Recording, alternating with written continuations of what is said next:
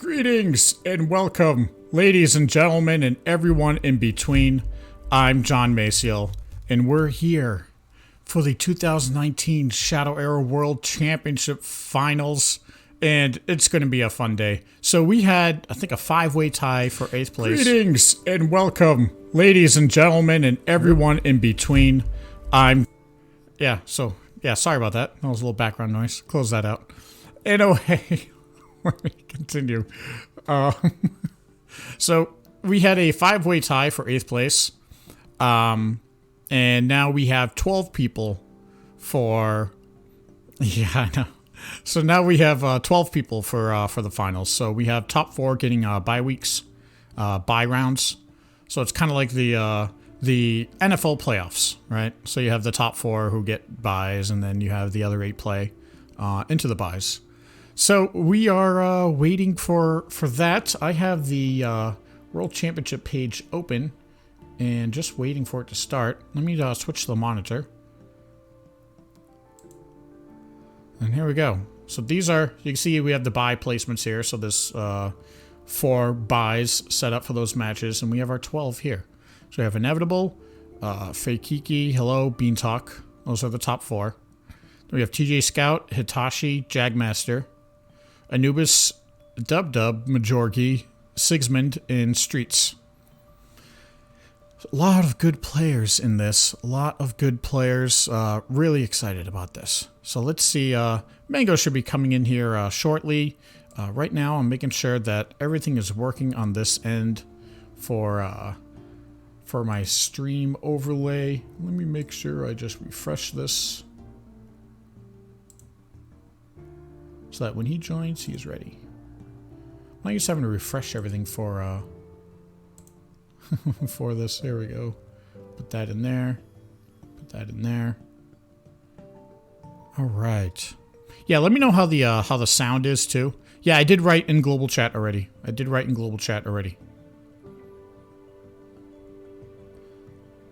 Just more private. Perfect. We'll put this in here. Put that in there.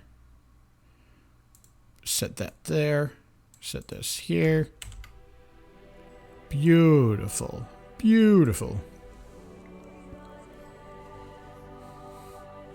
Well, Cat, you can always jump in too if you want.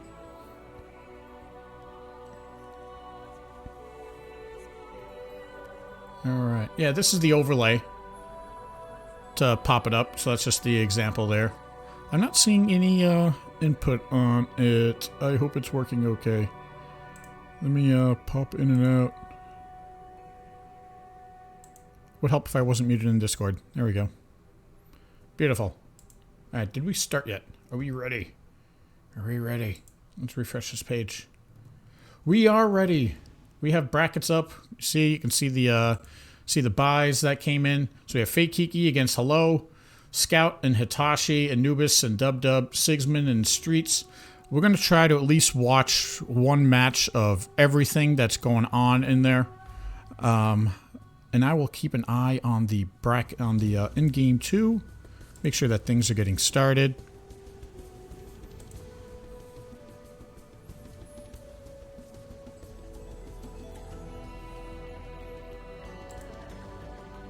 I don't know if he's in here yet. He'll be in shortly. Don't you guys worry. Alright, let me take a look. Are we getting started? Are we ready? Are we ready? We are ready! We're ready. Alright, I see Anubis and Dub have just started. I'm hopping in there, and I'm bringing you guys into the game, into the action. Here we go. What do we got here? So we got the Undead Bainbow against Lance. Looks like Lance has FTA in this matchup. We have Sacrifice across the board. No turn 2 play for Lance.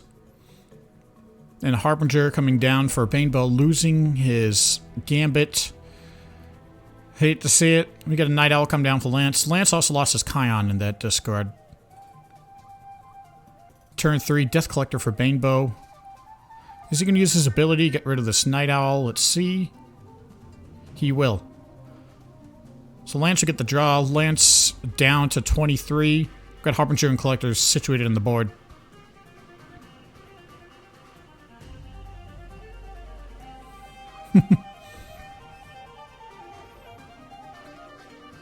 Yeah, Cat, if you can join later, that'd be great. Beanplay. I'm Starval. Or was Starval. There you go, this is another Gambit. Another Night Owl that was killed by the Gambit this time. So Banebow keeping that draw going. We'll see another 5 damage off of Lance. Lance is ready down to 18 hit points for Banebow's turn 4. We got Lance's turn 5 here. We have a Dahlia coming down, no discard. We'll be hasted in to take out this Death Collector. Trying to stop the bleeding on here.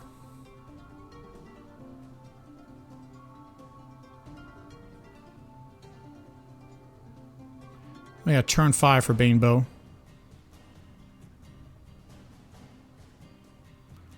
Harbinger discarding Net Trap and DOU. And this Harbinger will attack into Lance. So that's Lance down to 16. And I will work on adjusting my forum name. I'll talk to Kyle about it, see if I can get it changed. So that Harbinger goes down from the Shuriken. And this Dahlia should take out the Cryptspawn Tormentor. So Lance is getting back into this board. This is starting to get back into the range that Lance wants to be in terms of resources. We should start seeing his allies coming down pretty hard soon. So Banebow's going to want to take off as much damage as he can. So here's a Weevil coming down. Should bring the Shuriken down to 1 for that extra durability loss. And a Sacrificial Lamb, the Harbinger, get a couple more draw. Dahlia still healthy on the board. Lance down to 12.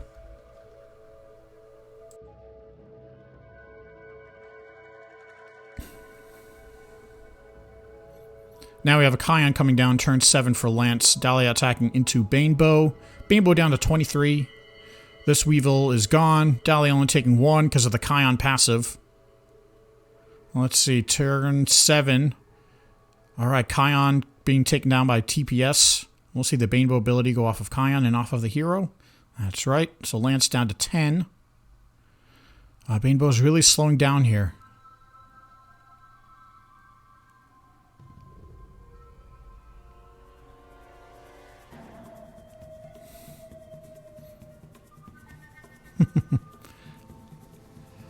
Dahlia attacking into the Banebow. Banebow's down to 19. We have an Ironmonger that came down too to bring that Shuriken back up to 2 durability. Now here's a Forgotten Horror. To get some more pressure on the board, I'll take out the Dahlia. The Ironmonger is still on the board.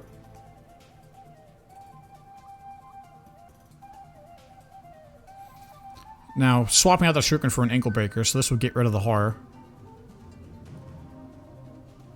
Between the Ankle Breaker and the Ironmonger. So that's now a board control in Lance's hands here. Lance almost got 2 cards in his hand. Looks like a trap coming down, possibly a Net Trap. Death Mage Thaddeus will ping off of Lance. He's leaving the Ironmonger on the board. He could have killed the Ironmonger this turn. Oliver will take the Thaddeus. Ironmonger attacking into Banebow. And Lance will as well. Really not sure why he left that alive. He's probably trying to face race at this point, and why he did that. TPS will bring the Fagin down. Okay, so he's saving his ability so he can do a combo like this for the TPS and Fatty. So now Lance is down to 7.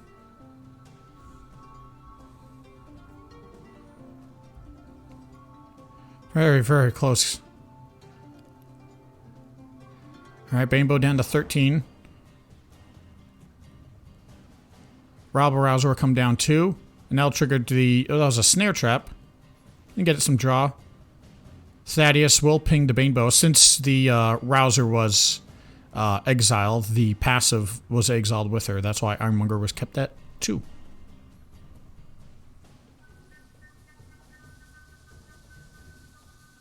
Oh, you want to add a picture there, Kat? I'll show you that after. Let me see. Let me take a look for you real quick. Okay. Should see a... Let's see. No.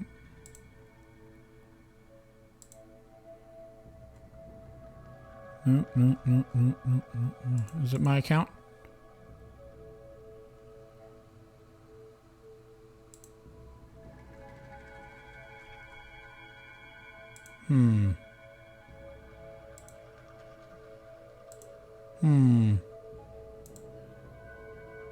That was in user settings.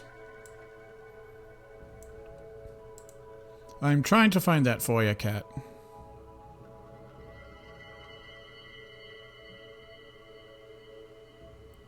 Yeah, Paintbow's at 10 health here. Lance is at 7. And then Nathaniel's coming down too. Oh,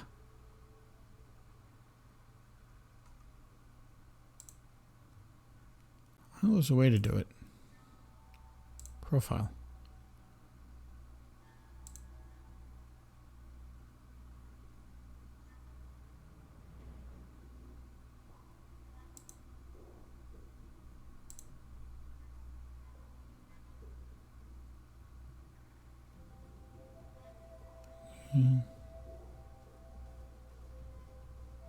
It's in there somewhere. Yeah, you can figure it out. You can look it up. Ask Google, and Google will tell you. Google tells you everything. Okay, yeah.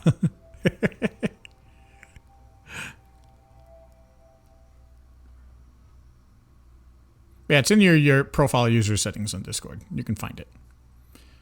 Alright, so we'll see it ping. He'll have to use the Thaddeus to heal himself instead of attacking into Lance. Let's bring Bo back up to 8. Oh. It doesn't look like Paintbow's going to have enough push here unless he has a shroud, maybe. If he has a shroud like on a Death Collector, he could do it. Not with that Stop Thief, though. This brings Paintbow down to 1.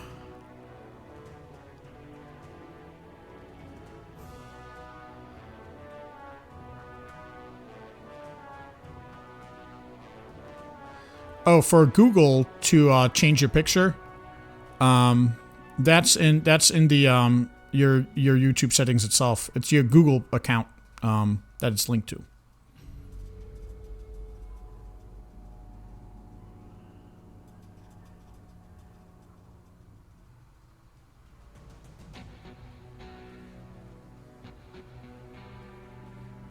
Another shroud? Oh, oh my goodness. Wow, Bainbow pulled that off with double shroud. Oh my goodness, are you serious? I thought Lance had that one in the bag. Oh, that hurts. Okay, so we have that game 1 done. All right, now we have Streets and Sigismund's going, so we're gonna check these guys out here. Let's see, is this game 2 for them? This is game 2 for Streets and Sigismund. Sigismund won game 1.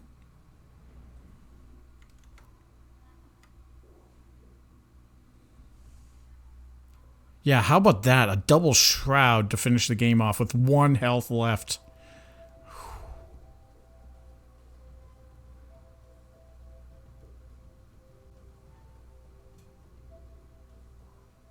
Yeah, I think she's talking about her Google the picture next to her name. Yeah, that's in your Google account. So if you guys can just like show her real quick, like quick how-to.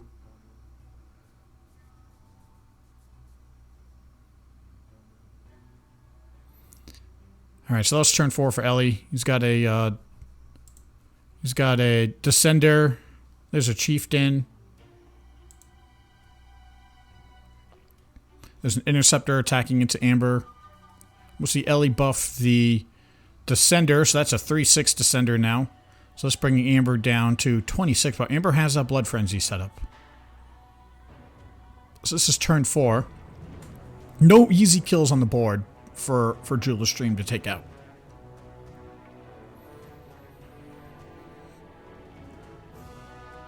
Now let's see what he decides to do.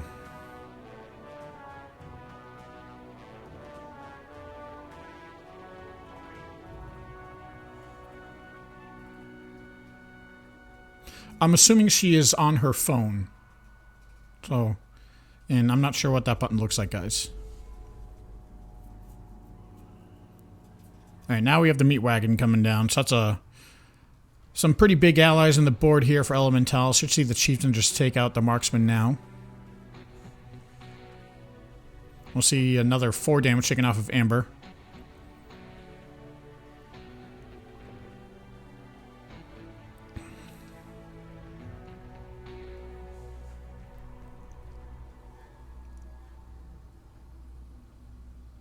And turn 5 Amber. Still no weapon plays.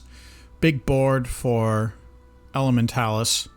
No hand for Elementalis. So if Amber can get the jump on this board.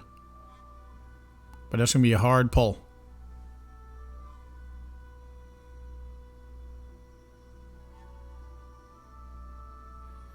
So the sender will be crippled.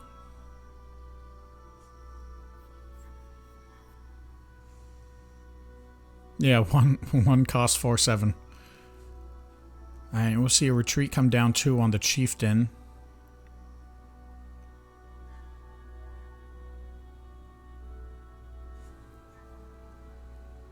Force the chieftain comes back down.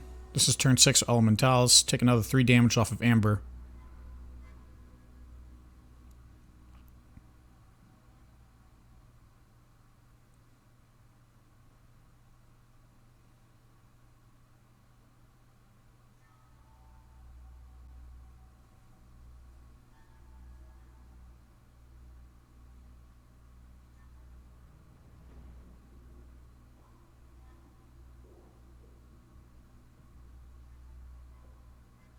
Yeah, I don't know if it works on the YouTube app itself, Cat. Oh, tapping you. Okay. Alright, you got some instruction there.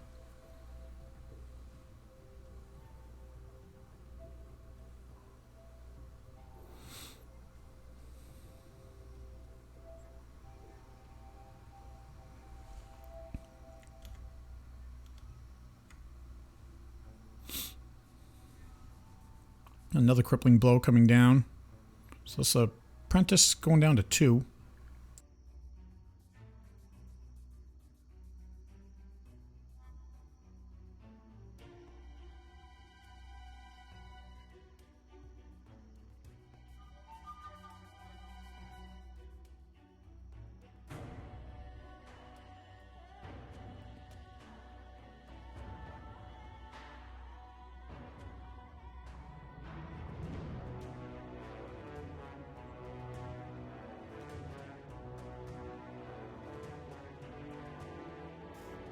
Hey John, how's it going? What's up, Mango Man? Cat, chill out. She's probably just gonna look to put a picture of a cat or something on there anyway. Nobody wants to see any cats in the chat. I'll see if I can turn you up again. Even though I did boost you. Here. Here we go. There. Hello, hello, hello. Hopefully the volume sounds better this time. I'll keep it at max, and I'll wait for chat to complain if you're not loud enough this time too. And I can boost the audio. Yeah, it'll be partly on my end though. My voice is a little shot today. I can hear you okay.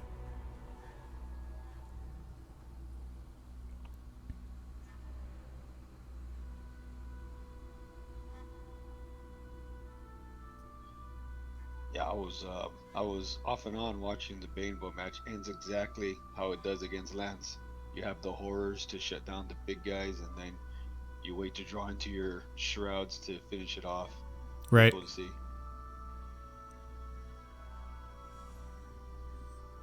Alright, they're saying it's low. Let me go into my filters and boost. I apologize if this makes the game loud too, but you guys will let me know. Here. Want me to boost it on my end? I can go and try and Hold boost on. it on my end. Let's see. I want to make sure that this doesn't make the game music too loud.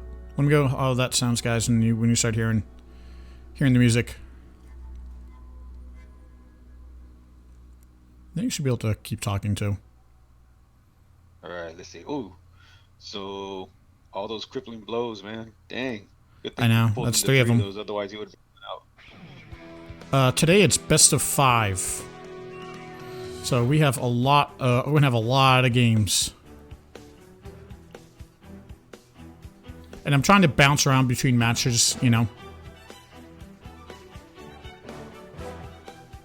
I was watching a replay, part of your replay yesterday, and I saw one game where it was like 4 crippling blows. Yep. Like turn 5 or 6. I Yeah. was laughing. All right, so they're saying my volume sounds good. All right. No, he said I sound good specifically. Thank you. Yes. Thank you, Dinos.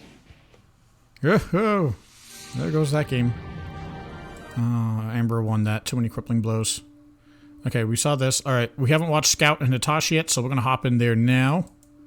They started 7 minutes ago, but that's plenty okay by me. Thank God, mats and sleeves. I know. It's kind of cool to see Garth make it this far. I think it's the first time it's been in. First time in a while. In a few years. Not since, like, the nerfs to, like, Shuriken and General and all that, right? Because before that, it was pretty consistent, but it was a bigger Garth, right? It was like a 60-something card Garth, I think. It was like 68. Yeah, Shadow Man, the king of giant Garths. Yep. I feel a little bad for Streets starting off with Amber. I mean, that's usually a pretty crap matchup. It is. Yeah, unless you specifically text for Amber. Playing an Aldmore. Yeah, but Ellie, I think Ellie can match up against it, but that, again, as in Aldmore Ellie, that's rough. That's really, really rough. So I'm not sure. Alright, so that Thaddeus is killed by the Monger. He'll get some draw from IGG too. I still like IGG as a draw engine. I think people are just too scared of widespread decay. Then in the rogue matchup, especially against Lance, you tend to fall apart because Lance has all those cantrip draws and can easily kill off your draw, whereas you just can't do anything about his. Yeah, because he's running cantrips. I mean, it's not like Garth can't run it, but again, like, I don't have a problem. It's not like Garth doesn't do cantrips, right? But as far as IGG goes, I'm still okay with it as a draw engine. Just make sure you play it so that you can get immediate value, right? You don't want to waste the 4 resources. Well, this Axiom is still on the board. I think he'll still attack into it with an Ankle Breaker here to disable it. Actually, he can't be disabled. He was buffed. So, Ankle Breaker ain't gonna do it. Ankle Breaker would reduce the attack off of it, though. Oh, I didn't realize they gave him that ability. Not to Yeah, it can't be frozen or disabled. Nice. I know, put all these can't be disabled allies into your deck. And, you know, Ankle Breaker's a lot easier to deal with then, isn't it? Oh, there comes the Brax. Nice.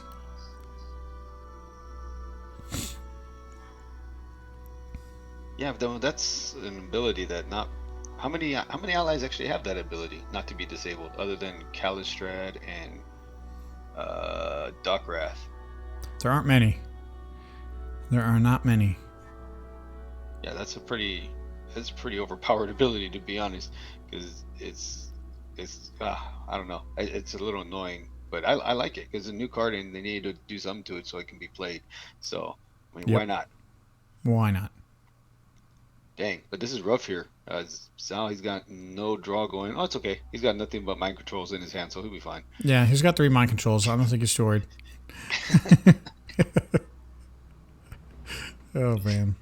I was once playing Yithin against Zal, and I got mind controlled 4 turns in a row. Played a fatty mind control. Played a fatty mind control. It was pretty aggravating. It sounds about normal, par for the course. Yeah. Hey, there's the antimatter. So he just didn't have the opportunity really to play it. Yeah. And he's up decent amount in life here, so he probably feels pretty safe. I can activate this. Oh, there's a stupid Brimstone discard. It always pisses you off when that happens to you.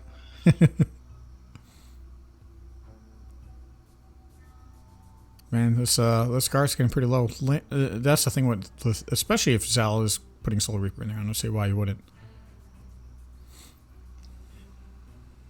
Yeah, amazing. I mean, do you think? I mean, I remember I was one of the ones, big voice around at the time to nerf Soul Reaper. Do you think it went a little too far? And if you do, how would you remedy it? I think it's in a good spot right now, Soul Reaper. I don't think it's in a spot right now where instead of running 2 Soul Reapers, I would prefer to run 1 Soul Reaper, 1 Eternal Renewal. I think Soul Reaper is fine. It's very easy to get like a 12 health heal off of it, you know. It's still really good. But you're not going to be able to use it twice and go to full health twice, you know what I mean? Oh, that's good. That's another right antimatter. There's another antimatter gun. Yep, and then Soul Eater bands. Yeah, and the Spell Eater bands. Fortunately, mind controls work just fine. Yeah, why not? Maybe he'll have 6 or 7 mind controls. We'll see. Oh, maybe we'll see an Eternal Renewal. We'll get some more mind controls back. Yeah, Soul Reaper is 1 for each ally now, and it costs 4 instead of 3. There we go. He's like, nah, that armor's not going anywhere. Actually buffs up the armor, not the weapon. You need the armor more right now. No. Well, Ironmonger is good for that, right?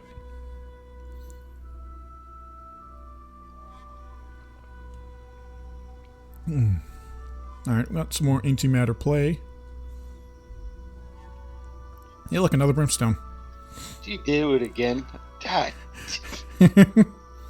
This is a typical Zal game. I don't know what you're complaining about, man. It's not a typical Zal game like that when I play Zal. Funny how that works, isn't it?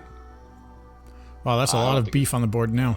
Wow. Yeah, he's really making a comeback now. Yep. That Spell Eater bands is really doing it. That was how I won my matchups against the mages in my regionals. You see this, rogue players? Spell Eater bands. Don't leave home without it. At least one. At least one. Yeah, definitely.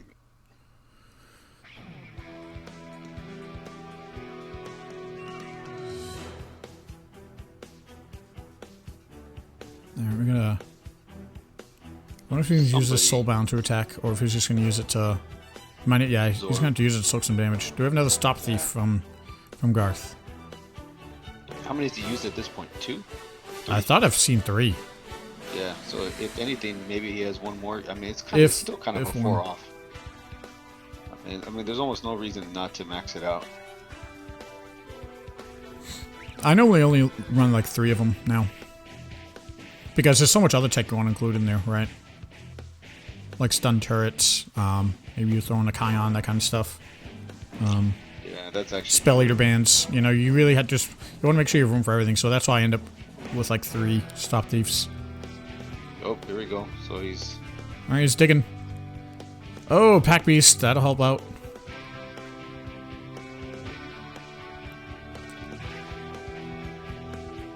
Well, at least he'll take some durability off of that. Maybe he has an EE in there somewhere to get some use out of that Soulbound. Well, even if he did, what, just to kill the Visca or put some damage on her, because it's still not going to do anything to the hero. Yep. There's that turn where Garth drowns you and allies. There's our artisan, sweet, and another artisan. Yeah, that Soulbound's north right here. And yeah, EE wouldn't even work. Yeah, that's right. It would have to be put on the Visca. I think I was the only one that ever said it, but for some reason, every time I saw Armored Pack Beast, I said cow. It looks like a cow to me. And everybody just looked at me like I was crazy. I don't know. It's some sort of bull-ish animal, right? Well, cow. Oh, I got another Soulbound, so he's not going to be able to kill him this turn away. But he can take durability off of it again. Jeez, here comes yeah, he's not giving him any. He's not giving him any chance there. Wow. Okay, full-on army. He unloaded the knights from the round table on that one. Yep. Jeez.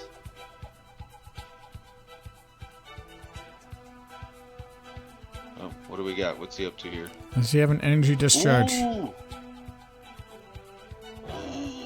No. No, no, no, no. Wow. Yeah, don't spoil it. We're not on that. We're not on it yet. You're ahead. I'm not saying anything. I'm stopping.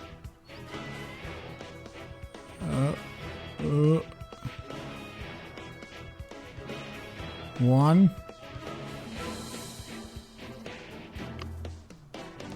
Waiting. There it is. GG. Wow. Easy. Easy. What a game. These games are awesome today, huh? Yeah, that was pretty intense. Okay. I remember reading in the chat, someone was like, I think he's a little ahead. All right, I'm going into Amber and Jericho now. We haven't watched that yet. Man, that was intense. That was you just needed one more. I know. We've had right down to the wire already with a couple of matches here. These are the kind of matches you expect to see at gameplay this high. That was pretty intense. Yeah, this is what you expect from the World Championship. We have a turn 2 Bad Santa for Amber, which is actually pretty good going first because you have that one less card, so you can actually get more value playing Bad Santa first as opposed to using it when you go in second. That's like premier play. Let's see if he has Alden here so he can wipe that night. Are we? Or JD will do it too. Here we go. Okay, so we're synced up this time. Man, having to hold my tongue that last game was rough. I was like, You're fine. You can just mute yourself if you can't hold it in. Another Santa. There we go. This is value right here. Yeah, that's... What? I got 3 the first time around. Really... Yep, and he'll get the full value out of Santa too, because his hand's not quite full either. Yeah, I think he got like a net value of like 5 cards there. Those are 2 turns. That's pretty good. Alright, so no JD. That's fine. Yeah, we got another one. You should be able to ping and then drop a Blood Frenzy.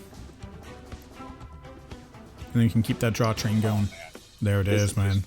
This is like picture perfect, really, at this point. I mean, Jericho's going to destroy the Blood Frenzy in a way, but I would expect just her to play another one. Oh, Nick. I know, Nick. Did you see the finish to that game? That was intense. That was insane.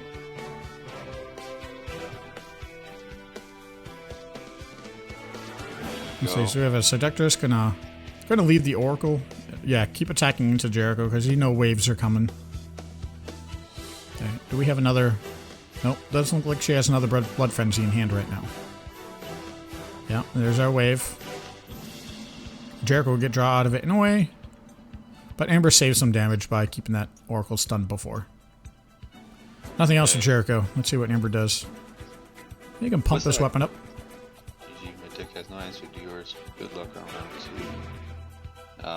2. Wait, was that game 3 for them already? It's best of 5, so. Yeah, that. But you saw what Kiki just typed, right? Whoa. No, I have my chat turned off because I don't want it to go nuts. Kiki was just saying good game. This is game 3 right now, so if Kiki loses this game again, it'll be 3-0 for Jericho. Oh man, this is kind of rough, right? Because Hello is one of those ones that tied for 8th place, and so that's why Jericho ended up making it in, and then Kiki, being Amber, just happened to get paired against him. That's pretty rough luck. Yep.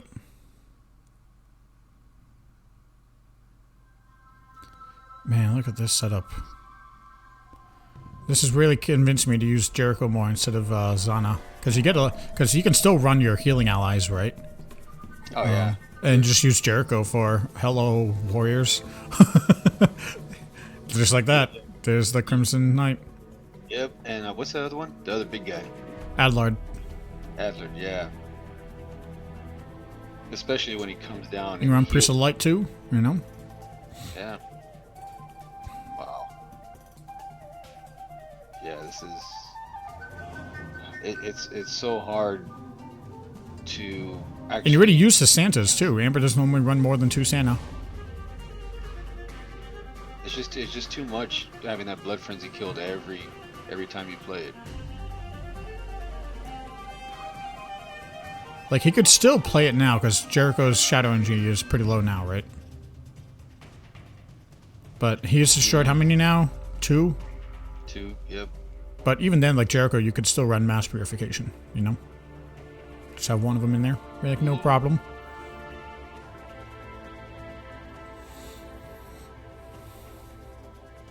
Yeah. Kat, I do know that it takes a little while for the picture to update when you put it into Google, for it to update onto YouTube. So maybe it's just that. Might just be taking a while to sync.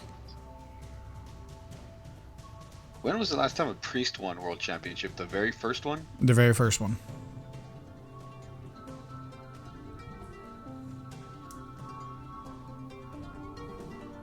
My Wi-Fi's been kind of spotty lately, so just like yesterday, it might, if I disappear for a couple minutes, that's why. Yeah, and I think that very first one was also the last time Logan was in the finals. Well, he wasn't in the grand finals, but in terms of like top 8 kind of thing, right? I just know from stories, man. I wasn't around at that time. I just know from legend. Like, I know you feel bad playing Frenzy when Jericho's at that Shadow Energy, but if you don't play it, he's just going to keep that Shadow Energy.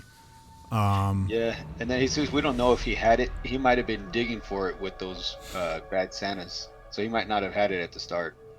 And you know, there goes all the Crippling's gone. He gets heals from the Night Dying. He gets draw. And look, a Garena Road, because why not? Yeah. And then whatever. For a Nathanius, maybe he has a Visca. Here we go. Into a TKP. You know, feels bad. Yeah, that's terrible. I mean, it's Amber, so I don't feel that bad, right? Ember's been around forever and always been towards the top, so it's like you can't really feel every year. Okay. So Jericho won that 3-0. All right, Scout's at 2-1, and Anubis is at 2-1. Which one just started? All right, Scout just started, so we'll watch that one. Yep, hopping in there. Wait, who's 2-1 for Scout and Hitachi? Yeah, Scout is 2. Scout has 2. And in the other matchup, Anubis is ahead 2-1. So Scout wins this game. That means Garth goes ahead.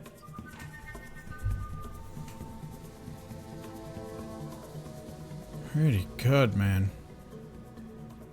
I wonder if he pulled Soul Eater bands in all 3 of his games. All right, so Inevitable is playing RSLO, so that's Lance versus Jericho.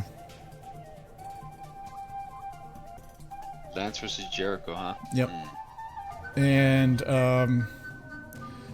go figure, Sigismund's playing Majorgi, so that's another Amber versus Elementalis. Ouch. Ah. I mean, you can still overwhelm. You can. Like, Streets did. I thought Streets took a match, but I guess not. It's just 3-0. Yeah, that sounds like about how it could go more than on average. So I would expect Sigs to win that round too. And I would expect Lance to win against... I mean, Jericho does have a lot of late game options too. So that could go either way, I think. But I like to think that Lance has more control options in that deck. We'll see. I think that's going to be a good matchup, Lance versus Jericho.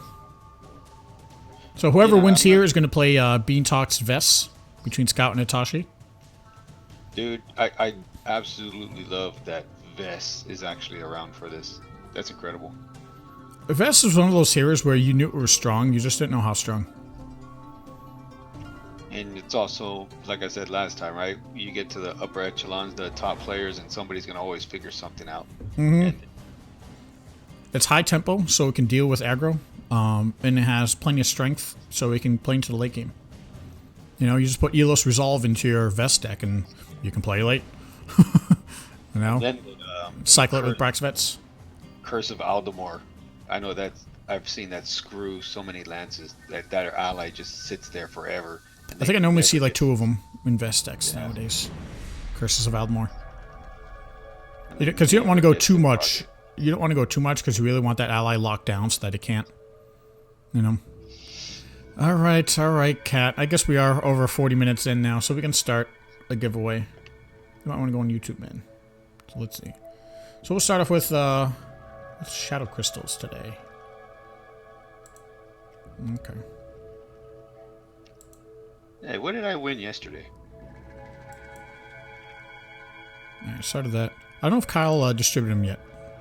He might be a little. He might have been a bit busy. You won 500 shadow crystals yesterday. Oh yeah. That's right. Alright. But Kyle normally responds to me when he puts it in. I just haven't checked. Again, I wasn't expecting these to be delivered right away, right? Because it's World Championship. He's doing a lot of stuff for it, right? Yeah, this weekend is pretty intense.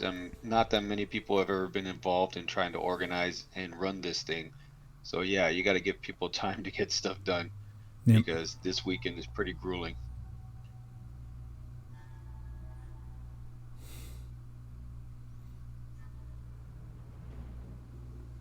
Poor cat. Alright.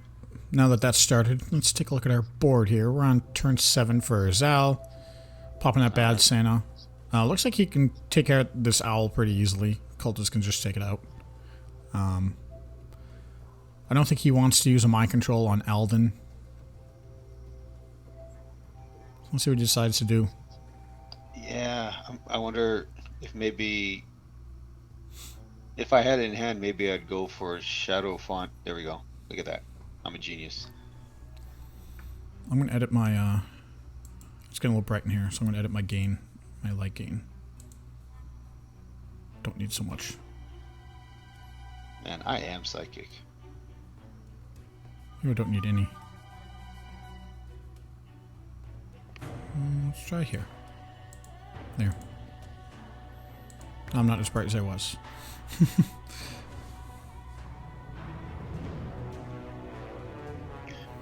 So I'm guessing with how much trouble Hitachi went through to get rid of Soul Eater bands the last game, that he doesn't run any He probably doesn't run any LLN. That's risky. It is. It's one of those cards where you're always on the cusp of what do I take out though to put this in, and you just figure, okay, I can do enough damage to maybe I don't see their one copy of SEB. I know we put it in a way, especially because TKP is a pain in the butt for Zal too. Oh, okay. Well, that's just a pain in the butt in general. Yeah. I mean, it is. A lot of people check for that. And he just won't let him keep any of his animators on the board. Oh, So yeah. He's like, no, not for you. No draw. Absolutely. If you can deny the draw, deny it. Man, this is looking bad.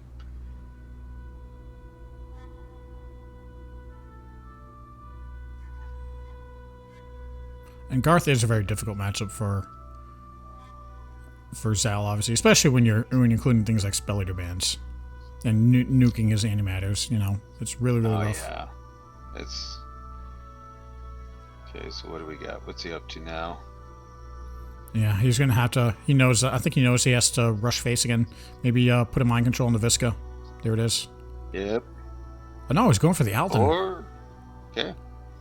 Okay, he probably doesn't want that added attack power. Okay. He probably has another one in hand then, I'm guessing. Another mind control.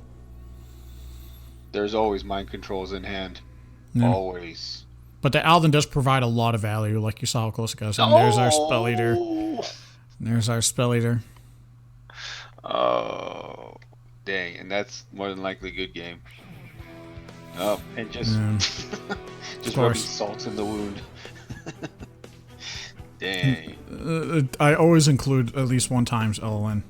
Actually, he does have an Acid Jet. He does have Acid Jet. I remember that. Oh, that's right. He had an Acid Jet in there instead of LLN. Which isn't bad, because then it also works against, like, Amber, you know. Works against Baduruu. So Acid Jet is probably just more useful overall. Yeah, I kind of like that myself. Like, if I play Bloodfang, I'm kind of like, yeah, I can do Acid Jet instead. But then it's like you said, like, but TKP has 5 durability, so you're kind of like, damn it, that doesn't really do it. Oh, Yeah. Oh, Dino says he just received the rewards from yesterday's giveaways. Okay. So he probably went in there and did that real quick while people were playing. Sweet deal. Yeah, this is done. I don't see Zal do anything here, which means this would be 3-1. So if Scout if this game's over for Scout, then Scout moves on. Yeah, this has always been rough because you just can't keep your draw established against a rogue. They're always ready to eat up that antimatter. So I'm seeing if the other game's done yet. Oh, Dub tied it up. So now that game is going to game 5. Nice. Yeah. This one's over. You want to just jump into that one? Nah. We're doing it justice, man. That's the end. We're sticking it to the end. Now these 1 health comebacks again, right? That was pretty huge. Those were some pretty awesome games to get started off with. It's almost like gonna go downhill from there. Time to pick our first winner today. All right. Jesus Bersado wins our first giveaway today. Jesus or Jesus? Let's go with Jesus. Let's make him a god. Yeah. Well, it is an actual name, so I'm God just thinking of the now. chat, Jesus. I'm just thinking, man, it's an actual name. I actually went to college with a guy named Jesus in my class. So it was fun.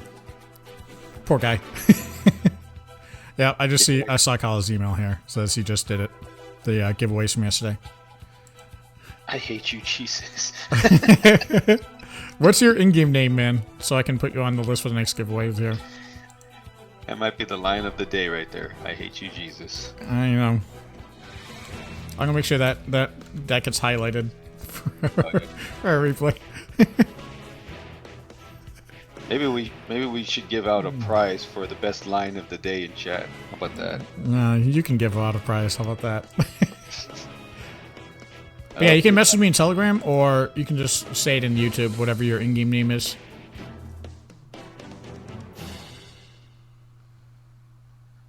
Hitachi calls it Soul Eater Band Save You. Good game. A little salt in that, but Yeah, well, it's part of your deck. That's how you do this. That's how you do it, man. All right, let's hop into. All right, here's game 5. Whoever wins this moves on. Yeah, with a good early rush, Undead Banebo is always pretty good at getting to you, getting you down quick enough so that he can kill you off with those unavoidable shrouds since the ally is ready. So it doesn't matter if you have a haste in, blocker in, nothing. Oh no!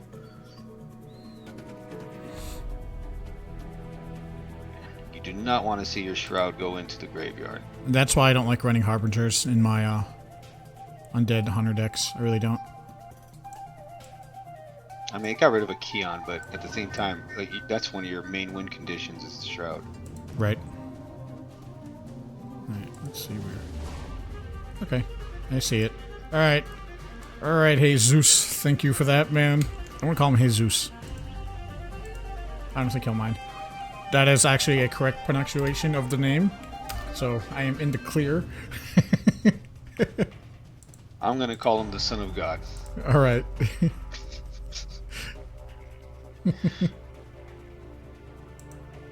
Oh boy. I don't know. This is still a pretty good start, even though he lost that shroud because of that stupid harbinger. Oh, he's gonna haste this up for sure. He's gotta try to stop the bleeding. Yeah, or else take another 8 damage to the face, right? Possibly more with their abilities. Oh yeah, and then next turn ankle breaker, so he can really slow things down. Yep. Let's see what Anubis has. Mind control. Okay, no mind control.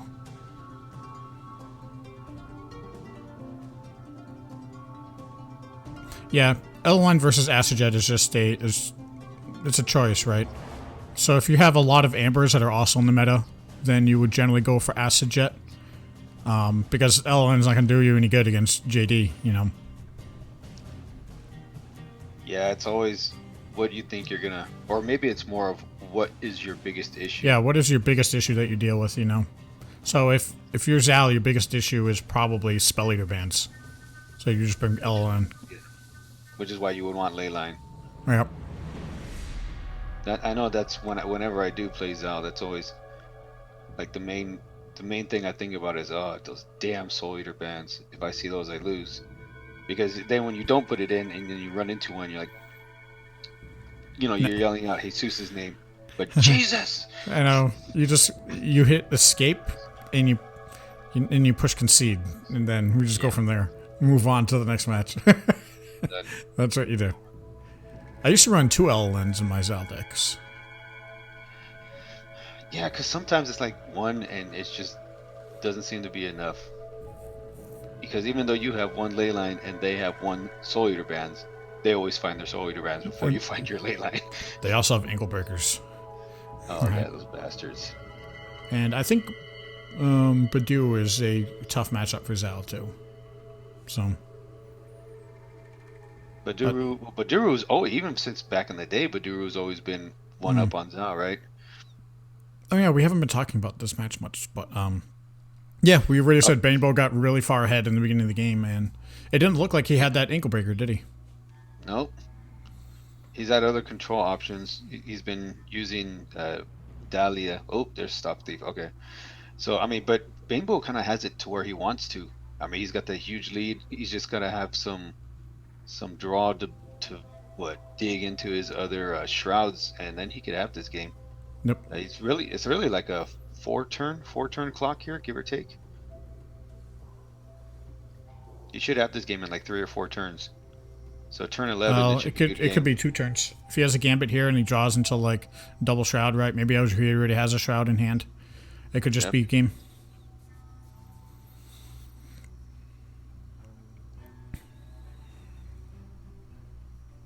And we're waiting to see. All right, so that Dahlia, so no means he probably didn't have a gambit then in hand. Because I think if he did, he would have put the gambit at Ironmonger and just taken that out and gotten the draw.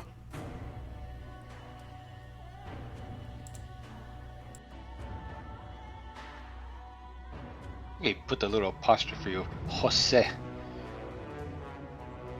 Tell Jose that is Spell Eater bands. When did I mess that up? I'm pretty sure I was correct on what we were talking about.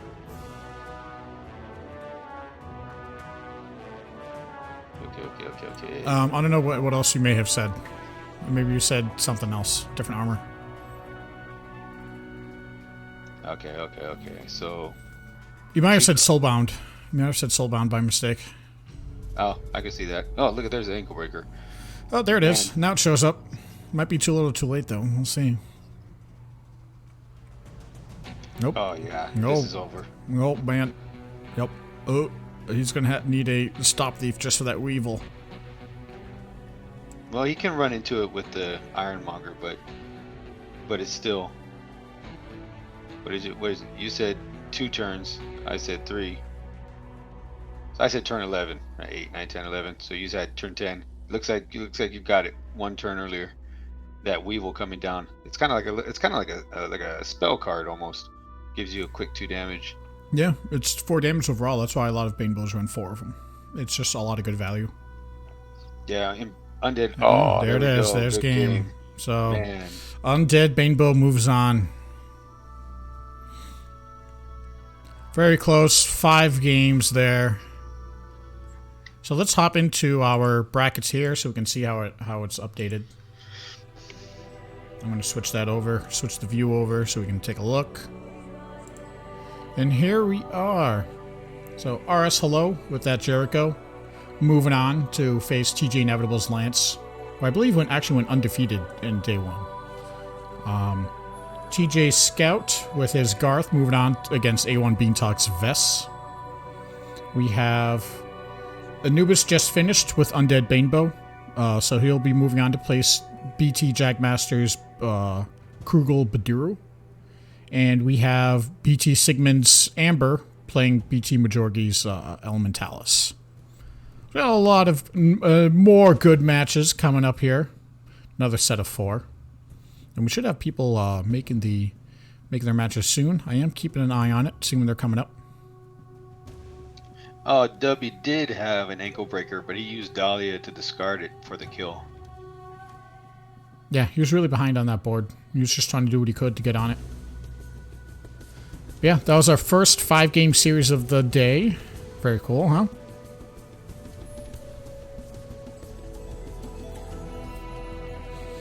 It always hurts more when you lose in 5 games, I think, as opposed to just being stomped 3-0, right? That's how I've always felt in these tournaments.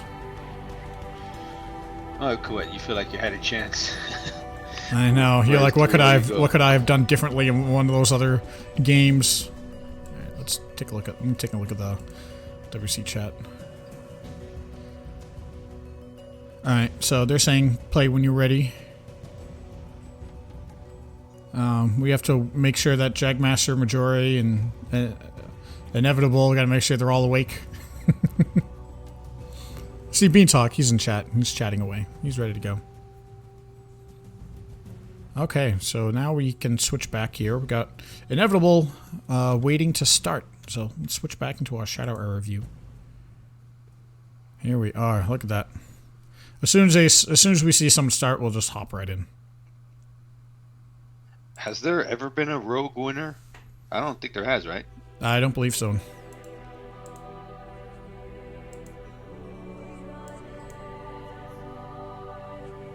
And we lost one of the 3 representatives because there was 2 Lance and 1 Garth. So they still got a chance. All right, Inevitable Heart. Hello, what's up? All right, I'm hopping right in. Let's go. Oh, man. Nice. It's disconcerting to see Tidal Wave sleeves and playmat. I used to do that with my priests too. It makes people even more nervous. It really does. Even though you know they always have it turn 5. Doesn't matter. Mm-hmm. So, I'm kind of curious about this. I mean, is there a matchup advantage in this? I mean, because... I was just going over that before. I don't think one has a hard advantage over the other. I think this should be pretty close. Yeah, because...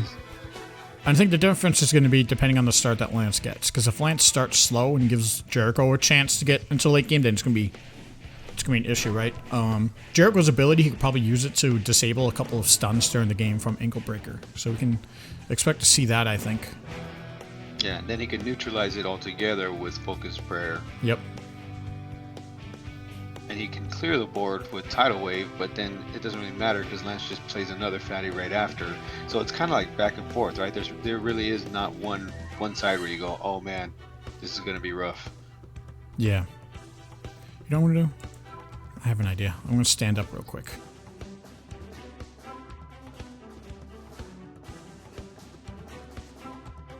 Okay, so I'll try to take over here then. I'm guessing you walked away.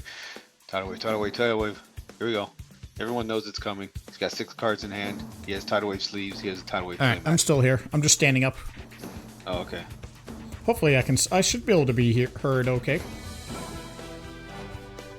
Yeah, so we got a pretty dominant board here from Lance, it looks like. You gotta expect that Tidal Wave turn 5 though, right? But if he does that, that'll give 3 cards to Lance. Yeah, and I guess that's and there it is, maybe, yeah. There's no choice. I mean, that's too much damage on the board. You have to wave it. I guess maybe that's the biggest advantage, right? Is his early board pressure not only helps to whittle down his opponent, but it also helps to improve or to expedite his early game because it gives you draw as well. So maybe that's kind of the hard, kind of a small hard counter. Is his early game being so beneficial for him in both damage and draw? Mm-hmm. I mean, it always feels good to, if you're playing against priests, to have something like the Night Owls, the Tainted Oracles, Wrath of the Forest, cards like that, because they really hate waving into that. Oh, yeah. Forgiveness in the book. Here we go. Okay. Right. Try to slow down. I don't remember if I think a Nevi runs Anarchic Looting. Right? Yeah, runs looting instead of Stop Thief. So we'll see. See if he decides to get rid of it right away or maybe hold on to it. There's an Ankle Breaker. Yeah, you know, maybe because he runs looting and because he has all these cantrip allies, maybe you can say that Inevi does have somewhat of an advantage. Yeah, I think he does have a slight advantage here in this matchup. But like I said, it depends on the start too. Like he had a really good start.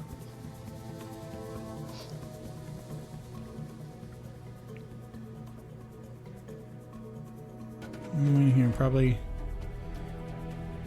I would expect a Focus Sprayer. Yep. To get rid of the Ankle Breaker.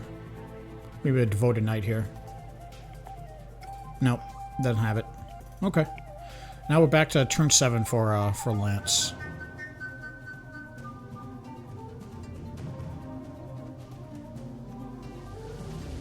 Feeling like Jericho's running into a wall here. I mean, he hasn't had any draw, really. He's just kind of been going from top deck. Yeah, I didn't see a Wisens or a TO. I might just be buried a little bit. And there's our Nathanius. Let's see what he pulls. Do you just haste it in? No? Maybe saving some SC a little bit so you can have 2 hastes in a row. I guess. He's contemplating it, though. Yeah, he is.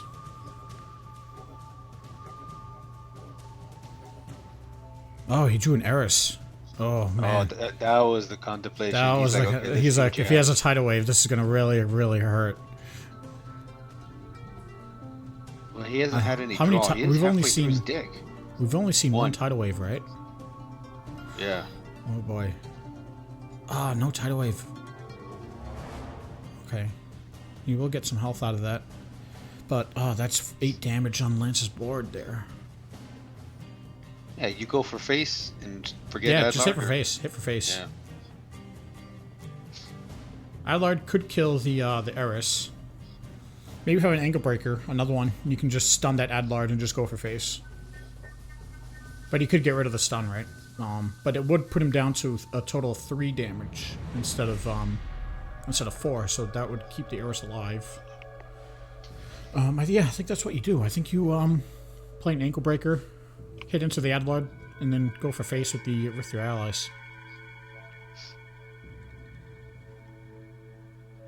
A DOU works, but it will come down again, though. It's going to come back. Yeah, it's going to be constant ping, ping, ping, ping, and heal. Yep. So he's really only doing 6 damage here. But that's still 6 damage. Mm-hmm. And actually, that puts him in range to maybe close out the game in another 3 turns.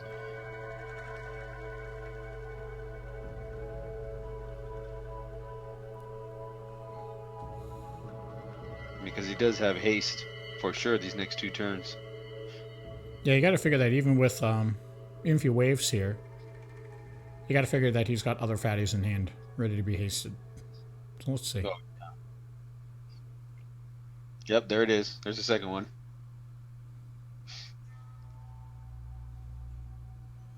Probably nothing else for Jericho to do, you know. Okay. Will we see our haste? I think you do. I think you play a hasted ally this turn. Yeah. And we have another good point, though. The biggest difference in this matchup is card draw, because as Skarai mentioned, Priest, it is a lot of item draw, whereas Lance is just like, hey, I don't care. I don't need items to draw. Yeah, he really can. The rogues can really bounce that Wisens.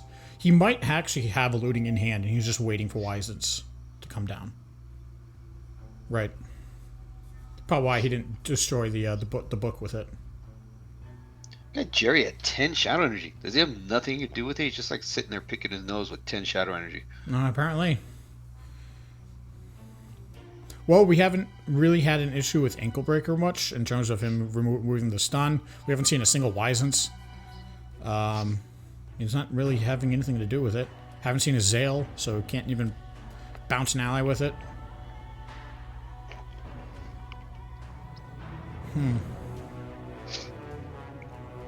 Yeah, I don't, it's...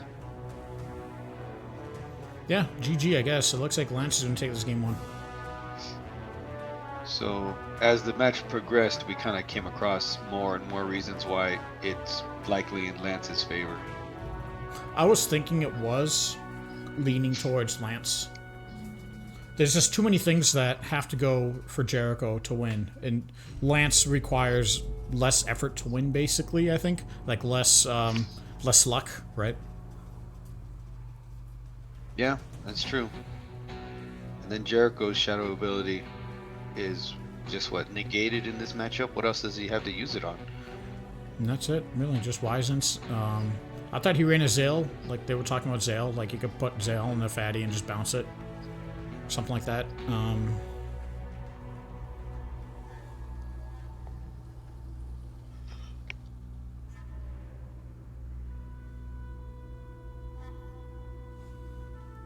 Yeah, any ally here is gonna will do it. Actually, it's already done because it's just Eris with DOU, right? Yeah. That's it. Over. So I wonder if that's honestly that seemed pretty one-sided. I kind of wonder if it's going to be any different in the matches to come.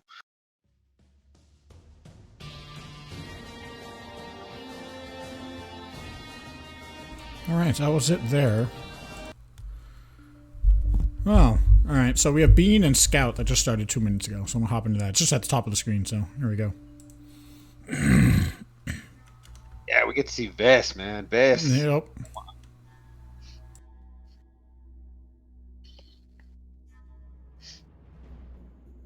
I do give Trino Core some credit for saying, YOLO, I'm bringing Yithin. Just see what happens. Yeah, I know, He didn't right? make it Why out not? today, but you never know. The matchups go right, and all of a sudden, Pithing Spear. Still getting used to that Pithing Spear in a Vess deck. It's a lot of value. That's what we were talking about, right? It's basically a 2/3 weapon all the time.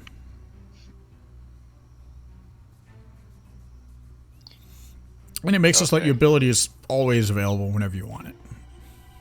Yeah, even at 3 Shadow Energy. Ooh, Confluence and a Blood Frenzy. Metal. And a Blood Frenzy? Well, we'll go on Slave instead. Why not? That's some value there. Yeah, that's still a good turn. I'll take that. Oh, no! Oh, baby. The bane of Vess's existence. Oh, man. That's rough. Yeah.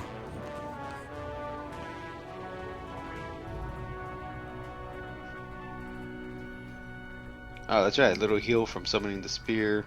Yep, and a Shut down the crippling. knight. Ah, damn. Legend rises, man. Did the crippling not heal him? It must have healed him. It must have just ping must not have shown up.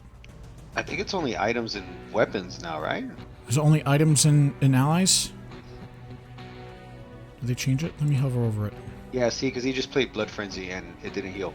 They changed it from abilities because that was like the big stall issue with it. It used to be abilities, I think. Oh, okay. Yeah. Yeah, I don't want to pause the game, but I can't open it without. That's right. I'll take your word for it, my man. Okay, well, he's got Blood Frenzy, he's got Confluence, but he's getting whittled down a lot by that buffed up Alden. Yep. Okay, he's back to 3 Shadow Energy though, so maybe he can make a push.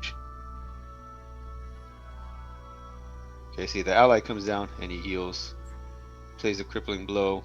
No heal. Right, so it's allies and items. Warrior allies and items then. Okay.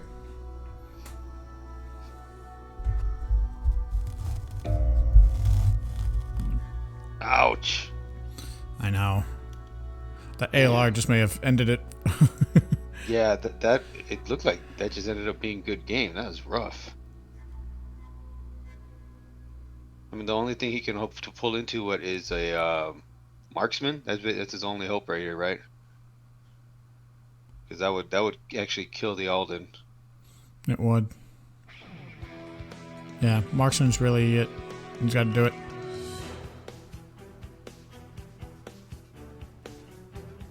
Activate his ability again. Enslave the beast. No marksman, I'm guessing. Nope, Looks like not.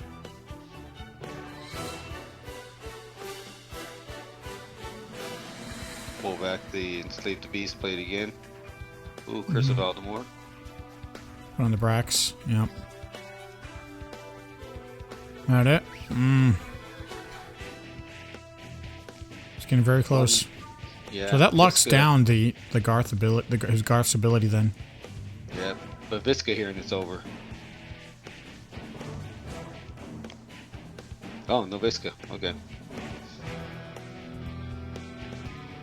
Doesn't look like it. Yeah, here we go. Down to 3. Ooh. Come on, Rampage. Come on, no. Come on, Enrage. Enrage. Negative. No Enrage. Ooh, Ankle Breaker though. That'll do it. That'll help to shut down. You gotta slap into that Alden. You gotta slap into that Alden. Ooh, Bracone. Up Smith, pull a spear. Okay, I'm getting some healing action going too. Alright, okay. He just might be able to pull this one back. We'll see if he has. Maybe he has an. I think he has an Enrage in here too. In the Enrage deck. and Rampage maybe, or no? I don't think so. I think it's Metal and Enrage. Well, Jeez. Metal can be enough on its own. Oh my god. Oh, his health. Jeez. He needs that. Yeah, he's gonna play out a couple allies, hopefully, or items or something to heal up. He has the spear. Yeah, he has a spear. There. Oh, okay, so it's a Rampage. So it's a Rampage instead of Enrage. Okay. So he'll slap into the Alden, get some health back. And use Bracong's ability to kill the Alden. No, he has to. Yeah. Well, I guess he could have. I mean, why not? He's getting rid of the Curse of Aldemore and the ally. Yeah, he just might as well just clear the board up. You don't want to kill off the Alden and then all of a sudden, oh look, a second. A second ALR. Yeah. How nice. Plus, if he has a vet in hand, he can pull another crippling blow. Oh man, he's coming down to the wire, right? Wow. Man, did he just come back from this? Well, all of his allies are stunned now, I think, right? Except for Bracong. Bracong, except for the one that matters. Mm-hmm. Yep, that was it. Man. Yep. There's been some incredible games so far today. That was another one to add to the list. I know. Alright. Now we got Majorgi and Sigismund, so I'm hopping in there. Let's go. Damn, that was a nice finish. That was a nice finish. Okay, so we know at least. So it was Metal. I mean, I think a lot of people don't really play Metal of the Warrior anymore after the nerf it got. But I normally just do Enrage and Rampage. And he's a little bigger on the deck size, right? 50. But he figured, you know what? I got Confluence, I got Blood Frenzy, and I have Weaponsmith, so I'm good. His draw looked fine. I don't think the draw is the issue. It was just a really good start for Garth. You know. You got to give it to these people, man. I mean, if anybody would have said, "Oh yeah, there'll be a Vess in the last 8," well, we would have all laughed at them. Like, yeah, sure thing, dude. Yeah, that was really close. You can see the strength that Vess has with the tempo that she can play at. With the spear too, right? So the spear allowed her to get the damage ready. Oh, look at this! That power surge. Oh man. Okay, so this is the way it can go. Now we got a big arachnid and a big vermin. Big rat and a big spider. They got this. There's a JD. Let's see if it's that classic play JD, play crippling blow. Yeah, you got to get rid of that vermin because you know that thing's going to stick around and piss you off. Yep. And then retreat. Oh, you can just bounce your arachnid. That works just as well. Get rid of its buffs. So I think in this matchup of Elementalis versus Amber, you feel a little more comfortable depending on how many vermin you have. Well, the good news here too is that with that extractor, for example, retreat isn't going to stop its draw. Crippling blow isn't going to stop its draw. Vermin's gonna put on a lot of pressure in this version of Ellie. Okay. There's too many early seductresses. I kind of feel like this one is over already. But just for the fact that he doesn't... Never mind. He has Blood Frenzy. Hmm. Mind control on seductress. You have to. It gets rid of both the ally and the weapon. Have to, yeah. It's not optimal, but no, it is optimal. It does exactly. That is optimal. But the thing is that, you know, now she's got 3-side energy back, but she's got another JD. It's gonna secure the board anyway. Oh, no JD. But oh, there you go. So you kind of... oh, that's fine. You still get draw out of your extractor. You still force them to have to kill it, the crippled ally. Yep.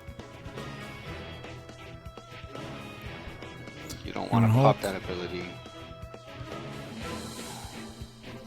Yep. Okay. It's too bad we had a team kill here, though. Kind of sucks. Oh, yeah. I think that's gonna... I don't want to say it does it, but man. It looks really hard, doesn't it? Yeah. I don't know if Baduruu has ED in this deck. Or if he has a way to get rid of that an attachment there. Because that's going to be a big Hulk.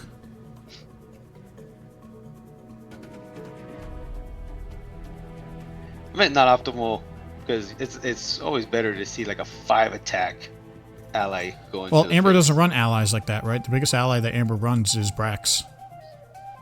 Or Visca? Some run Visca. Yeah, but either way, you're talking about 3-attack allies.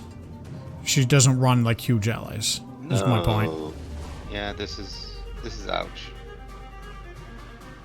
I think the only option that Ella would have for like crippling blow would maybe be 2-cost, that 2-cost ability that I wouldn't drops want an ally. Yeah. To 1/1? What the hell is that called? I forgot what the card name is, but I know the one that you're talking about. Yeah. And you also have energy discharge. Yeah, most times that's what I see is just an energy discharge. Marksman. And he does decide to hit the Hulk. Well, that's what he's worried about, right? Is that getting too fat.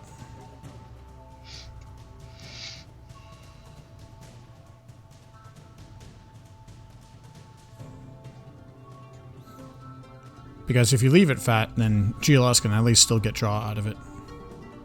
There we go. Alright, so buff the vermin. GLS draw with it. There's a 2-cost ability, Son of God, that allows you to reduce one of your allies to 1/1, and then you transfer those stats over to another ally. Yeah, I can pull that out for you. Can't remember what the hell it's called. You're gonna say it, and I'm gonna be like, yeah, that's exactly what I was gonna say. Accumulate. Accumulate. God damn. That's the one. It works particularly well for like your arachnid Hulk decks, you know. Oh yeah. Oh, and there's a retreat. So and amp too, because amp gains it. So yeah, probably a combination of accumulate energy discharge. Energy discharge just helps a lot more because you don't generally have like board clear otherwise with Elementalis. Did Elementalis get back into this? Nope. It just feels like, it just kind of looks like they did, but something's gonna go down this turn because Vermin's gonna live, maybe. So, what do? You kill the weapon? Never mind. Bye, okay. Vermin. Now it's done. You're spoiling the game. Oh, am I ahead of you? Yeah, you're like 5 seconds ahead, I think. Like 4 seconds ahead. How could that be? They were live with the game. Oh, let's see. So Vermin just came down. I'll do some play-by-play. Yeah. Arachnid just came down. Yep. Yeah, maybe. Maybe you just barely caught up right there. So we have Amber here. Let's see. Alden attacking into the Vermin. We'll take 1 damage in return. Who cares? You just don't want that Vermin around. So it's interesting, right? You have Marksman killing Vermin. Yeah. But this one, you're like, oh, it's better off because of the vermin. You have more opportunities to get rid of crippling blows or weapons or frenzy. But at the same time, retreat has so much more value in this matchup because there's no steadfast on the field at all. So it's kind of a wash, really. But even then, like, the normal LE deck now just has, well, like Transfuser and Amp with Steadfast, and like that's it. Ah, that's it right here. Oh yeah, it's over. 9 to it. Might as well just go for face. Because that board is not going to do anything to you. Yeah, I don't see any reason not to. And they won't be able to clear your board, and the only way they can do it is energy discharge, and they'll be dead. Looks like he doesn't want to take the chance, I guess. He's going to clear the board. Because I think that was, what, 12 damage on the board that you could have done to face, which would have left him at 3. So even energy discharge, like I said, is like game over. Doesn't matter. Although Amber is also pretty low, right? He's probably thinking about that. No, it's synced up now. We're in sync now. I think it was when we jumped into the game, somehow I clicked in before him, so that was all. Yeah, because we're caught up into the live part now. Have you ever tried doing the screen share with the Discord?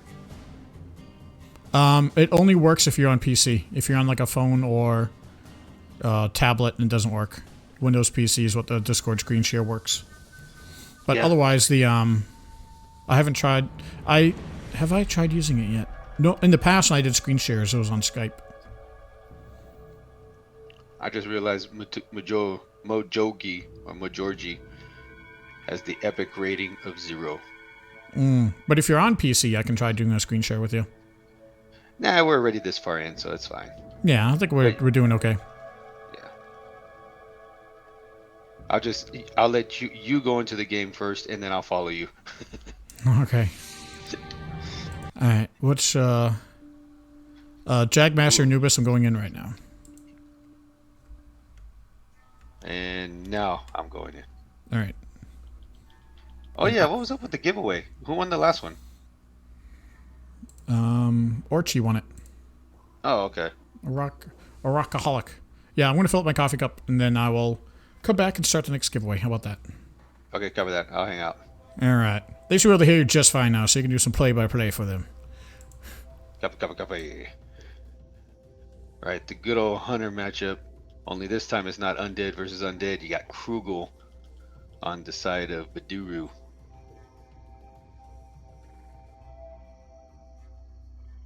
What do you mean there, son of God? What do you mean give it a chance to his guildmate? Yeah, recently a lot of people are only alts. No gives. He just said coffee, then giveaway. Coffee, then giveaway. Go get a cup of coffee. By the time you come back, you'll be good. No, Cat doesn't win when I'm here. I win. It's amazing. It makes everyone happy, especially me. Okay, never mind. Got a Thaddeus on both sides. Okay, battle of playmats. Which playmat is better?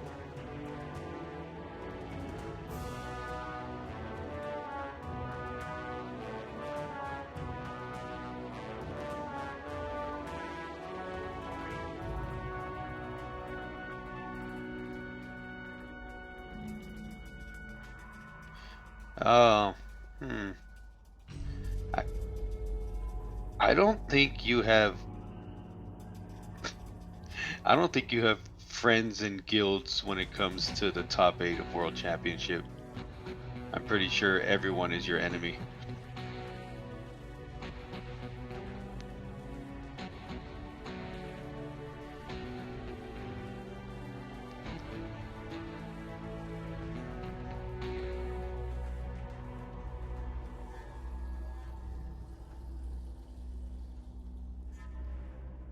BT is like a heavy metal album cover.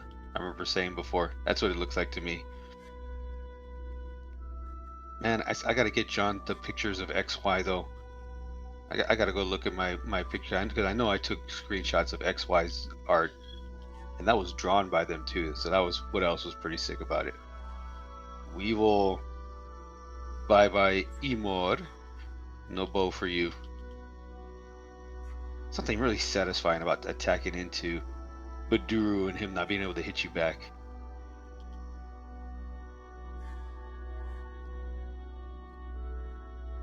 All you have to do is join it, right? No more XY around. I wonder if I can still get their mats. I could be the one and only member of XY. It is possible, but not for you, so deal with it.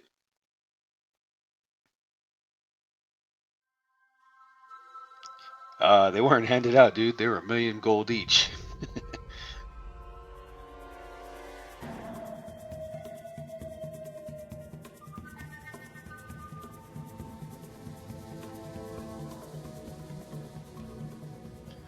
They're gone.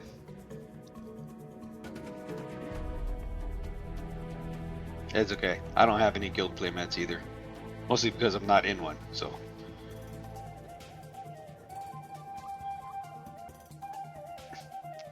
KA and XY both came out hard with the mats. It was pretty impressive to see what they put together.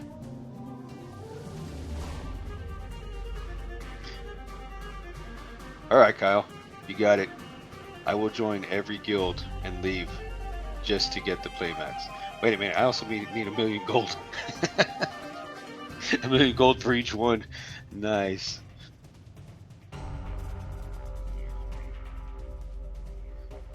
Bone King? You gotta love that recycling Bone King, man. Unlimited value.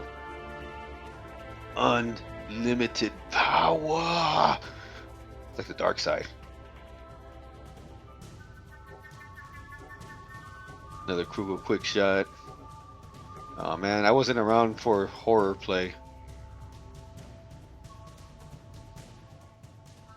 I hope a Forgotten Horror comes down here, John. Remember yesterday what I said we gotta do each time a Forgotten Horror comes down? Yeah, you can do that all you want. Alright, I'm gonna start the giveaway now. This is going to be for PAC. Alright. Can try to fill up my fake foil deck with real foils. It was such a baby.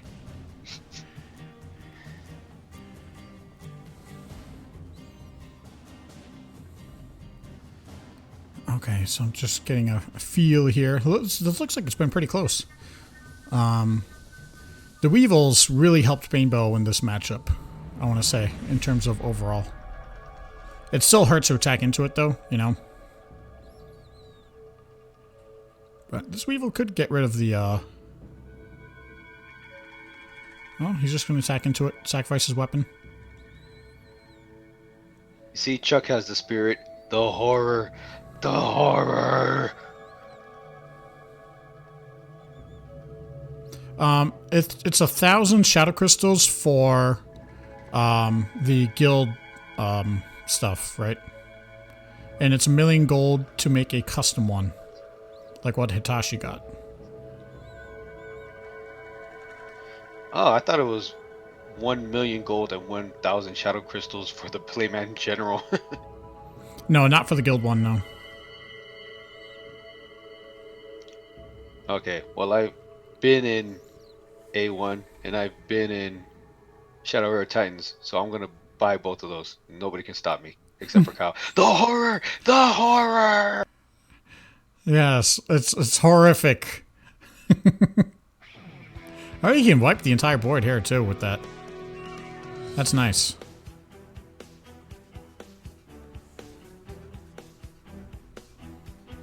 Very nice plays. Look at that. That's a strong board here. I think you wanted M-Wars if you got it. He's got to run M-Wars in this deck, right? Yeah, he had one earlier. It got eaten away by Weevil. Okay. That might be why he's running more Grundlers, because of the extra durability. And it also gives you draw. So it's kind of like, you go back and forth on that, right? You Yeah. want 4 of one or 4 of the other. I normally like to do like 4 Emors, 2 Grundlers, and like 1 Soul Seeker.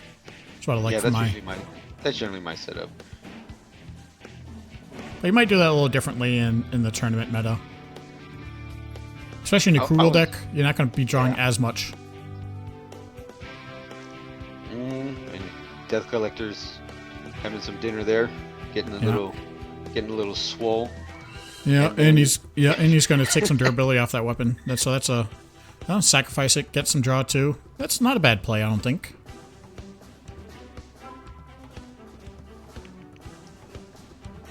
No, that's exactly the kind of play you want because it digs you deeper into your deck, looks for that extra shroud and 2 more shrouds. I mean, it's like I said, it's like an unstoppable fireball. It's like a 5 CC fireball though, you know, because you got to use that Death Collector ability with it. The horror! The horror! I think you're ahead. How are you ahead? I thought I went in here first. You did. What's up with your thing? I don't know. I even waited, like, after you said that, like 3, 4, and then jumped in. Maybe because it's going into my OBS, so I might have a slight delay from that. Ah. So you're watching your OBS, you're not watching the game. Let me hop into the game and see if it's... Alright, let's see if it is... So Spotter just came down. Now Bane's turn. Drawing a card. Do we have a sacrifice? Turn 15. Nope, we see a Thaddeus ping into the Baduruu instead of going at the quick shot. And a Gambit to take out the quick shot instead. We 2 draw here. That quick shot's gone. We see a Baduruu ping. We see a horror. It's absolutely horrific. The horror. The horror of horrors. And the spotter is going away too. You actually are. You're about maybe 2 seconds behind. Yeah, that's weird. That is strange. Maybe How that happened. Maybe the Shadow Era server is like on West Coast, so maybe you have like slightly less ping delay, right? Could be that. That could be. Yeah, that could be it. That's a Drangus. So that Thaddeus will ping the horror down. But the Grundlers. Look at this, guys. Turn 16. Ooh. Yeah, It's this 10 one really, resources. So that's 6. Down to 6 health now. Let's take a snack. Do we get a double shroud to finish off again? We might. Let's see.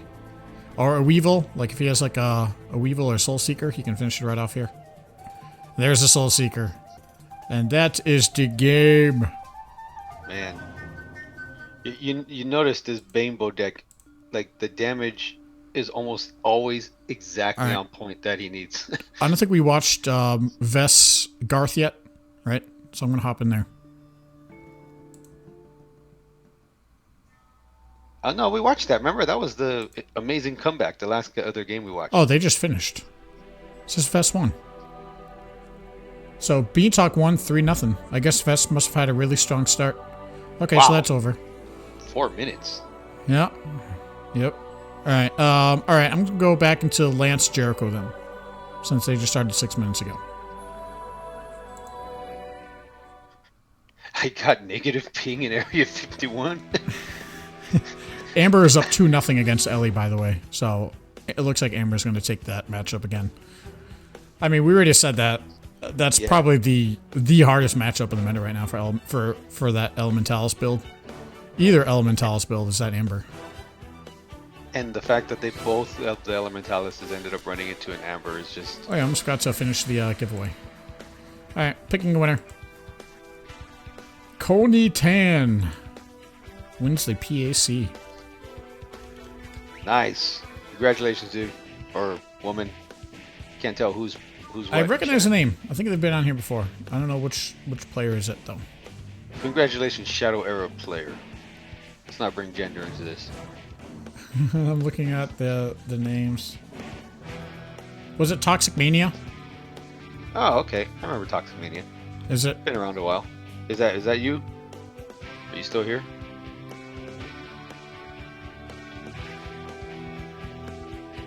It's got a real sad avatar picture. Makes me depressed looking at it. What's up, Scout? No. It's alright, dude. You still made it to the top 8. I told you. Yeah, You would. top 8, man. Nothing wrong with that.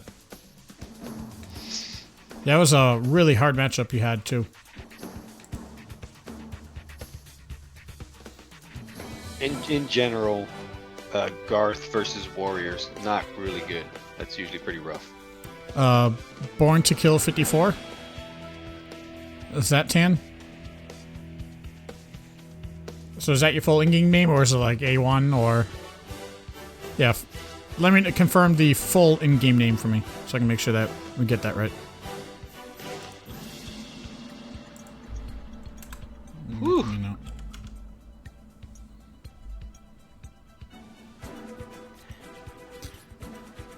That's a big lance board, isn't it? Yeah, and you always forget how annoying Dagger of Unmaking is until it's played against you. There's a Zale canceling the draw. I still, Yeah. if I'm playing like an LAD, I normally still run like a couple of DOUs just because they are good. And here's the Knight of the Crimson Dusk being pulled with Garena. Doesn't that feel scary to play Garena into Lance though? Yeah. Whoa. Great. So that stupid dagger's gonna stick around for another 2 turns. Your Tan is solo killer. I got you, man. Maybe he can bring back AO1. ETC. Someone's got to bring back ETC, man. That's Nick's job. Nick, why aren't you GM of ETC? I love the way everybody came up with something unique for ETC. The only one I remember was like, oh no, there was expect the cards, and then someone else had enjoy that catheter. I was like, what? They had many nicknames. It was great. Yeah, that was always the one where I was like, oh, I would join that one. I would, but then it was gone. But before I even joined the community there. Every time, champ.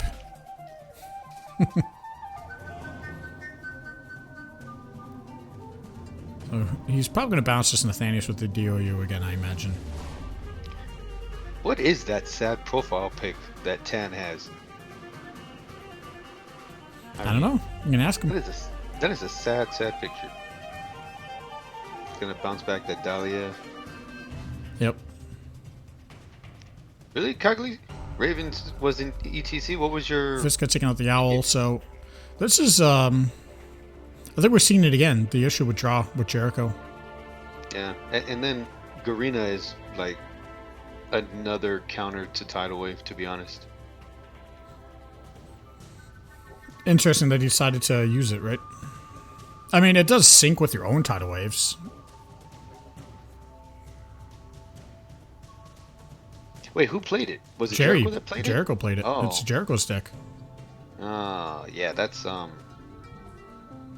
pretty sure you're not getting. Hey, there's the there's that removal of the stun to kill the Night Owl. And our Nathanius is back once again. He's actually getting quite a bit of draw from continuously playing Nathanius because of DOU. I know, 7cc draw engine. Hey, it works. You take what draw you can get against him. So he's got 7 damage on the board. This is Azale's him on Shadow Tide. Nathanius. ETC Shadow Tide. I do feel like I remember that name. That's an Yep. old school name. Shadow That's a Tide long is time ago name. Shadow's Tide's still around. Shadow Tide's in SCT right now. Well, Raven. That's Raven. Yeah.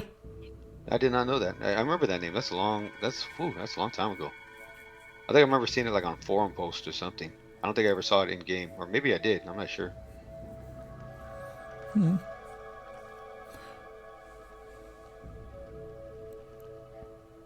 I know the name. That's why I said I might have just known it from a posting, someone talking about you, or maybe you posting. The IGG sleeves are from the Brewster Challenge. Yeah, those are pretty sweet sleeves, to be honest. I like those ones. I got those. I think there's only like 14 of us in game that earned it. Although the Riptide ones are pretty bad too. Yeah, the Riptide ones from last year's WC. Yeah, they're pretty nice. Yeah, those ones I'm jealous. Well, you weren't a WC finalist, you know? No, I was too busy trying to make sure it happened. What a I know, right? jerk. I know, I'm too busy streaming it this year. So I have a lot of fun streaming it, so. That's right, Bayfighter was an ETC. My cat said. Yep. Yeah, I remember that ETC Bayfighter, yep. I blame Nick for not keeping ETC going. We can blame Nick for a lot of things. I like that. That works. He's not here to defend himself, so it's the best time to talk trash about someone. So this is looking a lot closer than the last time around.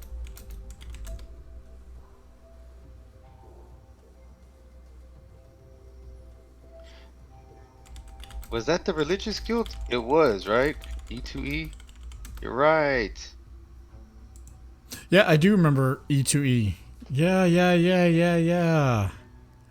Yep, I remember E2E. That one was definitely before me. So I joined the first guild that messaged me. No shame. Yeah, no shame in that. Whoever. Okay, do you know what's the scoring on this game so far? Is it 1-1, 2-1, 2-2? You know what, let me check. It is 1-1. 1-1. It looks like Jericho's kind of running away with it. Jericho's doing good in this game. I guess once maybe he it was takes- just a bad first game for Jericho. Well, he's He had a was really couple- established. Yeah. So yes, just shows that we don't know what the hell we're talking about. Well, this was something I did mention was if Jericho is able to establish his own fatty late game. Because Lance over. doesn't have... A way to clear it off. No. I mean, how many Dahlias can you play? I mean, I guess you can play 4 Dahlias. Yeah, but it's Have not going 8 to do weapons. anything to. It's not going to do anything to Adlard or to Eris. Does he have Eris, or does he just have Adlard and then Nathan Nice? I think it's just Adler and Nathanius. And then the Knights. Boom. There's some more health for Jericho. It always feels good to attack with the Knight into a weapon. He could have attacked with the hero first, right, and then gave a buff to the Knight. He could have order. But I think that was the last durability on the ankle breaker, though. So he probably elected to just get more health instead. Yeah, I think Son of God here in the chat needs to obviously remake E2E. Almost seems right, Son of God. You must recreate. You're Son of God. You can create stuff. Recreate E2E. Resurrect that thing, man. You got it. Maybe he's fine being an SD, man. Come on. There's a TKP, too. Yeah, I think Jericho probably has this game. Yeah, it's been over for a couple turns already. I'm going to keep the board clear just in case, right?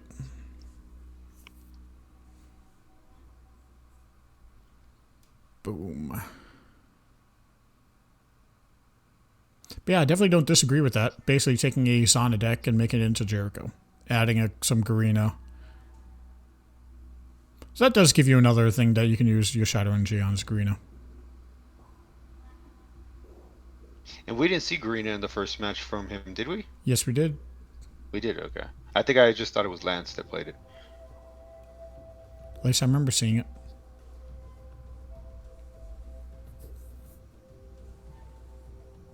Maybe... You might be right. Maybe he didn't play it. I don't remember it coming down. You might be right. Ross. Ross, shut up, Ross. Tidal wave incoming. No, I don't think he's gonna... Alright, GG for the Jericho. So that puts him up 2-1, I want to say. Yep. And Amber did win 3-1 against Majorgi.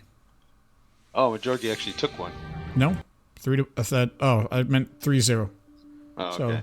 yeah. So, 6-0 against the LE decks for Amber. That makes sense. Ouch. Alright, so we got Jag and Anubis. I'm hopping in this one since they're going. Okay. I'm gonna wait like 10 seconds. Yeah. That has to be it. It's got to be that the like the servers are like West Coast or something like that, you know. Maybe they're in South Korea, you know, so you're just seeing it like a couple seconds before I am, right? Okay, now I'm coming in. Alright. Honestly, I'm with you, Ross. It'd be pretty sweet to see Jericho take the WC. That'd be something else. All these hunters, all these warriors, all these. Everyone was lances. so worried about Lance and Boris and Elementalis, and it's just gonna be Jericho. Yeah, He's like, sup? Jericho's like, what? Warriors? Hunters? Whatever. Oh my god, all this religious talk, it'd be perfect. So if Jericho wins, somebody's got to start up E2E again. It's a sign. We have Jericho, we have E2E, we have Son of God in chat. It's just all coming together.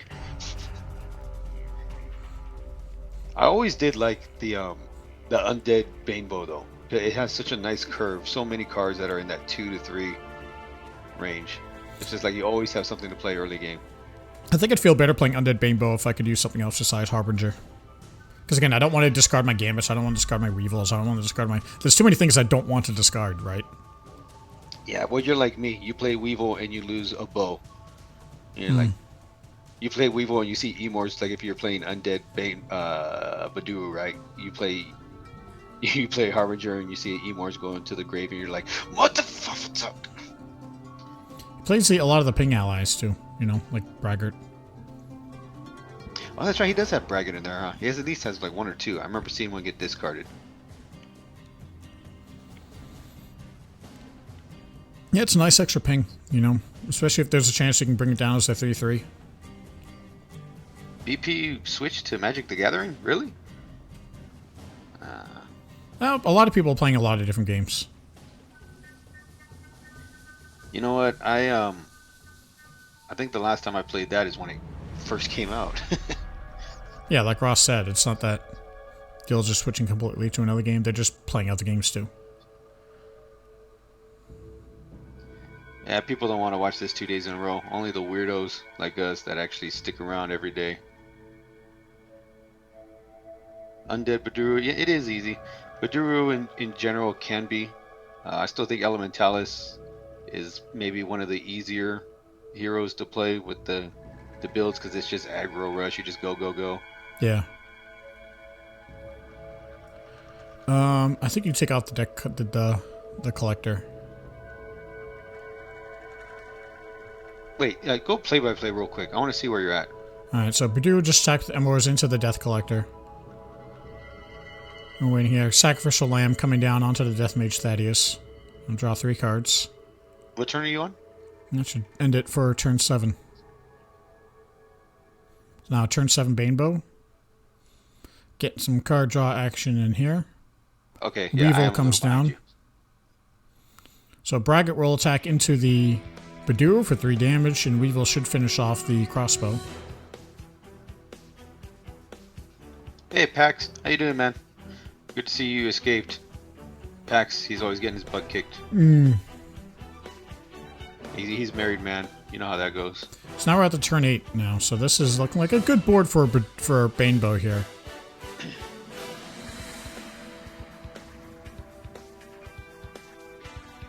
Alright, so we got a Trapper, and we got a Trap down too. So Weevil will finish off that Trapper. Weevil's such good value in this matchup. Such good value. And we see a Soul Seeker come down too to finish off the turn. Hey. Oh, no allies on board. Oh, we got a Drangus coming down for Baduruu and a weapon. So this is big tempo play. Emors attacking into the Banebo. Looks like we get another close match. I have a feeling that these guys have just been close the whole way through, it looks like. Horror coming down. But Foe is a 3/5. So, but he should be able to finish off the Drangus here. Yeah, see, you're a little ahead of me, so I'm gonna be hitting the horror, I think, right now. It was horrific. Hang on. The horror! That's exactly what it felt like to me when it came down. Alright. I kind of figured it did, but just had to throw it out there still, just in case. Dragness. Yeah, Banebo with that 3-turn, always having that ping damage ready. He's always able to kind of keep things under control. He's always been good at that. Even back in the day with those Banebo versus Zaladar matchups, right? He was always a turn ahead with the damage and always able to outpace Zaladar for the most part. Yeah, because Banebo really is a mid-range hero, you know? It's like a mid-range control. Alright, now we have the Collector coming back out. He'll probably attack into the Snare Krug. No, he's going to attack into Baduruu. There we go. Bring him down to 9. I'm guessing he has Shrouds in hand then. Yeah. Look at that. I'm a genius. If he's got 2 Shrouds, he can do 8 damage next turn. Oh, the Soul Seeker! Oh, that's going to put him above that kill range of those 2 Shrouds. But does he have a ping on Banebo? No, he doesn't. So this will at least guarantee another turn.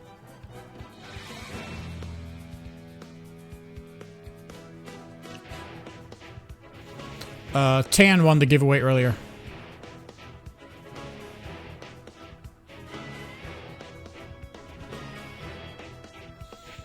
But Fallen Angel said yes. Alright, we got, looks like a snare coming down and a TPS onto the Snare Krug. Okay, so that means the next turn, Banebo will be able to clear those 2 allies off the board. Hey, I'm a guy without a guild in Shadow Era. Banebo's being dropped pretty low here. It should be dropped to at least 4. Alright, might as well do it on... He's going to be dead next turn anyway. Might as well get the Sacklam value off on the Snare Krug. We got a Spotter. Oh, he'll be brought down to 2. I don't see Banebo getting out of this one, man. No. It was still a close one to the end, though. It was. It was a good matchup. Keep an eye on the brackets here.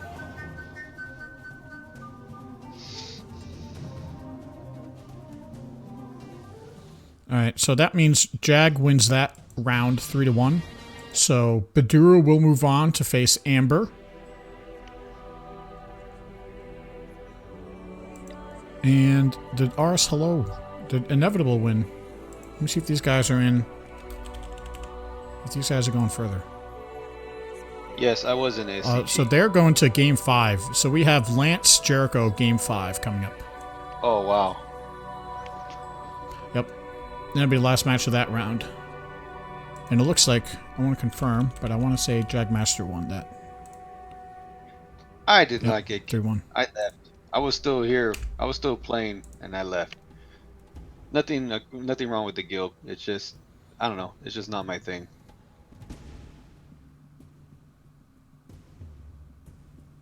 I'm wondering if Anubis and Sigismund are going to start before Inevitable and Hello are done. We'll see. Wait a minute. Jagmaster and Anubis are still playing. I thought you said Jag won 3-1. He did. They're playing again right now. Yeah, 1, 2, 3. Why are they playing again? I don't know. They have a game up they're in right now. Let me see what's going on in chat.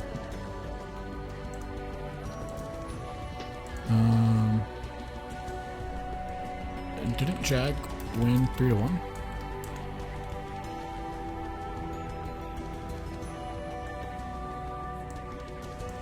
I mean, I'll hop into it just in case. But you can see it on my screen here, right? 3-1.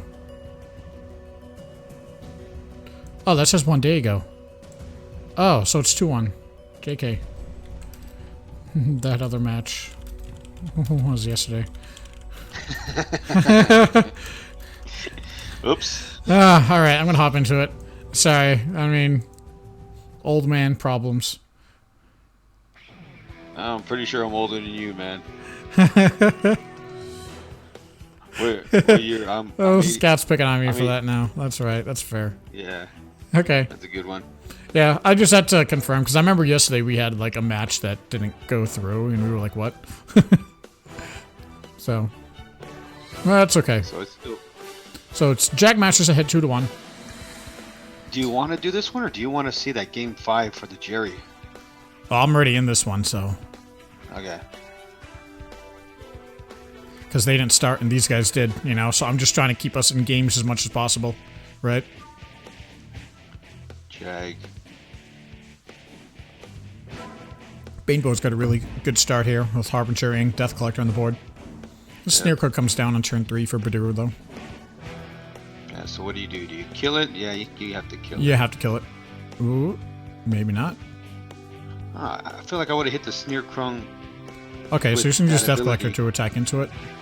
Yeah, but if you would have used the summon ability, then you could have... No, okay. The way he's doing it's basically the same. Hanging on to his ability at the same time. Yeah, I think that's what he wants to do. He wants to hang on to it.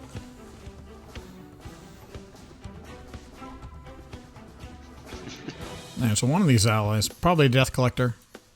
Well, he's got... Actually, you can get both the Collector and the... And on top of that, the Arb can't attack into him.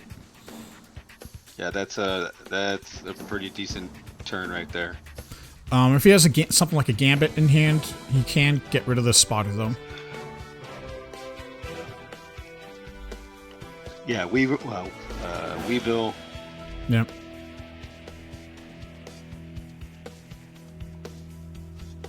Alright, so the Arb will attack into it. I think we knew that was coming either way. Oh, there you go. That's why. There you go. Durkan will do the trick, too. I think it was in game 1 that bastard came down like 7 or 8 turns in a row. I know, it is a nice card for Undead. I mean, he was like the... What is it? You remember that song? Lamb Chop? Never Ends? Hmm. Yeah, that's what I think of when I see Durkan. A1 Otto. What's up, Otto? Otto's watching the game, not the stream. I don't know why I'm saying what's up to him. He can't hear me. Well, you can chat with him in game if you want to. Like I said, I disable chat so that way nothing bad comes into the stream, right? I'm pretty sure if I was a player, I would disable it myself. And I actually hate it when people are talking during World Championship matches. It's like, dude, don't be cluttering that stuff up. Yeah, that's what QM is for. Don't be going into the tournaments for that. You know, annoy people all you want in the ladder, right? Dragness. Yeah, in a trap down. Probably a camouflage foe, I would imagine. Dragness is such an amazing card. Really strong. We do know Bainbo runs with TPS, so let's see if he's got one in his hand to deal with this. Yeah, he has at least 2. We saw 2 out of him one game. I think the first game, right? Nope, he's like, I'm just going to keep recycling the Bone King.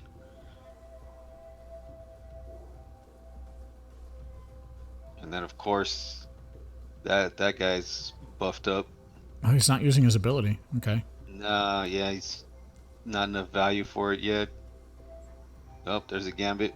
Bone King goes bye-bye. Yeah, he'll go back to his hand. Blink. And actually, this is a Trapper. And should put pull another foe. These guys can't get down the Weevil, though, because they all have ambush. Funny enough.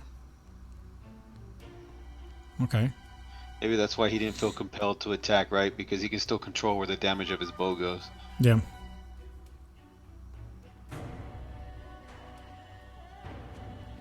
Alright, so here's some ping damage. Gambit would be great to get rid of that Dragness. Yep, and then he kills 2 allies at once. Yep, because the Trapper will go back down to 0 health. So there you go. That's a good play there, and get your draw 2 in the process.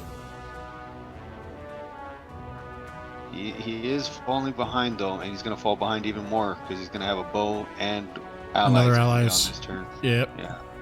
Maybe an ally, a trap, and a bow. You know. Yeah, probably a quick shot. There's a foe. Inside a weapon to fill it up. Oh no, he doesn't have a weapon. Well, he does only have 1 card in hand.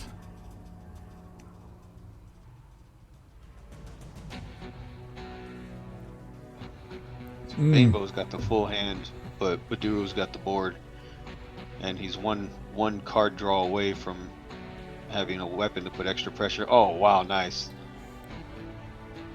And so that next turn ability. Yep. Or a Soul Seeker maybe, and ability. Durkan would do it too. Durkan and ability. Yeah, he's got. That's the thing, right? Banebo's just got so many. Even the old school Banebo. Remember when it was Fury and Terror and stuff like that? Just so many ways to ping you down. I mean, now we're really going old school, talking about Fury and Terror. I still like Furion. Maybe that's, you know. I think it still has a lot of usage. A lot of uses, just not getting as much usage, is what I should say. There you go. Yeah. Darkon. Darkon. He's not a, what? Darkon. He's not a conqueror of the Asian continent Khan. He's an undead Khan. Yeah, that Khan. Man. Spotter's he like, also flies hey. spaceships, so we're good. Let me see. Oh, are you watching that? So this will, assuming this is a Death Collector, you'll get rid of this quick shot too. Yep. You've been watching the Mandalorian, right? Right, John? I haven't watched the past couple of episodes, but anyway, if he has a Weevil here, he could save to keep his Death Collector on the board. If Just attacking to the spotter. That'd be nice. It doesn't. I think he would have played it if he did. Well, he just drew 2 cards, so that's what I'm saying. See. Do you have a Weevil, man? Can you keep this Death Collector on the board? Maybe not. There's nothing funny about Oh, it. play another Shroud. That works. So that Death Collector will stay. This is a Thaddeus. Too bad it wasn't like a Tormentor, but he might not have enough might not have enough allies in the graveyard. There's Kiki. How you doing, Kiki? Kiki, long time. How long you been playing, Kiki? I know you're like all the way from the beginning, or pretty close to the beginning. I know you've been around a long time. Did you win the World Championship? Like, no, that wasn't Kiki. That was someone else. But yes, he's been playing for a long time. I'm trying to remember if he actually he's won a number of tournaments too. I think. Kiki's no slouch, man. No, man, he pulls his weight. Oh boy. Do you love? Well, the chat's getting deep now.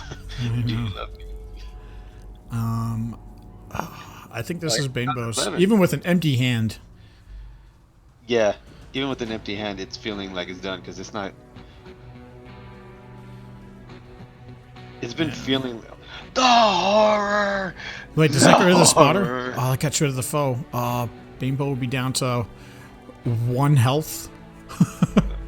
Oh man. Does Baduruu have an extra ping in hand? Something like a Thaddeus or something like that. He does play Thaddeus though, so I think he does. yeah. But if Banebo has a Soul Seeker in hand, he could at least jump back up to 4. Yeah, so we have 1. This will bring to 2. Spotter will bring to 1.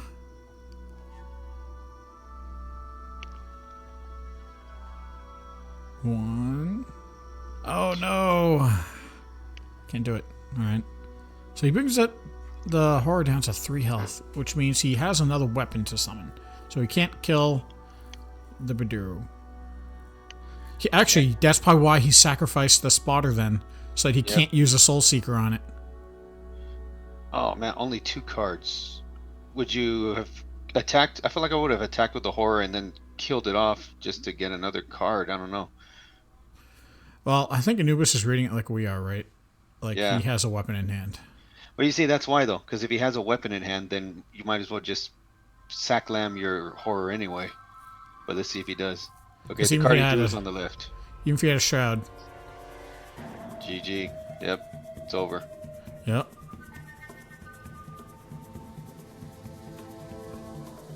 Yeah, he had a weapon. Yeah, he had it in hand the whole time. That's why it's like this game's over. You could just tell by like why he attacked with spotter, because he knew that all he had to do is make sure that his health stayed at 2. Yep. Good plays there. Good decision there. We're still in game 5 for Inevitable and Hello, so we're gonna hop in there now. Okay, I'm hopping in there. Let's go. Yeah, Kiki, it's been a rough day for a couple people. This especially when you have two elementalists running into two ambers. I know. Amber is 6-0 against Elementals. Why not?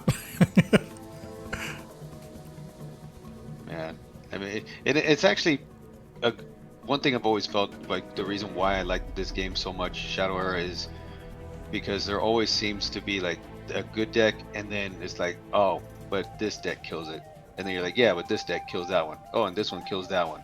Or it's not just like you got like 2 or 3 decks just running the show the whole time. You know what I mean? Mm-hmm. I mean, yeah, it can be like a rock paper scissors kind of thing, but it's like there's rock paper scissor boulder shotgun. You know what I mean? There's just so many different things that actually work. So I think that's why I've always, even though I've left a number of times, sometimes just because I was tired of the game, but other times just because stuff was going on, I always found my way back to this one somehow. Let's get rid. Yeah. So he chooses to leave Yeah. the curses on the board because I don't think curses is doing enough to take care of his fatties, right? Yeah. So I think he's just going to keep playing that, going towards a draw. Interestingly, I think this means maybe he doesn't run the looting. Maybe he has like 1 looting and like 3 stop thieves. Okay, so was it another lance that we saw with the looting then on day 1? It must have been a different one then, right? Yeah, there was more than 1 lance on day 1. There was like 1 3. Lance he's still one of those top heroes. There you go. That TO will Get be rid of that. bounced. No other plays, just setting up. Of course, Rock, our paper, Nathanius into a Kion because yes, Jesus. you got to see a tidal wave, right? Son of God. There we go. Yeah. Well, the ultimate killer though is Nathan into Oliver to steal one of your allies. That one really hurts. I mean, going Nathanius into Aeon was fun too. I remember doing that. Oh, Inevitable does have looting, right? Okay, yeah. See, Fake Kiki just said Inevitable has looting. Yeah, so he probably has a couple of thieves, couple of lootings. Ooh, okay. He's starting to make that turnaround, but Lance is sitting at 8 shadow energy, so. And then Oliver, why not? Because he can just kill the Dusk right here. I mean, he will give some health back to Jericho, but it's inevitable. Well played. There, just for you. I hope Sam heard that. Oh man, you know who I do miss is well, he goes by Cripple Threat now in game, but before that he was Oh yeah, yeah. Before he was just Sanjay. Samuel J. I miss Samuel J Yeah. too, but Cripple Threat is a nice name too, so I can't complain too much. But yeah, did you know once upon a time Nathanius during testing was not unique? That is incredibly broken. I can't believe that would actually be a thing. So what? Check us talking what did happen, like Nathanius into Nathanius. Okay, okay. Things just really took a turn with that play. Yeah. So what do you do here as Lance to deal with this? Can you do anything besides bouncing Nathanius over and over again? Yeah, just poke him with that little dagger, send him back, and let him bring back another ally. I think this kind of feels like Jerry's gonna start pulling away with this one, doesn't it? Uh huh. Oh damn. Nice. Ouch. Now immune to DOU. Yeah, that's I feel like that could be game. It really feels like that could be game, doesn't it? I think that might be it right there. We got people calling for handouts, man. You're gonna have another giveaway. Let me see. When did I do the last one? I can go into my last one was at 10:30, so that was almost over 40 minutes ago. So sure. So we're on premium foil packs now, so I'm gonna start that. All right. Boom. Let that go. Yeah. Again, Oh boy. kind of surprised to see this Jericho doing as well as he has, because we do have like aggro Ellie decks, right? We have and So I would expect like him to, but I don't think he's had to deal with Elementalis too much in his matchups. No, because Amber decided to wipe him off. Yeah, Amber just destroyed all of them, so now you just have Jericho. And so now Jericho's like, oh wait, maybe I get to face an Amber? Fun. Like that really was the setup, right? Because if Jericho ran into Elementalis, you think we're probably talking about something different, right? But he didn't. Yeah, then we're talking about, well, it was nice that he brought Jericho and that he made it this far, but you know, it was never really gonna happen. All right, a TKP, does that do it here? That's what, 9, 12, That'd be 16 damage. plus 6, so he would have 3 health left. Is it all same TKP? See, do we have it? Wow, 8 resources. Yeah, it's once no TKP, okay. Man. Doesn't matter at this point. At this point, it's been over for what, like 5 turns? It feels like it's been over. Yeah, it's been over for a while. Just being able to reset the board, and you know when Lance lost it, when he played those 2 Tainted Oracles back to back, right in the same turn. He may not have had a choice. Yeah, he might not have, but that turn, just playing those 2 one attack allies. And then his opponent dropping an and that hurts. Can't even kill the Visca either. Well, he can, but I don't think it does anything. Man. Inevitable, don't forget, was undefeated in day 1.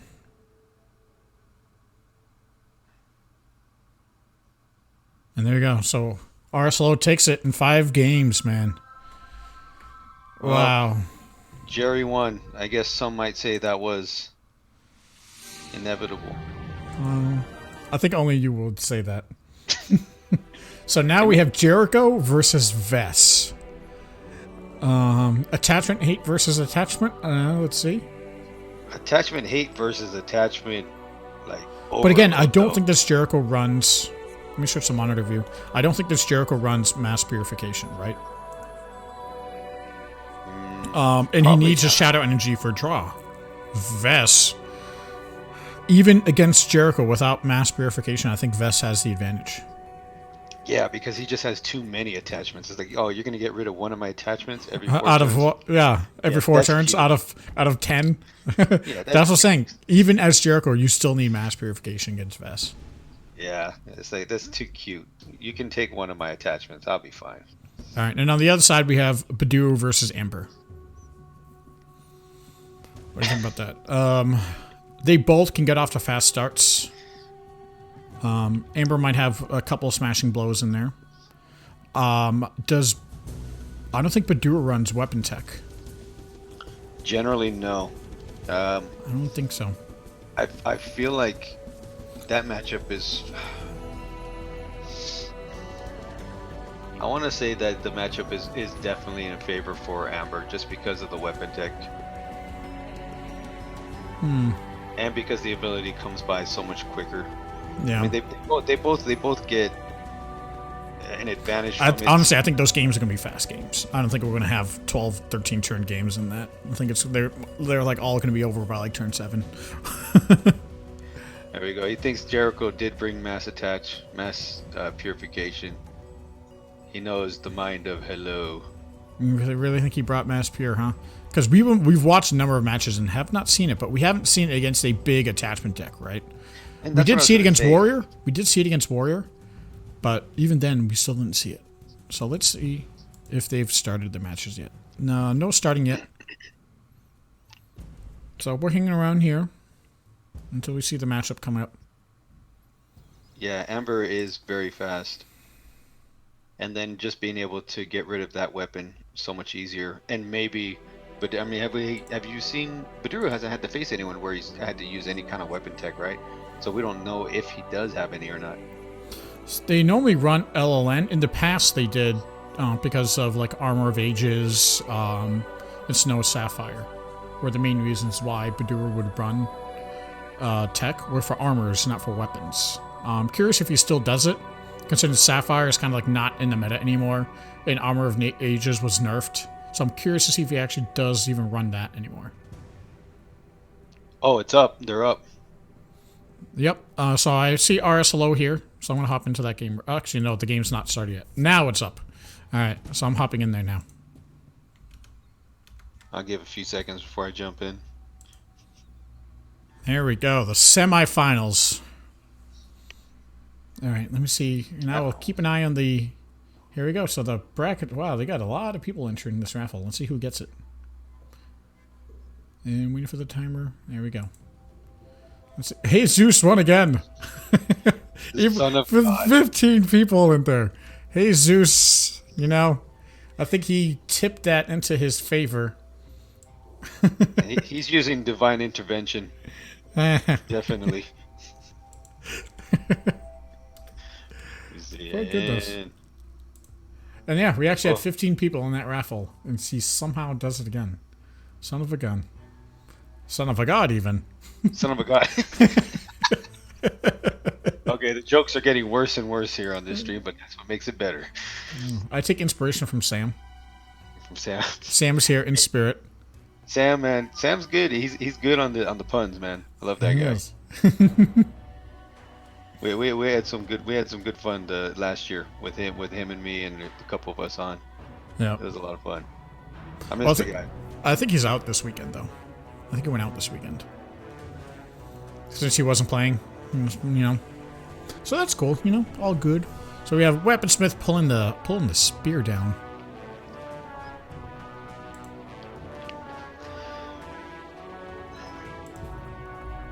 Okay.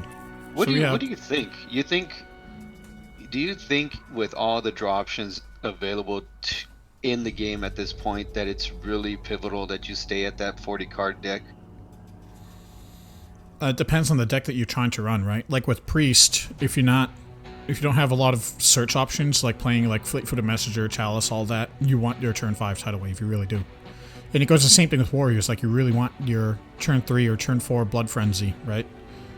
So even though you could put in a lot of draw in there's certain timings that you want to hit, right? Even same thing with Rogues, you know, you really like to have that, especially Serena, right? Serena has that specific curve she likes to hit, like that turn 5 Cutlass, right? Like turn 4 IGG, things like that. You have certain timings you want to hit, and those timings are a lot easier to hit when you have a smaller deck. Yeah, so that's actually a pretty good explanation of that. And you know what? I kind of wish this would have possibly been the finals. It would have been really sweet to see Vess versus Jericho in the finals. I know. Okay, here we go. Here comes the fatty spam.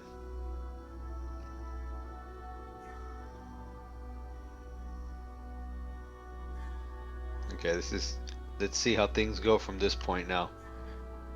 But I mean, Vess does have the attachments to shut down the big dogs, so... He does. We got a lot of cripples, we got a lot of enslave the beasts. There's a lot that Vess can do against fatties, and Vess can do that without sacrificing tempo. So Vess can do that while still playing allies of her own. We finally get turn 5, playing the Confluence with the Crippling and an Aldmore. Ooh, wow. Oh, we forgot about the Aldmore when it came to Jericho's ability. So that totally shuts him down. He basically has to tidal wave his own ally to get rid of it. Well, he runs retreat. He runs retreat. He can bounce it. Actually, I would have seeked right there, because if he would have seeked with Garena for 2 shadow energy, the ally would have died. Yeah. Because it's a upkeep, right? Shadow energy. So that would have been the way to get rid of it. I wonder if it would have been possible to get rid of it. At this point, he can still get rid of it using Adlard and Wisent, but and he could still tidal. And again, wave, he can at any point. Yeah, he can tidal wave it. He can retreat it. So Curse of the Aldmore really is not that bad against Jericho. Now that we think about it, right? But it still forces you to use a tidal wave maybe when you don't want to, just to have to deal with your own ally. But I don't think he's going to, because I think he can deal with it easily enough. He's going to attack into the hero, I'm guessing. Probably right? attack into it to get rid of the draw engine, right? He's thinking, though. Yeah, see, he decides. Because if he attacks into the ally, then he heals. Because we saw what happens with Jericho when you just take away that draw, right? Oh, thanks, Kiki. He's setting me straight with our noob commentary. He can't seek if there's an ally on the board, so it doesn't. See, I was trying to be nice and not call you out for it, but Fake Kiki's a savage, so I can't really control him on that. You should have been like, you stupid monkey. I know, you stupid mofo. What are you talking? You're playing for how many years? Playing this game, yeah. You just can't help him.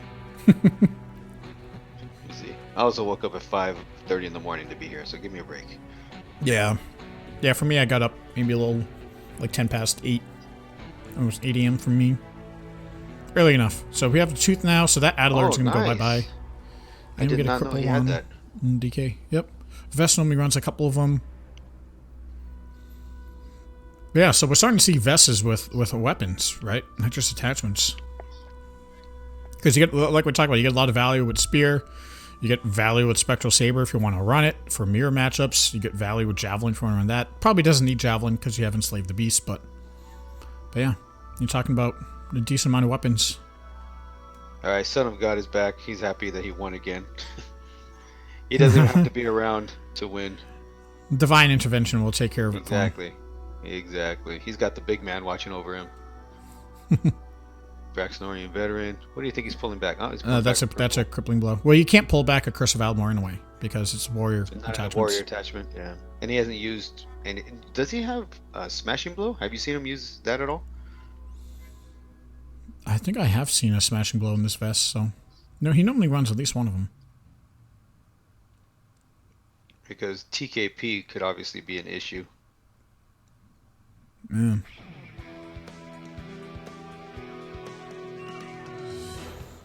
This is quite the matchup. But yeah, too bad this wasn't the finals, right? But we got it here in the semifinals, so this means that Vess and Jericho are both top 4. Yeah, you can't argue. Okay, there's the TKP. I still say it's probably one of the top 5, top 10 cards in the game, right? I mean, is there any armor that is better than that? Any item, really? Like a weapon or armor? It depends on the situation, right? Because you can drop a soulbound armor, like if you have 8 resources, right? You can drop soulbound armor with an energy extraction and do 9 damage to face, right? That's quite a hit. So it really depends on the situation and what you're doing. Well, like that is probably the top finishing moves in the game, though, right? 9 damage. The only other thing that does more than that is Reserve Weapon into Jeweler's Dream into Desperate Tactics. That does the same amount. Right. 9. Is there anything else that does more than that? I guess I think 9. Warflail. Yeah, Warflail can do it. They do 10. You could do 10 with that. I think Tactics... Does Tactics have a cap? I don't remember what the cap is on it. There's no cap. It's just the damage of the weapon, or the attack of the weapon plus 1. Attack of the weapon plus 1. So that'd be 4 plus 1, 5. So that'd still be 9 damage at once. But and that'd be 7. But yeah, but that's 7 instead of 8. But anyway, no, the pack has not been sent yet. Giveaways from yesterday were sent. Giveaways from today will be sent at the end. After you gotta give time. The big dog on our end. I mean, you have the big man. You're a big man. Our big man Kyle. He's kind of running the show, and you gotta let him get weed through. So we have our second Curse of the Almor down. It's currently attached to Devoted Knight. Yeah, I expected a wave here too. Makes most sense to do it. And that vermin is there too. You kind of have to get rid of that anyway. Yep, you don't want that vermin on the board. I like where vermin's at right now, compared to where he's been in the past. Chuck, let's see, 8, 12, yeah. So triple fireball can do 12 damage for 9 CC. But that's triple fireball, right? But anyway, we were talking about armors in a way. I think Rotham's Visage is still unsung good, right? Especially, I think what holds it back its usage is the self-damage, though. Especially talking about fatty meta, like all the fatties that like human warriors especially have available, right? Play your Visage with them and just haste them in. Getting blown up and taking 5 to the face is not very nice. No, but if you're running Rampage and Enrage in your deck, I think you could eat it. Ooh, Keon. Oh, Right. yep. That's a big Kion. There you go. So if he has Smashing Blow, he hasn't drawn into it yet. Otherwise, that KP would have probably been gone by now. You think so, but he can attack into it twice right now to get rid of it. Oh man, here we go. Another crippling blow at least, because Jericho can't do anything about it for 2 turns. Yeah, so that Braxton veteran kind of negates the retreats and the tidal waves that Jericho does to get rid of them, right? And there's another curse. And a curse. Is that a 3rd Wow. curse? Does he run 4 curses in his deck? Maybe he does. Maybe, or maybe 3, and he drew into him early.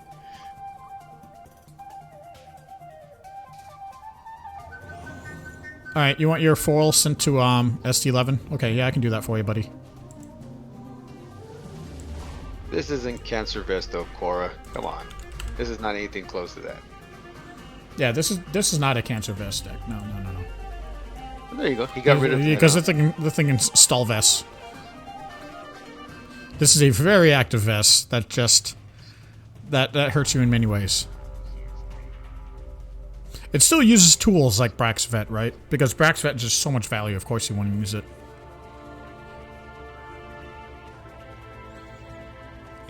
Is he going to use it to search?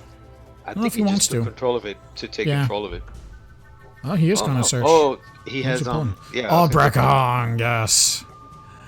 So he's gonna Alright. come down for Very 4 cheap, cost. 3. 3 cost. Yep. Yeah, not bad. Because that plus the location drops its cost too.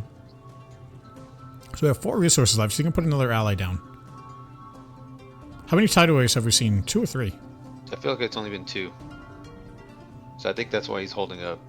He's like, yeah, I'm good for this. And you remember when Vermin used to come in and get buffed up to 3-5? Those were the days.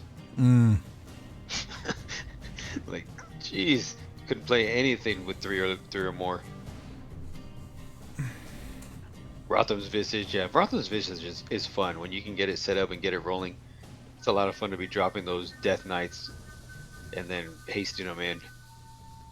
Yeah, the Shadow Knights. Yeah, what the hell I said Death Knights. I'm out of it. Maybe that'll be a future ally, a Death Knight. Alright, so this has Okay, got to so be our that's- 3rd tidal wave. Maybe chat was paying better attention. Alright, so now we get another sick play here. Yeah, I don't mind Greenus so much in Jericho because it's other ability usage, you know. If you're busy with your ability, then you can not use it. But again, like we talked about in this matchup, about not bothering trying to keep up with Vess's attachments, right? Because you're just going to have so many of them. It's a losing game. Unless you're playing like Lingering Essence build for Jericho. Because if you're playing like an LE Jericho, then you could actually keep up with the attachments. That's the funny thing about that. Alright, so this- back at Dragon Tooth. Yep, so this knight is going away. And keeps durability on top of that. Oh, Kyle said it. We got more people watching today, so we have to do more giveaways. Do you want to do more, Kyle? I can start up another one. Let's get rolling. Let's go. Okay. I won't join this one though. I'll stay out of it. So, Let everyone else I'll do try last to get one. a chance. the last one I did was about 20 minutes ago. Let's go. Kyle said let's go. Let's go. All right, I'll do another one, man. He's the boss, Giving away right? the farm today. He's the boss, man. So we've cycled around back to Shadow Crystals. All right. Wow, we have 30 watching right now. Okay, yeah, might as well. Kyle's the boss. So Kyle says do another one, so we do another one. Nathan Ias pulls into. I swear I probably pulled Nathan Ias into Nathan Ias 100 times. So let's see. So I'm starting it now for 500 Shadow Crystals. Yeah, Bam, bam. I'm waiting for that. Wait for the bot, guys. After the bot says give, then Now go. Go. There it is. Now go. Slave the Beast. Drop down that Nathan to 2. Puny attack. Drop a Bracone. Yeah. So the thing is, against a fatty meta, Enslave the Beast isn't killing them, but it's making them not a fatty anymore, right? He's just a 3-cost ally now. Yeah, now he's just an Ironmonger. Yeah. With a little more health. Or a... It's like a Spirit Warden kind of thing, right? There you go. Or Artisan. Aldemar Artisan. Alright, so that gets rid of the... Yeah, that's a lot of value in that spear. You want to get rid of that if you can. So I see a draw here. There we go. Look at all those people joining in. Woo! Oh, yeah. It's pumping it. I don't know, man. All right, Kyle said so. So you know what we're gonna do? We're gonna do a giveaway every. No, I'm just kidding. No. But no, if he says start another one, then I start another one. That's how it goes. Did he use all 4 tidal waves? I think he has one left, right? I feel like I only saw 3. I only remember 3 too, unless there was one really early that we missed. Or he could have sacked one. Maybe had one early. And he does run forgiveness, right? So It does. it could be sitting in the bottom of his resource pile, ready to get pulled.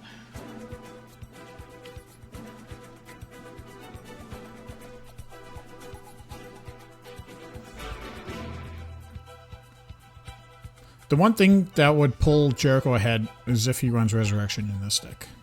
Yeah, if he has resurrection, that'd be a killer. That'd be rough to see. Ross is saying there's one tidal wave left. There is one. Okay.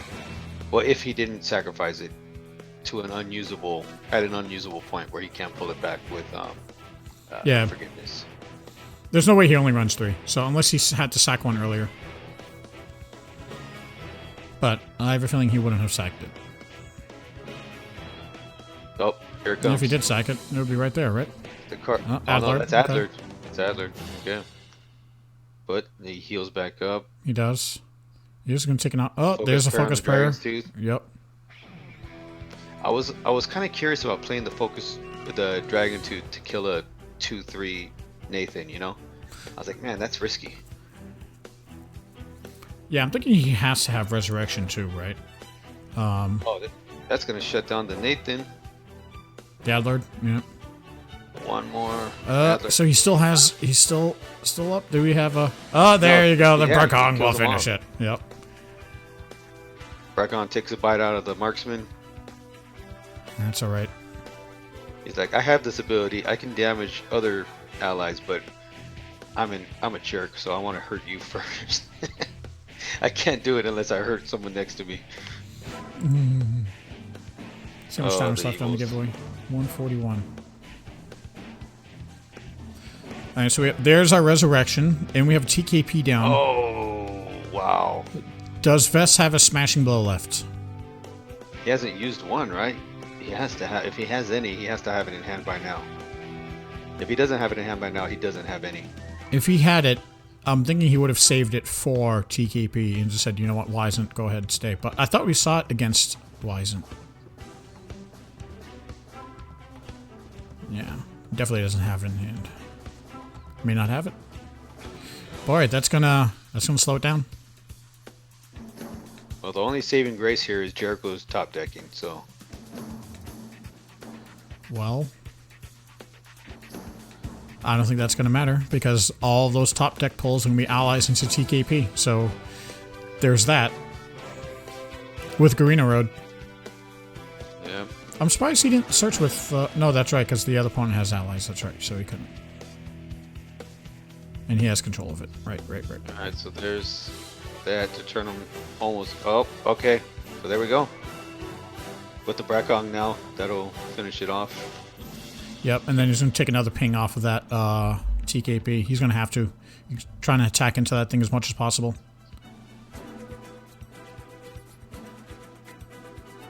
It's pretty evident that he does not have a Smashing Blow available, so he has to just hit these things as much as he can.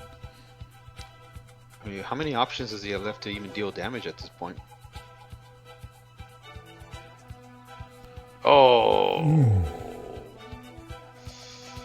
Oh, and a bounce. No. Oh, so he's going to clear that thing next turn. He can clear those marksmen. So, if he has a weapon in hand, he can still clear this TKP. But does he have enough options in his deck still to deal enough damage? I don't know. How many allies does he have left, right? Yeah, that's what I'm getting at. Alright, let me finish off this, see who wins. Khazar Hussein. I don't know what their in-game name is, but they won. Kazed, make sure you give us your in-game name, Kazed. Yep. Yeah, let me know what your in-game name is. Either message me like in chat somewhere. Myself. So yeah, you can message me on Telegram. Or here, right? If he doesn't have Telegram. But if you don't have it, then you can just type it in here what your in-game name is.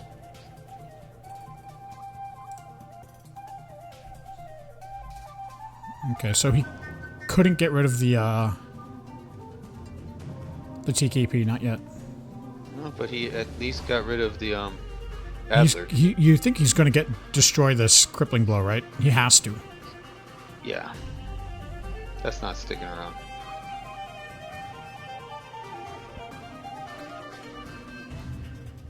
Oh, it's Cass. What's up, Cass?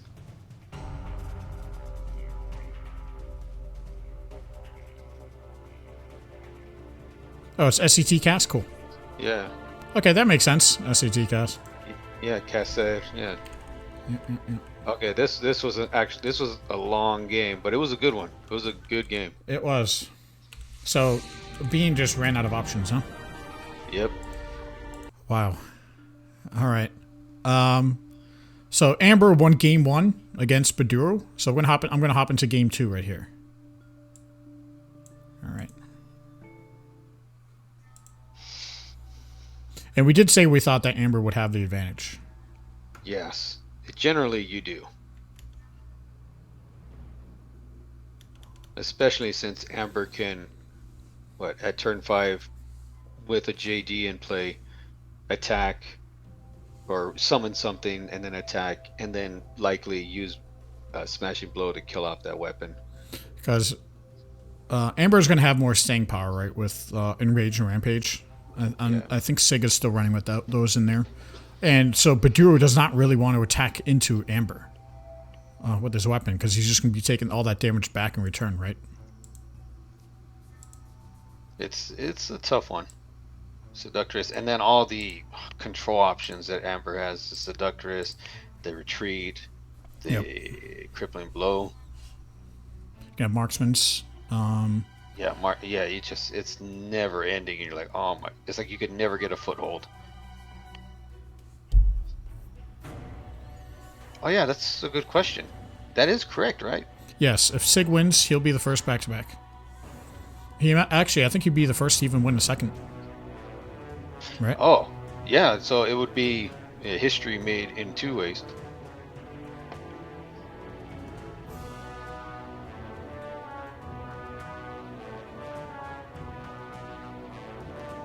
Because I don't remember, but I don't, clearly, I'm trying to remember back, but I don't think anyone has won 2 world championships.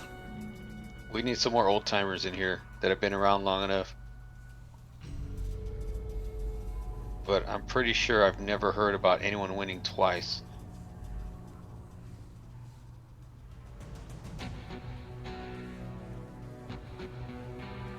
No, if Jerry faces off against Amber, it's almost for sure a good game. It's probably for sure Jericho. It's got to be, because we did see him tear apart some Ambers already, right?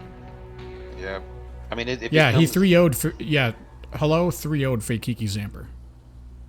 Yeah, that was rough. Mm-hmm. I know, man. Jerry be strong AF.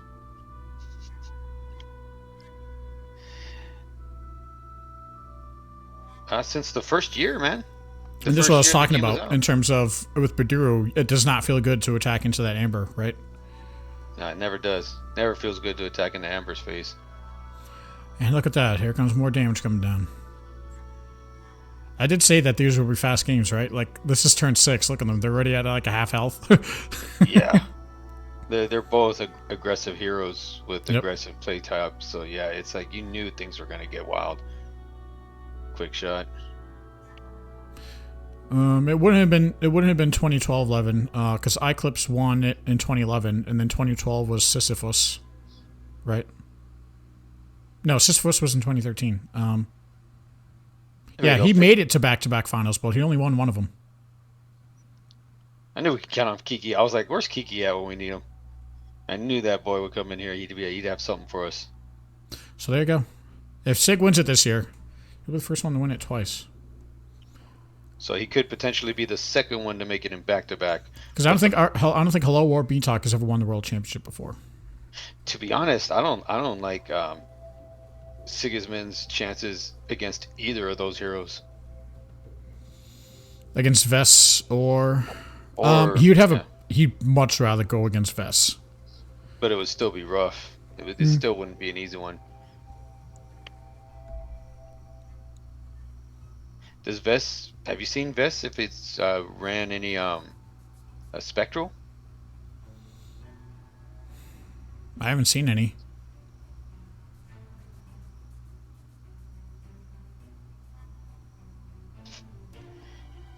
Jerry, man, Yeah, Sissy did get very close to winning twice. Yeah, that was before my time.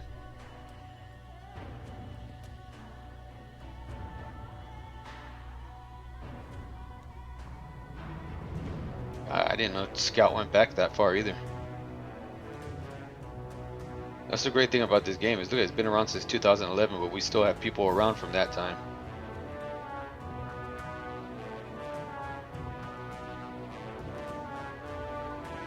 Okay, so do we have a fourth crippling? A fourth crippling blow. I think you can just kill it with the marksman though. That's plenty enough damage here. Oh yeah, marksman's good enough. No, there was a lying dragon as well.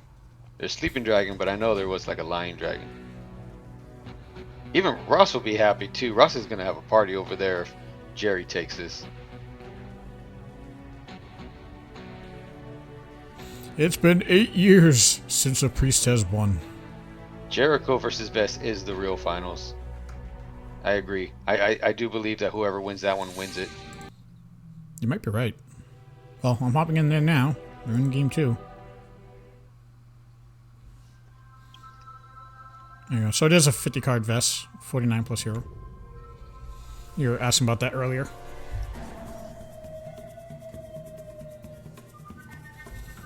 That's right. I think Hello is sitting at the top of the rankings for both score and rating right now.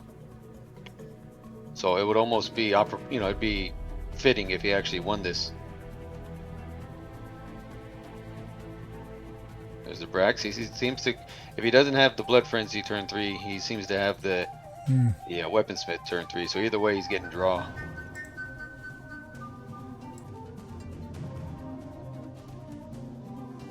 Yeah, the only dragons in Shadow Era have been those players named Dragon. There's no dragons in Shadow Era otherwise.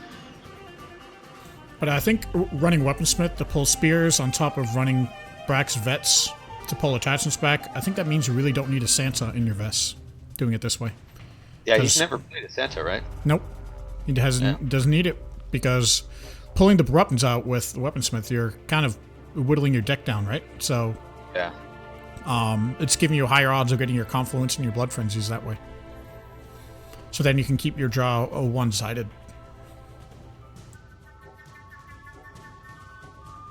He didn't make the second day, right? This Samu to Death didn't make day 2, right? Samu to Death did not make day 2, correct. Yeah. He was using Victor. There are no dragons. Even the Dragon's Tooth isn't even really a Dragon's Tooth. So Samu should be here in chat. Okay, so there goes the Confluence of Fate. So I'm guessing he doesn't have any draw options in hand, otherwise he would have saved his Shadow Energy for that. Ooh. Negative, there are no dragons in Shadow Era. There's just like lizard-looking things that are kind of look like dragons, but they're not. They're Uragons and stuff like that.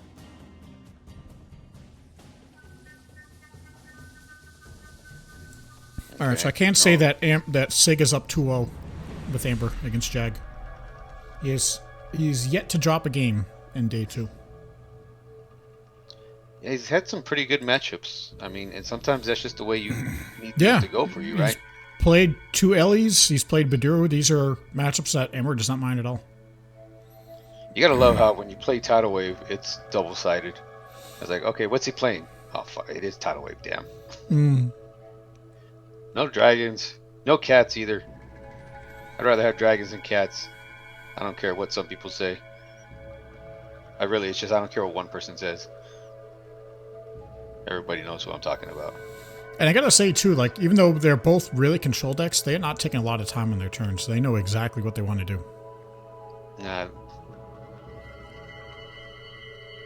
Interesting. Pull back the dragon tooth instead of like the spear. I guess it doesn't matter at this point. He's just going to use it to kill the knight. Or not.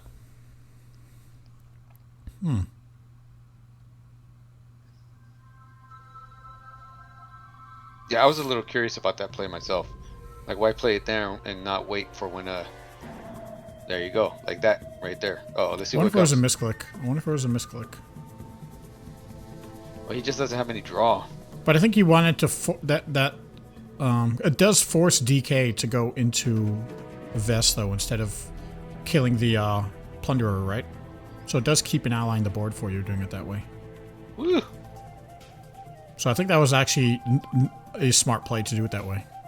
There's no dragons in Balor because they've used them to make Dragon's Tooth, so they're all dead. Oh, it hasn't caught up yet? Okay, that explains why it's just been going through. We gotta be getting close to catching up. I know here we're like, man, these guys are just some amazing players. Oh yeah. I mean, Oops. this is how everyone in rank 300 plays. And they just bang, bang, bang. Like, I already know what the most optimal play is. I don't need to think about it. Confluence. All right. Well, he keeps getting rid of his draw engines, but it's like he always has another one to put down. Board lock. Well, Jerry might win. We'll see what happens. Ooh, there's Adler. Get some more health back. I'm really glad they dropped that guy's health down from 8. That was too much. I think it still could have been 7, but it's fine. I think Adler's in a good spot. No, yeah, he's in a great spot right now. I think 2-6 is fine for the value that you get. All the healing and everything, you can't have him be able to stick around that long. Yeah, so I think it was okay. I think Adler's in a good spot. Oh, there go. Oh, that's so he's taking the board back. That feels like that could be it. Let's see if Vess draws into any more of her crippling blows or. Well, what was? It wasn't always called what it is, right? Enslave the Beast. What was it called before? God, what was the name before? It was Back in the when very beginning. It was in the very beginning of SF. Yeah, back when it had just a placeholder picture, you know. But it's been enslaved for a long time. I just don't remember what it is. But that's okay. He's gonna get it back. Yep, he's gonna go ahead. I guess would you still go for your control cards, right? You don't pull back the Elos. No, not in this. Not with the amount of fatties that Jericho runs. There's no way you go for Elos. You have to control them as much as you can. Especially because if he retreats or tidal waves, he's going to be hurting himself with the enslaves too. I think it makes sense to pull enslave back. Yeah, this is a. Oh, there we go. Got some more draw down. Yep. But yeah, Vess was getting his draw eaten up by Jerry early on, but eventually he just has too many options. Yeah, he has too many options. That's why you don't even against Vess, like against like a standard warrior like a Boris or an Amber. Yeah, that's a lot of value using Jericho to get rid of that blood frenzy, right? But with Vess, you're also running Confluence. There's always ways to get draw going as Vess. I so really we'll wouldn't be. See a spear. I wouldn't be upset either way with whoever wins this. It would be pretty cool to see Vess win. It'd be cool to see Jericho win. Do you kill the Tainted Oracle? I don't. I think it looks like he's going to. Oh, okay. For me, I'd rather like to leave it for him, because now you give him more cards and more choices to make on his turn. Whereas if you leave it alive, killing the Oracle is nice, because if you can keep this vermin alive, you can get rid of like the Book of Curses. What does he have down? Oh, that's he's got 3. He's got Zales, Book, and Wisent. So vermin could take out stuff here. So you force a wave because of vermin. Yep. I think you have to wave if you're Jericho here.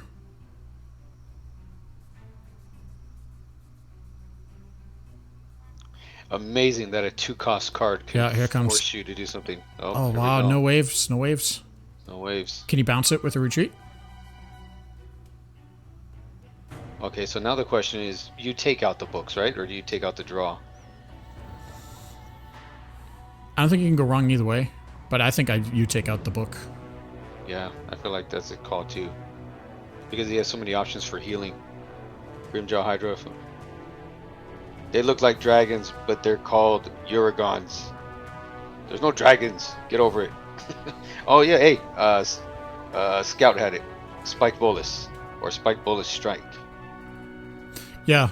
It was Spike. No, It I'm wasn't pretty that. sure It wasn't that for very long though. Yeah. No, it wasn't that for very long at all. Because once you got the art came in, then they were like, well, we'll change the name to next year. What's he doing? What's he doing? What's he doing? Okay. I think he... I was gonna say, yeah. I think he didn't realize. He's like, wait a minute. He's There like, it oh, is. Look what I can do. There it is.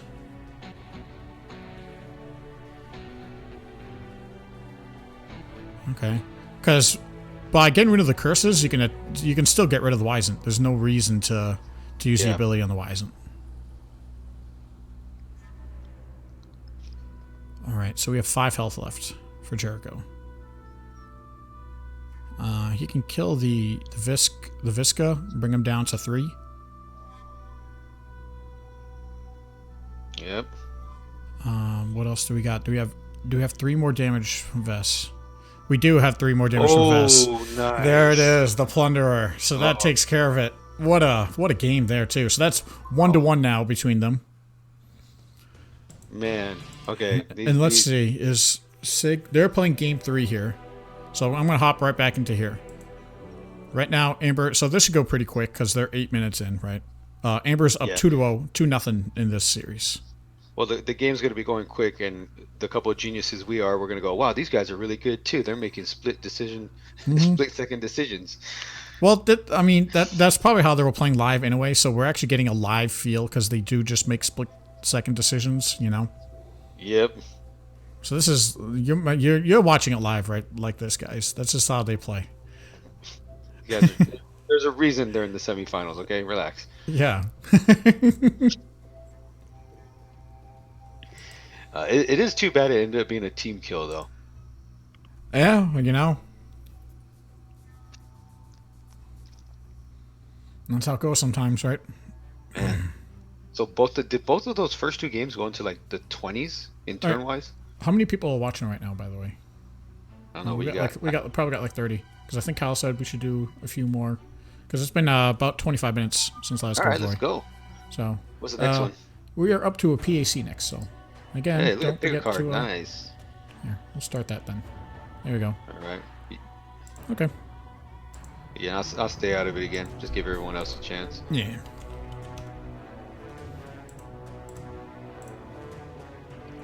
There you go. So once the bot says go ahead, then you can go ahead. There they go. It makes it a little easier. There it is. Just to make sure you don't miss nothing, right? All right.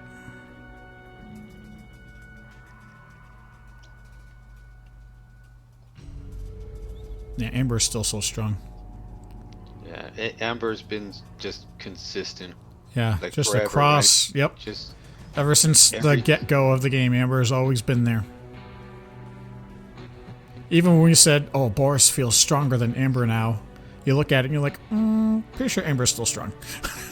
Even as strong as Boris got, you were like... I mean, once the Javelin got nerfed, though, because pre-nerf, it really did look like Boris. But once Javelin got nerfed, I think Amber was pulling herself back up.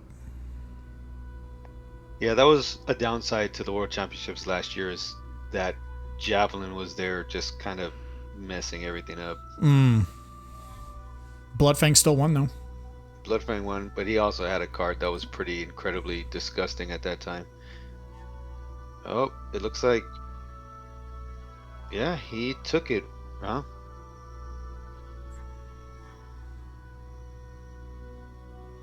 In the end, it looks like that was the case. Because you don't have the in-game chat on, but I see it, yeah, because I see it well, updates right away on the tournament, right? So I can see that Amber took this game, but let's still watch to see how it goes here, you know? Again, semifinals, so we're trying to give these guys justice, right? So Amber's going to attack into that, so that weapon's going to go away, so that means this devoted knight can attack into Baduruu without an issue. The knight can go into Baduruu, yep. I think it's a devoted knight, meant Laerian knight. So many knights.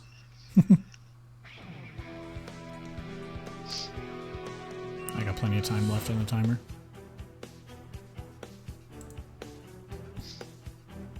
So yeah, Siggy is undefeated in day 2. How about that, huh? Even against strong matchups though, that still means you went 3-0. These are best of 5s, right? 3-0 in each one. In the top 8. Yep. So it's not it's not like, oh well, matchups, like nah, well, you're still playing better players, and the better players usually, even in the bad matchups, they kind of have an idea of the way they want things to go. Still know what you have to do to try to get a win in, and so usually they can take at least 1 or 2 depending on the way things run for them. Does that crippling go away? Gotta have a weapon here, right? With the M-War, so we can clear the board with it.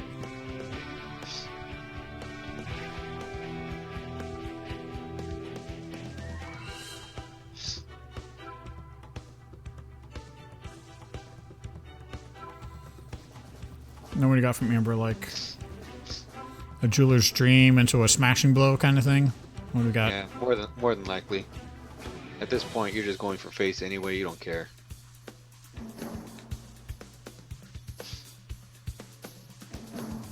I'm gonna be jeweler's dream into like enrage, right? Let's see. No, knight. I'm just gonna cripple a spotter.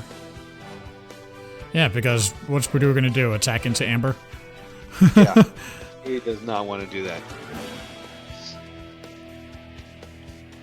Well, he is going to keep his weapon here because M-War can just.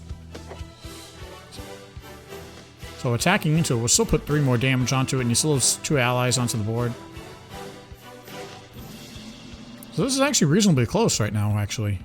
Oh, there you go. So he did have Visca with him. Yep, he did. So.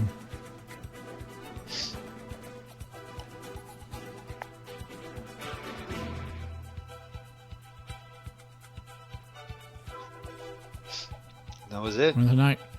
Yep, and it looks like it.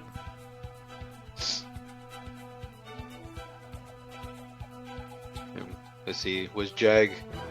Did he do the man move and attack into Amber to finish himself off? I hope so. That's what I do. Yeah, I'm yeah, like, that's I go down swinging, go down swinging. There we go. That's the way to go. There out, you go. man. That's how you go out, down, guys. We don't go concede down around swinging. here. We don't concede here, man. All right. So Well played. they started. Yeah, well played, you guys. So these guys are tied 1-1. This is the matchup of the day right here so far. Each game, both game has been like, man. It's been very good games between Vess and Jericho. Well done, Jag. It's made it to the top 4. A lot of people can't even say they did that. Yep. And So- if you're gonna go down, it's also not so bad going down to a brother, right? So So that means we can say that Lance did not make top 4. Boris did not make top 4. Boris didn't even make top 8. It was Boris didn't get into day 2. Elementalis did not make it to top 4. Look at that. just wow. WC Wow. What that was a play right there, wasn't it? Yeah. He's like, so Jericho's like, He's like, I'm just gonna tap on him, and whichever one I get, I'll just get rid of that one because it doesn't matter at this point. I don't know. You get rid of the Blood Frenzy or the Confluence? Which one would you have killed off?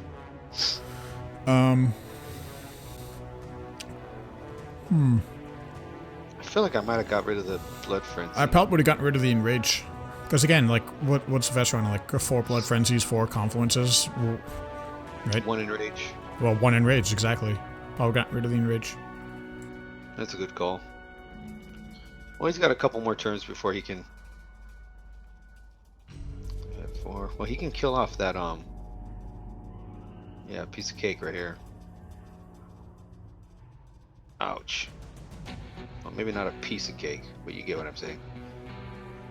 Another confluence, so it's like, haha. It's like, yep. You're cute and all with your destroying my abilities, but you're not going to be able to keep up.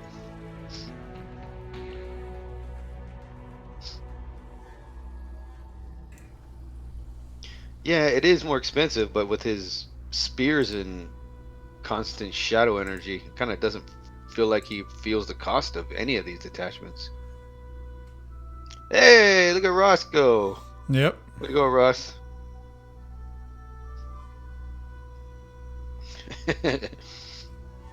Good job, Ross. Is it just BP Ross for the game, for the name? It's like a number in there, isn't there? I thought that was BP, like BP Ross 01.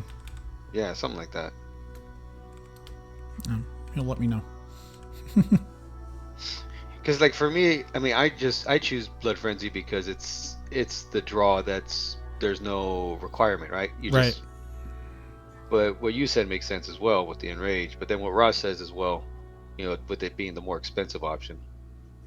So I can see it either way. And it looks like Hello decided this time, yeah, I'm getting rid of that Blood Frenzy.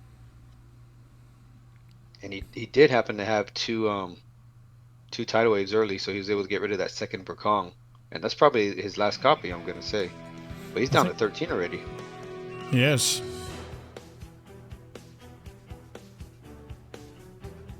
Look at fake Kiki. It's a good call, Kiki. One player. There's always that one jerk that wants to ruin it for everyone. Or specifically for warriors. I know. Kiki ran into that Jericho first, right off the bat. I mean, you're Amber and you're looking at Jericho and you're like, oh, god damn it. Yeah. Like, yay, finals again, 2 years in a mother. Oh, good stuff. You want to give it to Kat? It's up to Ross, really. What? Kat has a full foiled set that was gifted to her. She doesn't need I was going to say, I don't think Kat needs any PACs. But, Ross, is it... Unless you can give it away to anybody you want. But for now, I'm just noting it. I think it's BP Ross 01, right? Someone check matches history. Someone confirm for me.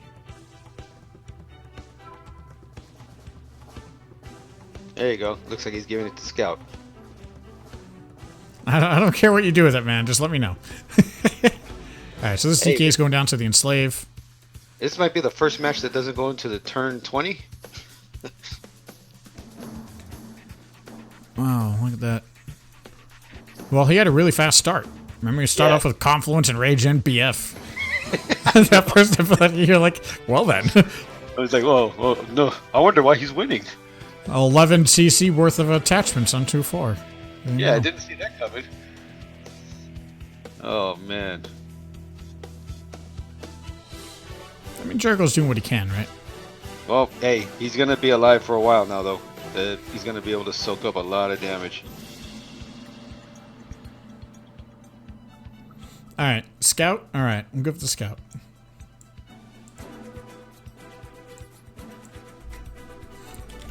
I don't know, I like how Kat complains about...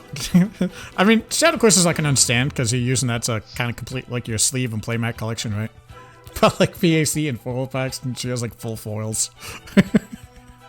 Man, that TKP is going to allow him to stay in this game. Yeah, because we saw that it doesn't look like he's running smashing blows. Can you kill this? Can you kill this? Yes, with the Dragon's Tooth on the Enslave. There you go. That's one way to get around it. What a play, man. Okay. What a play. Each one of these games has not been a letdown. Each one of them is... Wow. Alright, so while we wait for them to start, because these guys are the last ones here, we can just hop over and look at how far we've come so far. So you see Siggy going 3-3-3. Again, this is matchups that Amber likes, right? Elementalis, Baduruu, you know. And then for Jericho, went up against Amber first, matchup that Jericho likes. This was the really close one because that's Lance, right? We said going into it that this looked like it was going to be really close, and it was. It went to 5 games. And now it's against Vess. So we see the temple that Vess can do. Using the enslaves to make fatties no longer fatties, right? So even if it doesn't kill him, well, it's not a fatty anymore. On top of Dragon's Tooth and the temple that Vess does, like we saw the big temple plays that he does there. Vess had Beantalk had a bye for that first week because he was in the top 4. And then came up against Garth, right? So that's a really good matchup for Vess.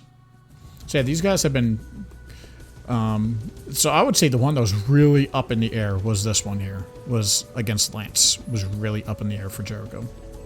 Because you're basically going late game deck versus late game deck. And on top of the draw issues that Jericho would have against Lance. You know? Yeah, and it was in, remember, what was it, like game 3, I think you had mentioned, like, is that a good idea to play Garena into Lance? And I was like, yeah, I don't like it either. We both didn't like it, but he ended up winning that game. Yep. All right, we'll hop into game 4 now. I mean, so he obviously has a lot of time with this deck and maybe more experience with that matchup than we do, so he's able to know what he can and what he can't do.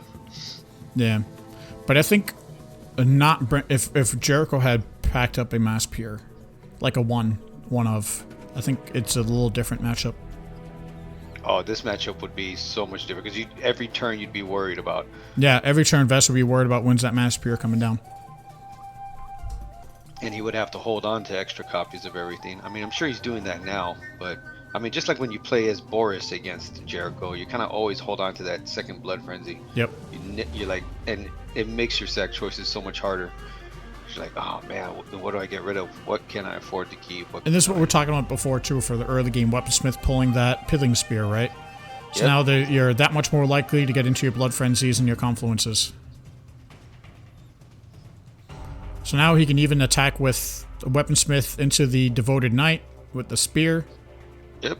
Right, and get that extra Shadow Energy back. And this is what I was saying too. Spear makes it so that your ability is just always there, ready to go. Oh. Yeah. We go again. All right, so he's going to take it instead to keep his Weaponsmith healthy, which isn't a bad choice because if he's down to 1, that means Wise and Staff can finish it off, right? Yep. So it was really a choice there. Do you want to keep it on the board? Do you want to accelerate your Shadow Energy a bit? Yeah, but when your ability is only 3 Shadow Energy, you feel okay making that call. So I think here, as Jericho, you're still going to want to kill this Blood Frenzy. Yeah, I think this time it's a no-brainer, right? Blood Frenzy has to go. Yeah, at the moment, it's 2-1 for Jerry. Yep, it's 2-1 for Vess. Oh, Vess. Yep, Vess is up 2-1. So he elects to get rid of the Confluence, because again, it is more expensive, but Confluence is also conditional, right? Whereas Blood Frenzy is guaranteed draw. And you could potentially get one more card draw from Confluence.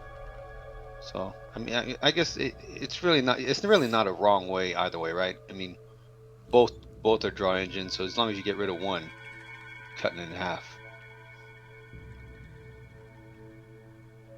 So what you do here? Probably drop an Enslave on it. Or Marksman works too. Kill it. Yep. I think he's just trying to figure out if he wants to save his allies again, or... Yeah, he's just going to keep his ally alive. It might be a moot point, though, if he drops a Tidal Wave, but there's only, what, 4... only 2 allies on the board. You don't really want a Tidal Wave this as Jericho. Yeah, I think that's what he's banking on. Like, no, he's not going to want to Tidal Wave this. Yep.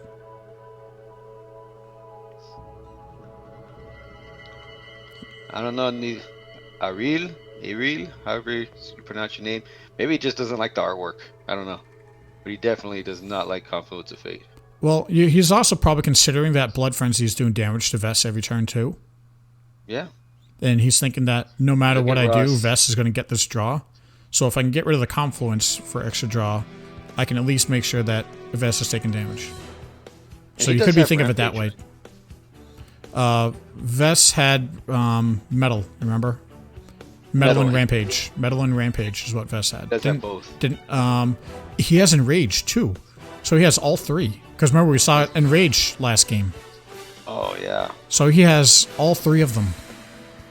But it is a 50 card deck, so you can definitely fit that in.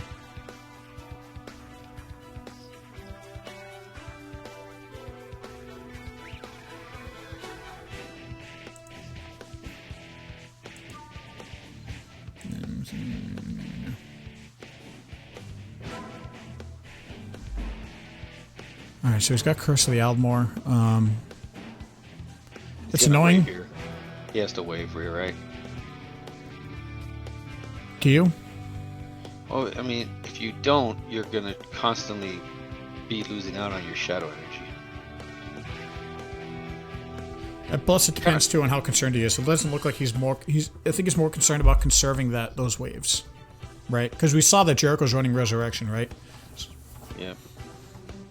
Yeah, and you're right. You know, you get rid of Confluence, and then Blood Frenzy gets you another. But it's not really wrong either way. Just because, like we said, I mean, he is taking damage every turn from Blood Frenzy. So, I mean, I can't say one way is better than the other. I really can't. Because at this point, you know that Vess is running Enrage and Metal and Rampage. You're going to have to kill Vess at some point. And here's our Rampage here, right? So if he's not taking damage from Blood Frenzy... Oh. Yeah. He's putting them all on now. Yep.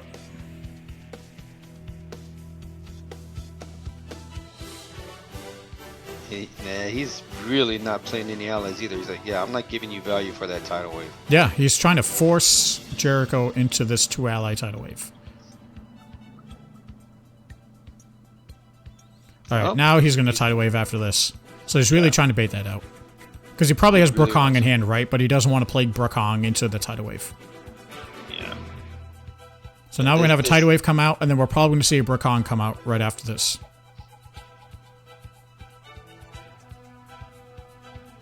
Yep, and that's the Rampage heal.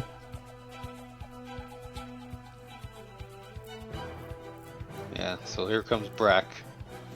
And probably a second wave. It's got to be a Brack.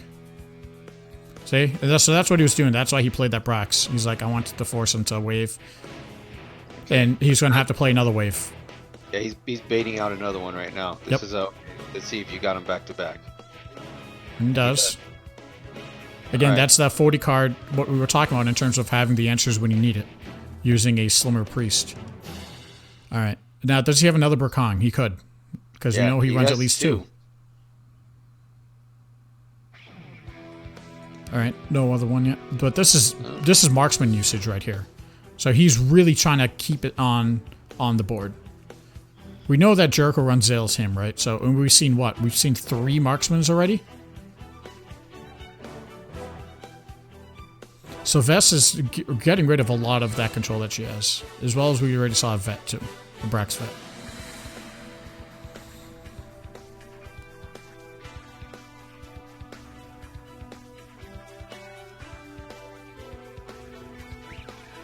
And here's the Visca. Yeah, it's going to attack right into the Vess.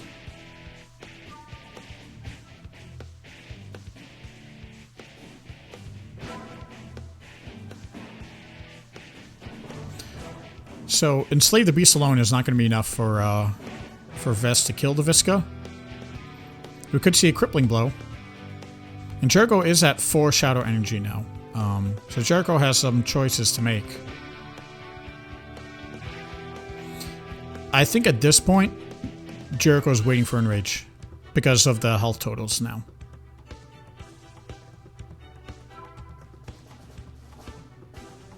And there's the Aldmore. So he can get rid of that with an ability usage here, maybe? No, because he goes back up to 5. So he'd have to have a Wizened Staff to get rid of it.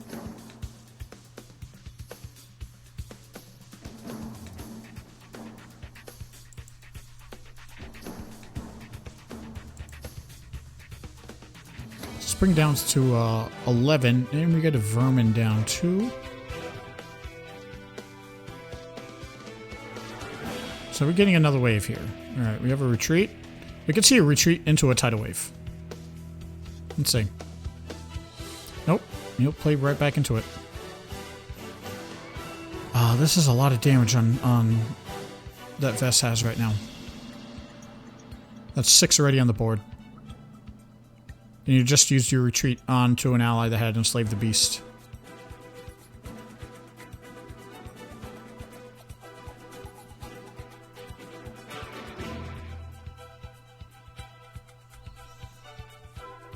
Alright, so he's bringing Vess down to 11.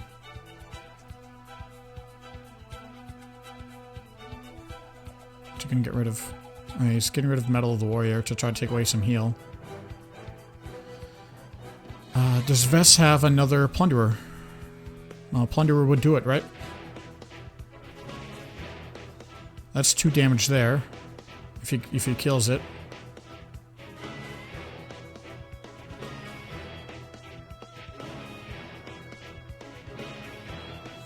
Yeah, it's not looking good for Jerry. That's down to 3.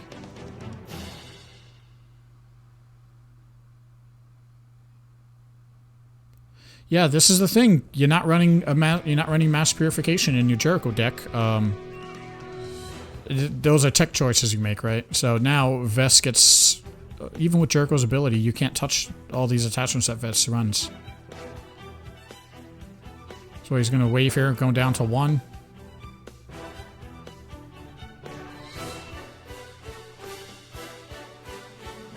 Yeah, looks like it might be a dead Jerry.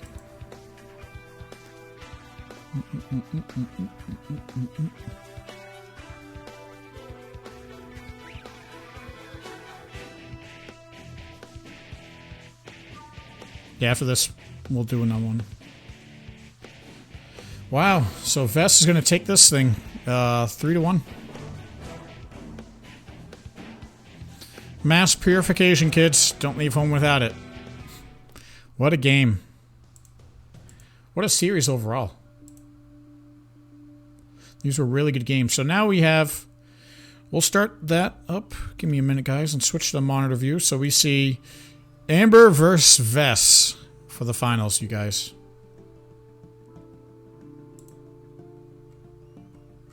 Alright, let me start this for you. Let me see the history we've been doing.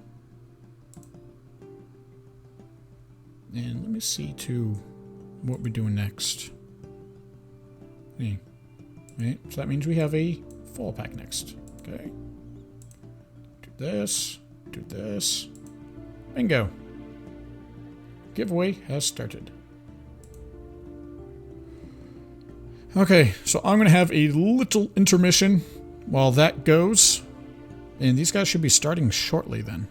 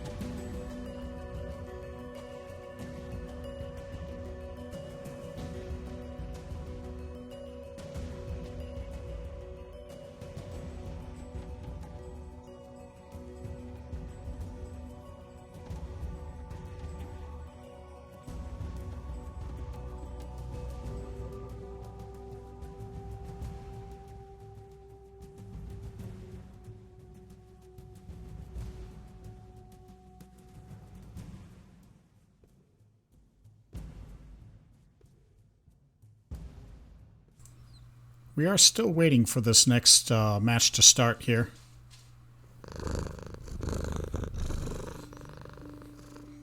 Thank you for the subscription. Everyone who subscribed today, thank you very much.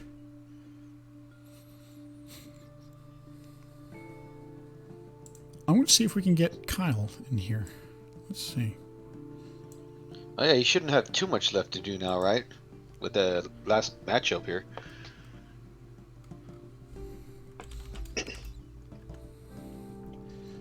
He does have permission to hop into the chat. Let's see. I'll ask him. Want to hop in for the finals? It is a better matchup, but it's still not a great matchup. Yeah, this is certainly much better for Amber than facing Jericho, right? And we did not see any weapon tech, right, coming from this Vess. So this is definitely a better scenario for Amber, for sure.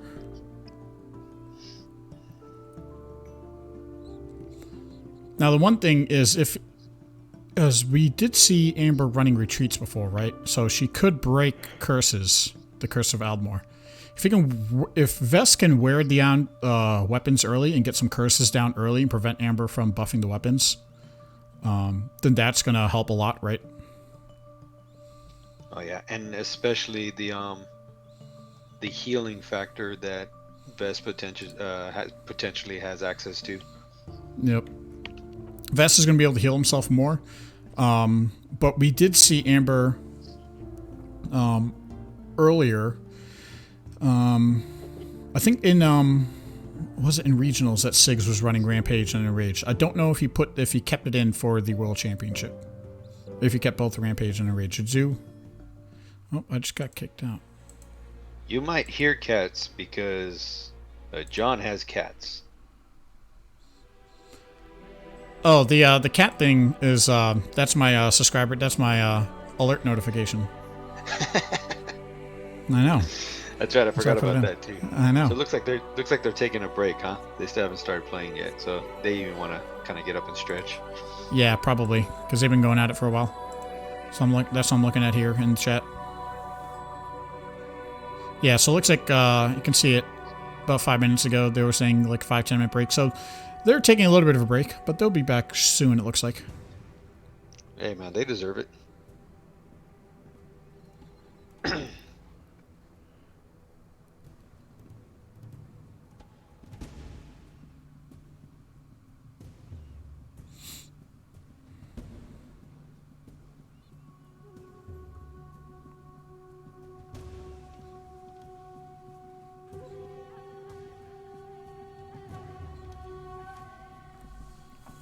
Yeah. Good God, and I thought my jokes were bad. So I'm hanging out here. I'm paying attention to Telegram chat too to see when they're about to start.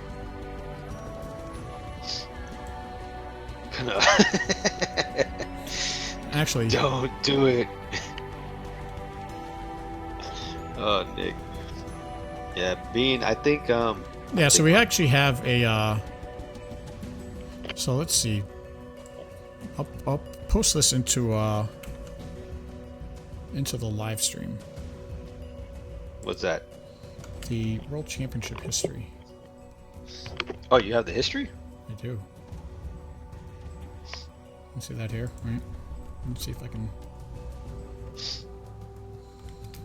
No, it's not going to look too good in chat. So let's see if I can. There you go. You can see it on my screen, right?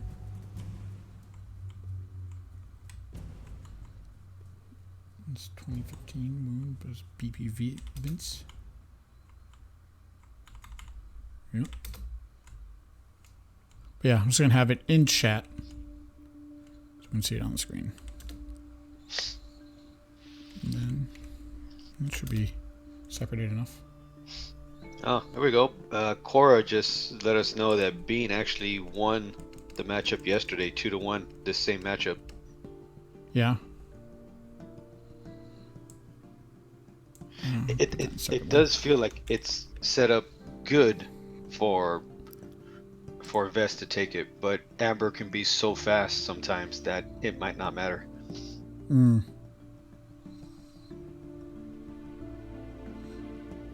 Yeah, I do remember Bean had. Yeah. Yeah, Bean has all three right now. Bean has Metal, Rampage, and Enrage. What I'm wondering about is if Sig kept Rampage and Enrage that he had during regionals. Oh, I remember that 2015 Moonstalker against Amber, I think it was. Mm. So that was a rough matchup for Amber. Burnout, that Victor got nerfed into oblivion afterwards. That was when Anmor's was 3 cost. So an overwhelmed did damage and gave you a cantrip. That deck was killing quick match forever. I'm kind of surprised it didn't get touched before World Championships. So right now I'm just hanging out in the game itself, so we can see as soon as it pops up. Oh, that's right. And last year was the first time a mage took it. Magia with Amber. 2017. I remember that one. That was a good one too. Mm-hmm. It was nice that Bloodfang won it, but man, he had some crazy tools at his disposal. He did.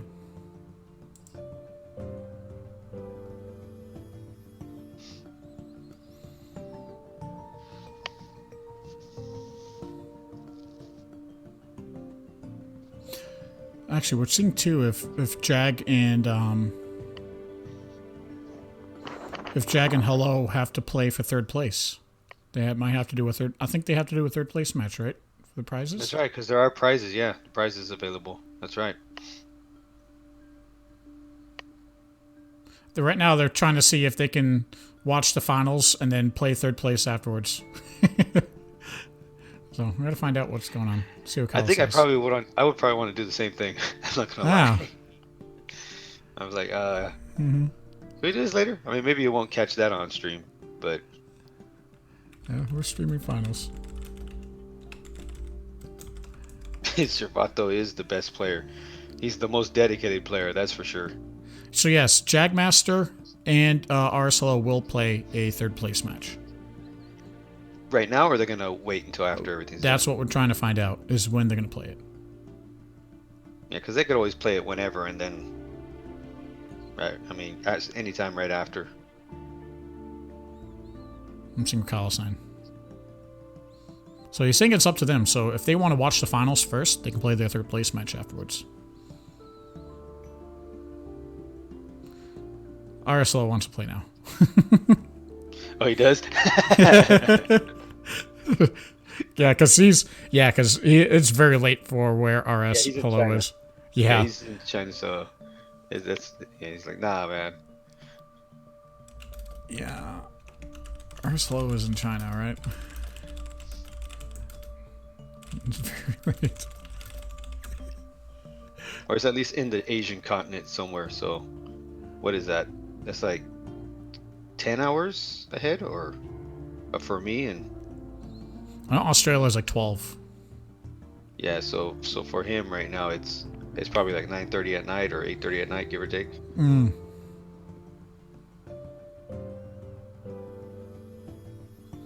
Looks like they're about to start, guys. Sig and right. We're about to get up. Let's see. RSLO is in South Korea. So very late. He's probably 11 hours ahead over here. It's probably like that's probably about midnight, almost 1 a.m. for him. So I don't blame him for just wanting to get the match done. This is the golden age for Servato.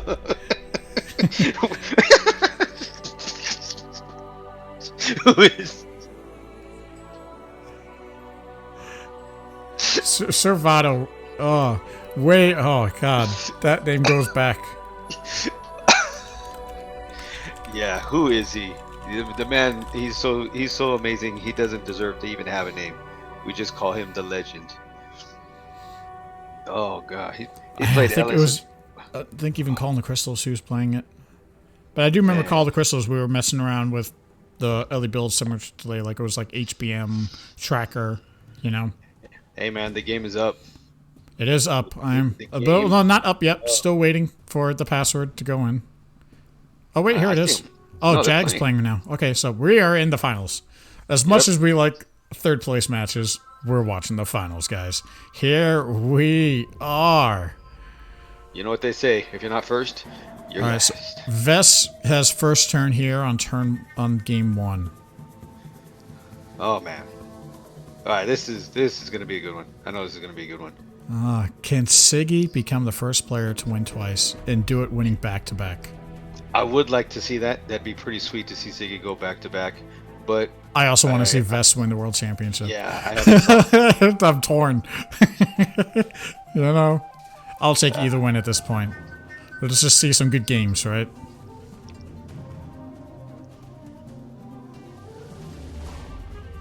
Catalina, how dare you ask Servato that?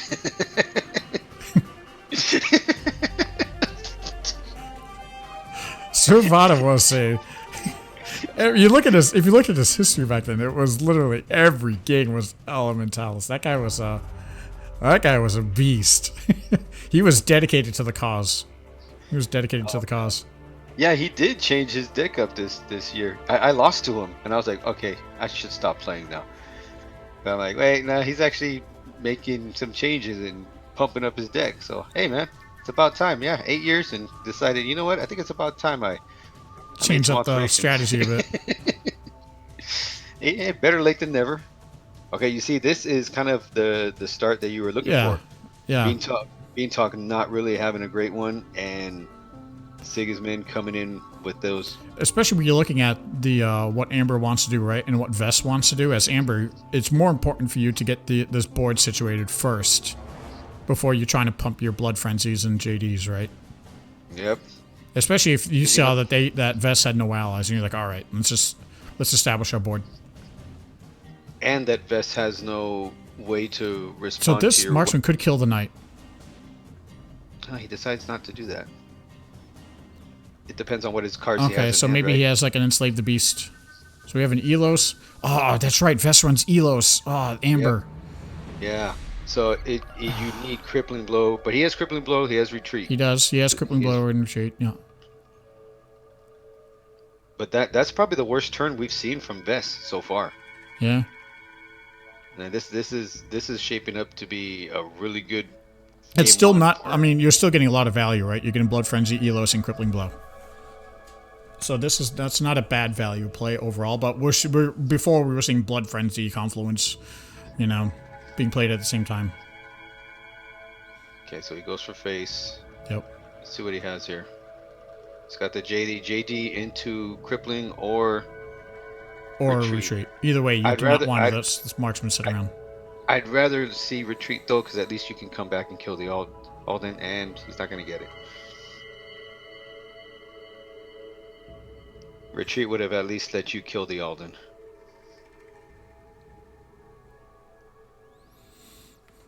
Yeah, so, well, Spear's going to kill it in a way. Yeah. This is a very, very fast start for Amber, though. 9,000.6 wins for Servato. For Servato's Elementalis, 9.6k wins. What is that legit? Oh, God. He is, that's what I was saying. Absolute dedication. The absolute mad lad. We got another Alden coming down in a way. So we had a Santa come down, and that's a really good Santa play, too. You have no Frenzy. Oh, yeah. Vess has a full hand. It makes perfect sense to play that Santa. Even if you have a Blood Frenzy, honestly, that's a really strong Santa play. Okay, so he's going to shut down the Alden, too. He's got to stop the bleeding somehow. Ooh, and a Brakong. Okay.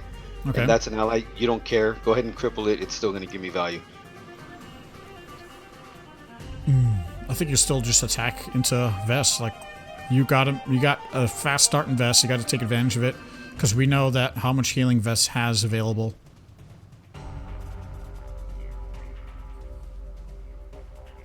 Yep. Yeah, no, you have to.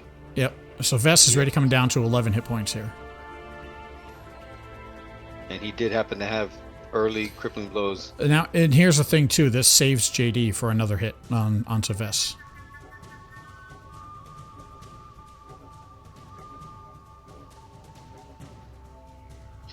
Yeah, I don't think Servato works, man.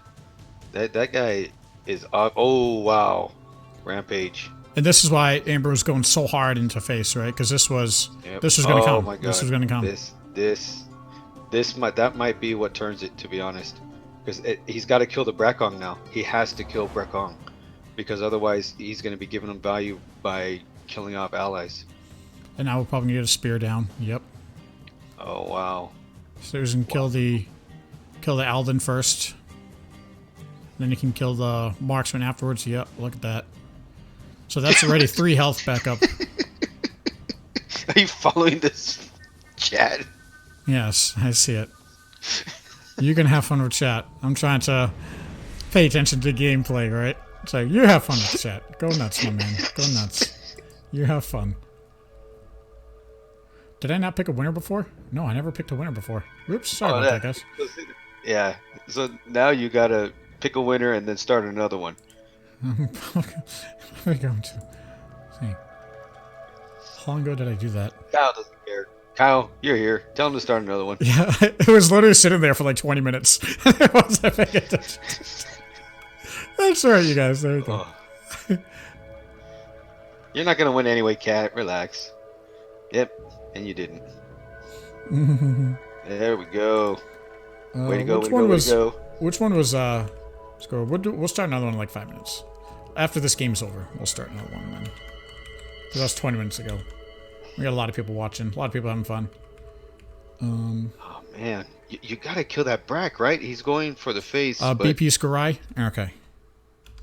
I just feel like you have to get rid of that Prakong. Amber's racing at this point. Amber is racing. But for every hit, he's just gonna be able to gain it back by using Prakong's ability to kill off more allies. That's why I'm like, even if that's why I said like, yeah, you can cripple Prakong, but so much value, so much value. How weird! I would have used that to kill off the knight. I can just do that to kill the knight. Kills it off anyway, and he gains a life from summoning the marksman and from the dead. That the health total is almost even again. And this is exactly what we were worried about with Amber going into Vess, right? If Amber doesn't quickly deal with Vess, Vess is going to have a lot of healing opportunities. I gotta stop looking at the chat.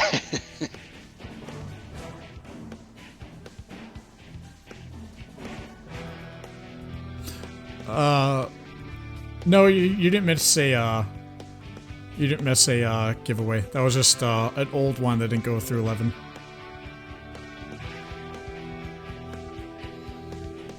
It was just an old one I forgot to finish. No, after this game, we'll start another one. Don't worry, guys. Good God, the chat is killing me.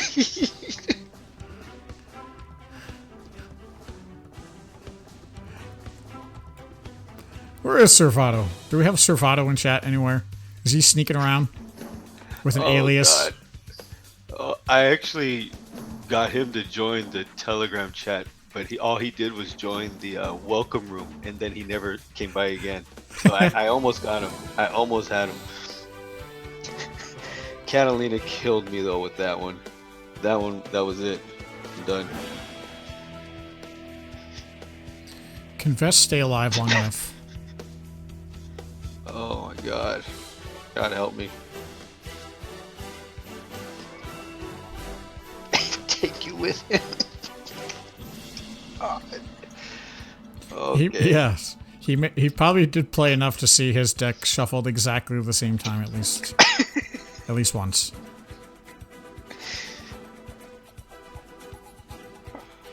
Passed out covered in +1/+1 counters. What the hell? What is happening to this chat? I don't know what that...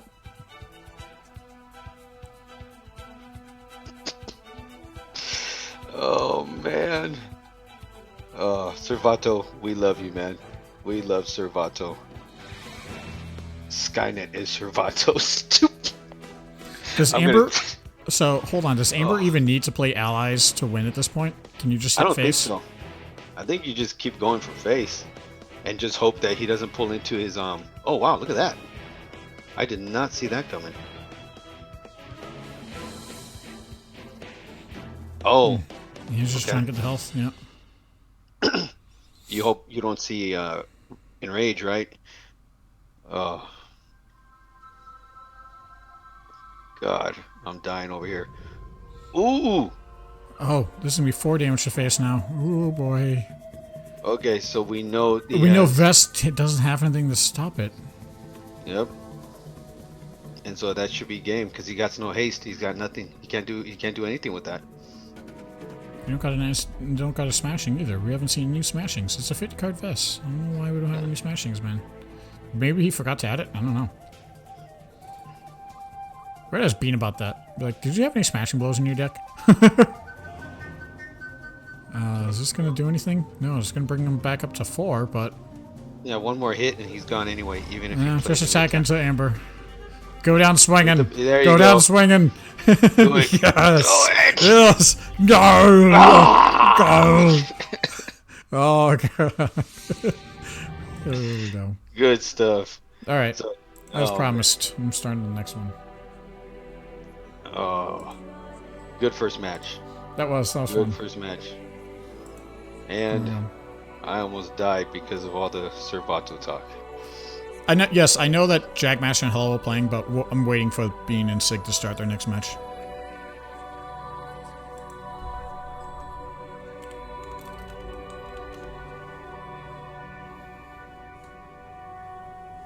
Here we go. We're about to hop into game 2. Skynet is Servato. Hmm?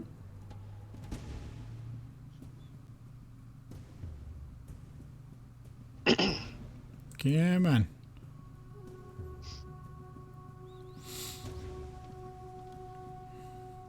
Hey, good call, Nick. I think. Wait, no, Amber's been in this thing forever. Oh, all female. Yeah, you're right. It is all female, huh? I think you are correct with that. Vess went first last time. Yeah, so it should be Sig's game because Sig should be going first. Yeah, Sig's making it right now. Yeah, because I see them both right now. I think they kind of messed that up a little bit.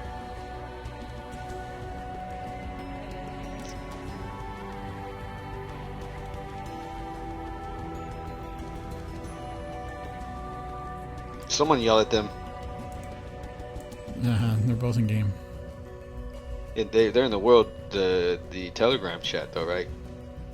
What's the password? I'm gonna go in there and yell at them. Bean, get out of this game. Should be Sig first, yes.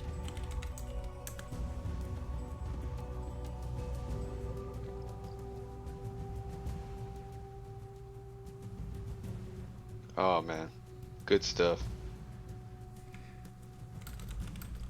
Covered in +1/+1 counters, or the saying it 3 times into the mirror. I'm not sure which line was better. Actually, I don't think anyone in this gets nerfed, right? Neither one of these decks has anything where you go, yeah, that should have been taken care of. No, there isn't anything. And actually, Beantalk is using a card that was already nerfed with metal. Yep, and Weaponsmith was already nerfed too. Yeah, that's right. You used to put JD right into your hand. Now it goes to the top of your deck. Yep. The main thing was it pulling Javelin before. And it could pull Spectral Saber before too. Okay, these guys don't know what the hell they're doing. Now nobody has a game up. Oh, I know, because Ellie wasn't there. No nerfs for Ellie then, I guess. Obviously, not OP. Okay, Bean just realized what he did. Hey, we can at least see the results of the 3rd place match, though. We'll see it pop up on the screen, right? There we go. There we go. Game 2, guys. Let's do it. Yeah, obviously, Nick, you are right. Ellie is lousy. All hype. All hype. Ellie is 0-6 in the finals. Alright, we are into game 2. So Amber is going to have first turn advantage. And we saw how Amber did last game when Vess didn't get the ally start.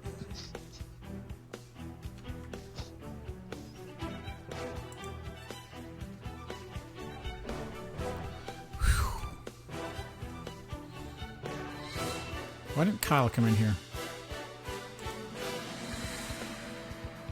Is Kyle slacking running the world championship? Alright.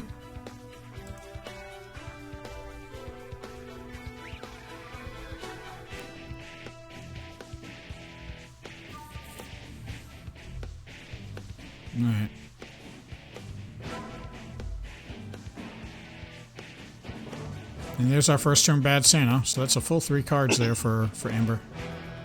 Yep, that's one of your best turn 2 starts that you could have. Oh, Right. Vermin right away.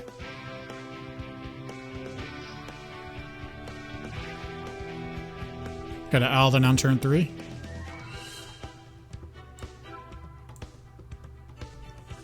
So let's see how many attachments he decides to play this turn.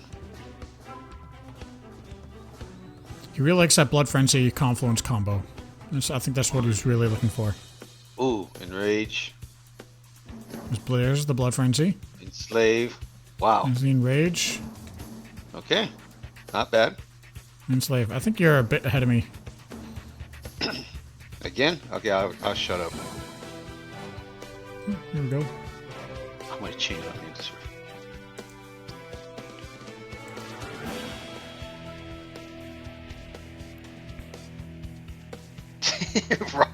Ross, shut up.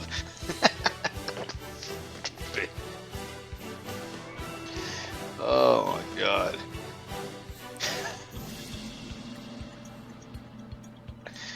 Alright, do you attack into the Vermin here?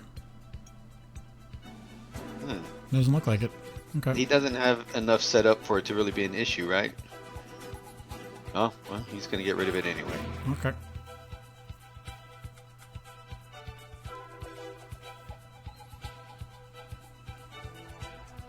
That's right, gotta make note that Dino's 1.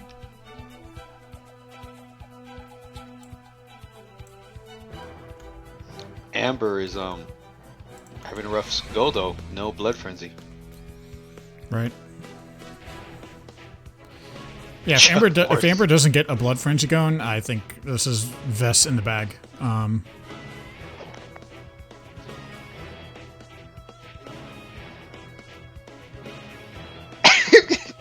Nick, man, you guys are killing this Baduruu stuff.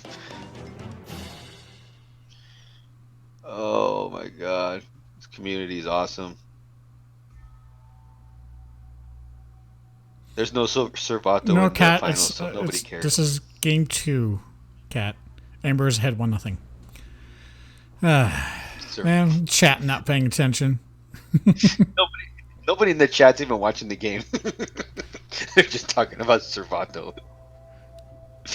Servato is watching the finals. You guys are watching the finals, okay? That's the rule.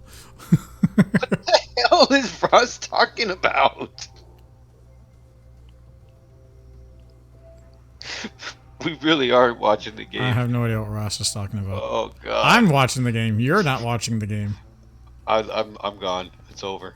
I just know that poor Amber still has no Blood Frenzy. So I was saying she doesn't get this draw going. There's no way she's gonna be able to keep up with Vess. Because you can start seeing Elos getting popped down soon, you know? Yeah. And those warrior matchups, it's always, if you don't have Blood Frenzy and your opponent does, it's just over. You don't win.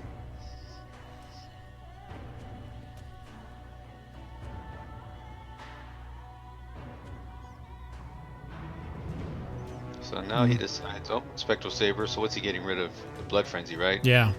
Like, he can't handle this. Yeah, I can't handle this amount of Vess draw. But for all we know, Vess is just going to play another one with the ability and some Elos, right? Play a Confluence. Yeah, or Confluence, yeah. I'm like, oh, you got rid of one. Yeah, why not? Oh, or I'll just get my Blood Frenzy back. Jesus. That sounds like, what do you do? And a Confluence.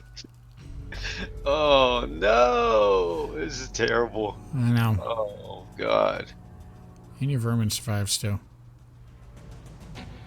No, it's awful. Okay, this one looks over. It looks more than over. You have one with 2 draw engines, 3 allies. You can kill off the Vermin and play another crippling blow, right? Put a cripple on the Brax.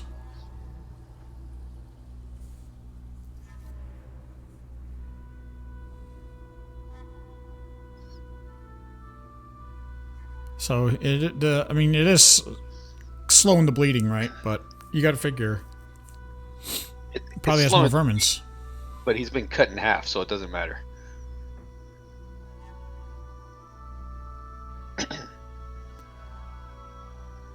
Here's our Burkong too. Kyle probably doesn't want any part of this chat. He's sitting there going, "My God, what are they doing?" He didn't attack into Amber with the spear.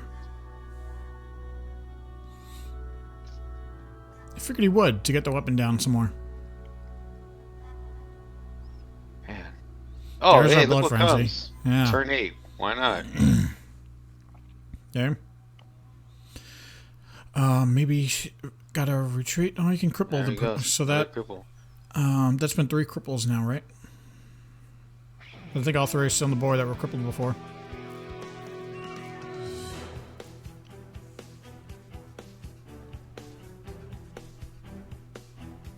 Good job, Chuck Morrison. Well done.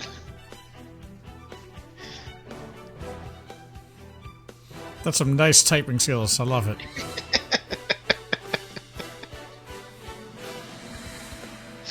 Oh, man. The chat alone should be... This chat, you have to, like, archive it somehow. Print it out. Save it. The Servato portion of it, at least. Good lord. Well, it's saved in the replay. Remember? And I have the chat on the screen. So, you can always look back on it. I want it printed out. I don't know if you can do that or not. You can try to do that. Yeah, I was gonna say, can you even do that? Can you like just copy and paste the chat somewhere? I don't know. I don't know if that's possible. That'd be a really big chat window, though.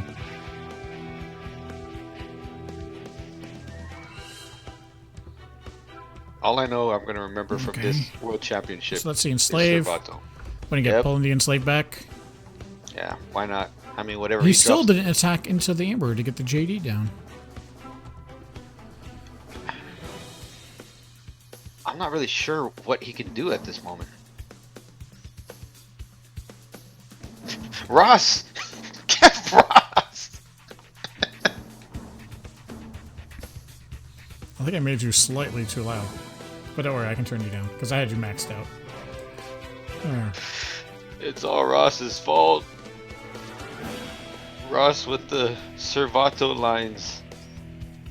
God. There. A little more manageable. There we go. What we got? Nothing. Still nothing. I mean, he's kind of hanging around because he did finally get his blood frenzy, but...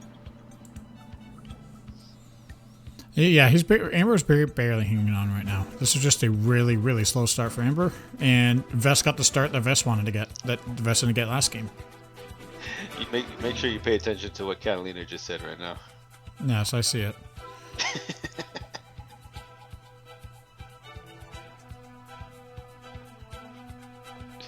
Well, I told you. Remember, I said last time, Cat's a bad influence on the chat. You know. Oh man. Hey, we always post the finalist deck. The last 8, the final 8 decks always get posted. It'll probably be the 12 because it's probably just all day 2 decks, right? Yeah, but like you can look back on every past World Championship and you always see all the finalists in all their decks. So net decking, here we come. I'll get a JD back too. Play Braxvet, why not? This game looks in the bag. Looks like we're coming up to 1-1. I mean, it went on for like 5 or 6 more turns than it really needed to, but... Yeah, I mean, it's a World Championship. You're going to try to hang it on as long as you can.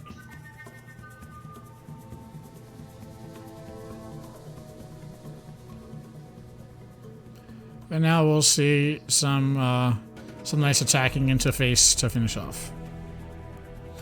So that'll be game 2. Why not? Play the Rampage. Yeah. Just to be a jerk. Just because I can. And that too, why not? Yeah. little trolling going on in the World Championships. Why Kill not? the enslaved and let Amber die from blood frenzy. I would have done that, to be honest. Yeah. I would have totally done that. Well, there you go. So now we are tied. So he didn't go full troll mode. He held back the trolling a little bit. I'm still playing that. And knowing Beantalk, holding back the trolling, that's tough for him. I'm gonna shut off my camera so I can have a little snack. Here. Yeah, go for it, dude.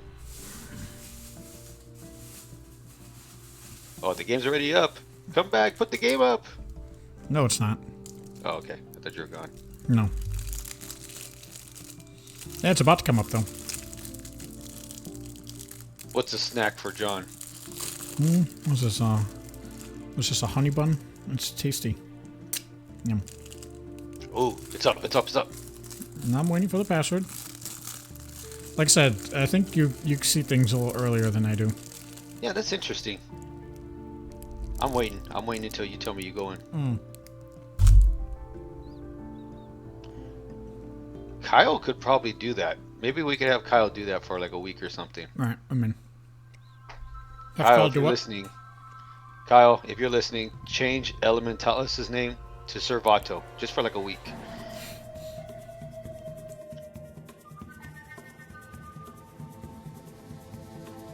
Good lord, do I want to check my PMs? Fine.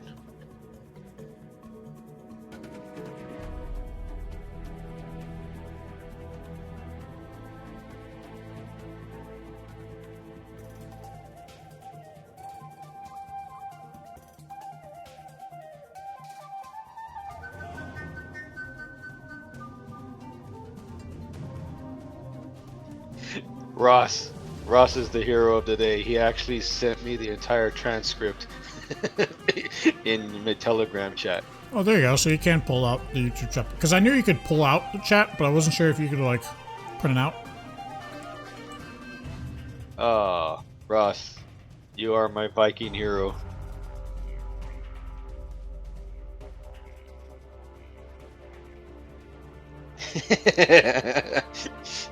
Yeah, Kyle has never been gone. He's always been here. Servato.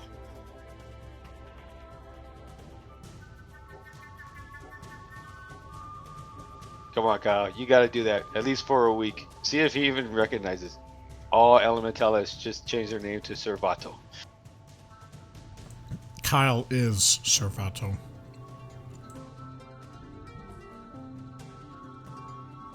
Is there another player so widely recognized with a single hero?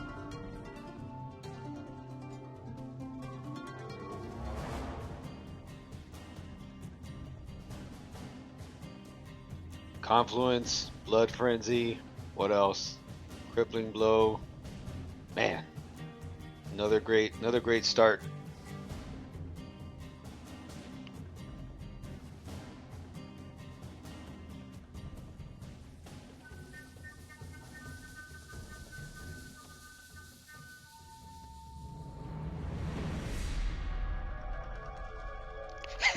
Quora.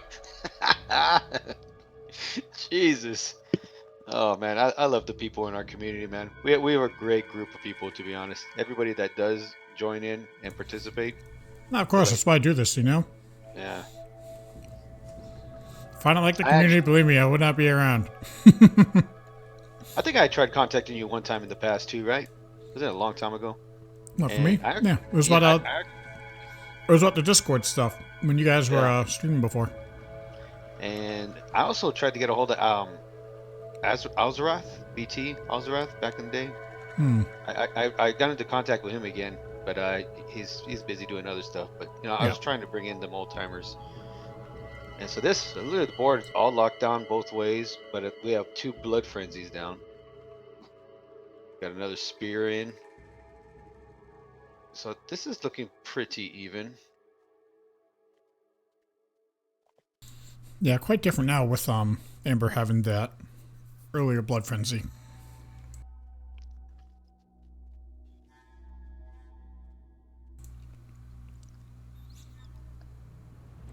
So I think they both kind of got the start that they wanted, right? You got Vess with blood frenzy, Confluence. You got Amber with her blood frenzy. right? Yeah, looking pretty solid start for both right now.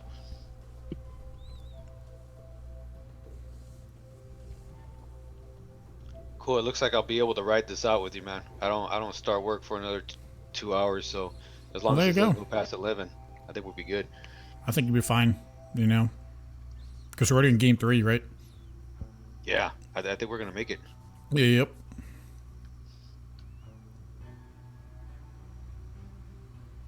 How's Jag and RSLO doing? I know it was like 1-0 before. Let's see if you put it on the brackets, the third place matchup. No, it's not in bracket. Ooh, Metal of the Warrior comes down early this time. And Yep. Enrage. Wow. And another crippling blow. I know. It's good. That's really gonna... Jeez. Whew. Man. That was a turn.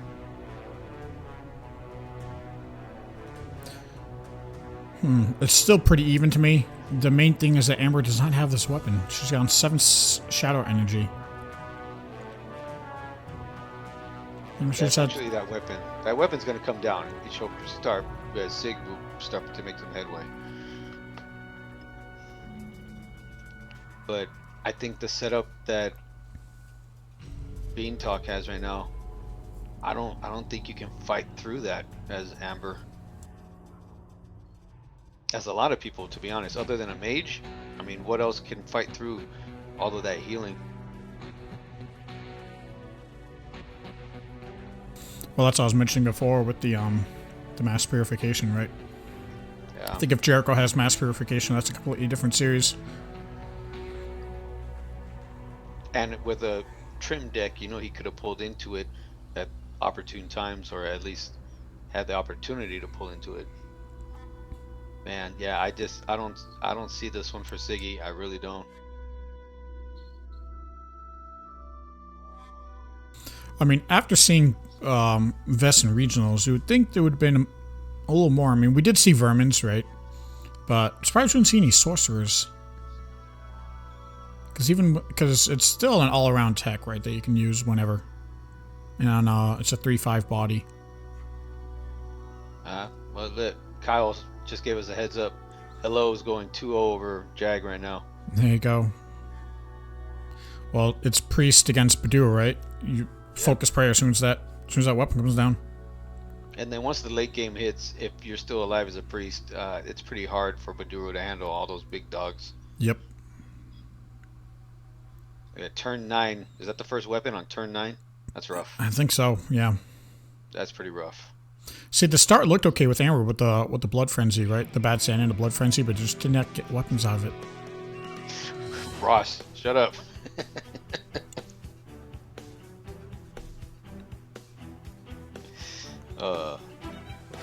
I did like the old art. I did like the old art for Vess, the mummy. That was pretty cool. I mean, I don't think it would work at this point as alternate art, but you can still use it for like new allies, right? Maybe the mummy can be like a warrior ally, that kind of stuff.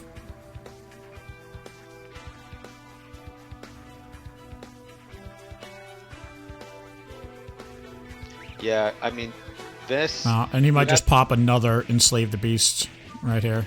Let's see. Just because... Oh, nope, just another marksman to kill off another ally. No. Oh, he didn't even kill off on that. He probably has additional marksman in hand, right? Yeah, so whatever he drops down, he knows he's going to be able to kill. Yep. And then too, I think we have to give Bean so much credit, because nobody else probably even thought twice about bringing Vess. But look what Bean did. He put together a deck.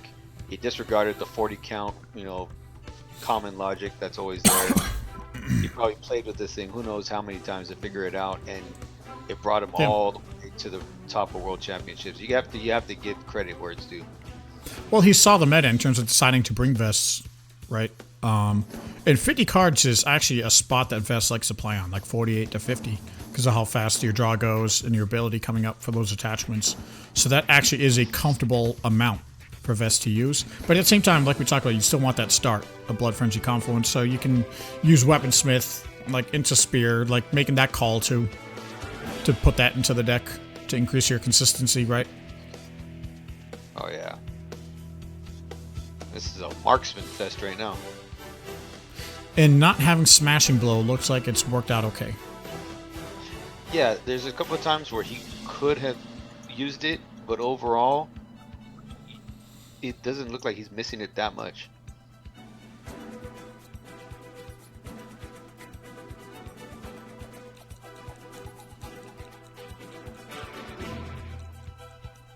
That's right, I see you, chat.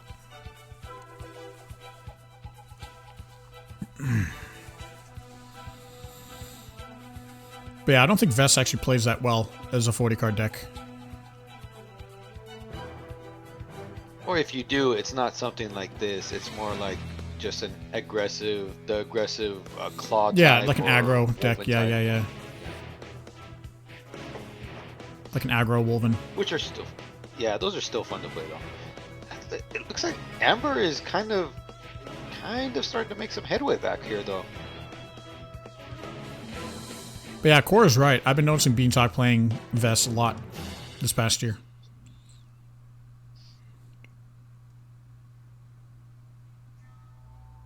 And he's got the spear in hand. Yep. And maybe a enslave the beast, so he can get rid of an ally and heal up some. Yep, there we go.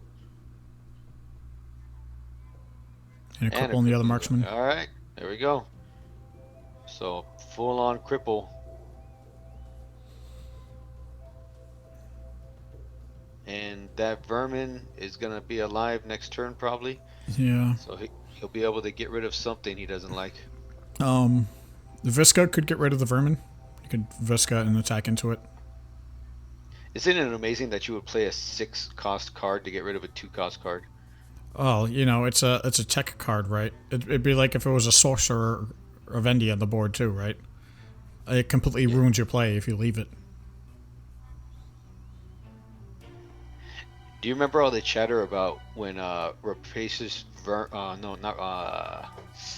what's the other Ravager? 2-cost? Feasterling? Yeah, all the drama about that one. People want that guy nerfed. Hey, okay, gonna be alive for a little bit longer. Until... now you can bounce a vermin. There you go. Okay. I think all vermin's still in a good spot, because it has to be on the board, right? It's not like an on-summon like it used to be. Oh, yeah. I think it's the best. I think the only reason that Sorcerer isn't is because he's 4-cost. If he was at least 3, maybe a reduction in his stats and change to 3 costs, then I think it would see a lot more usage. But having him as a tech card for the same purpose as Vermin, but being twice the cost, it just doesn't work out.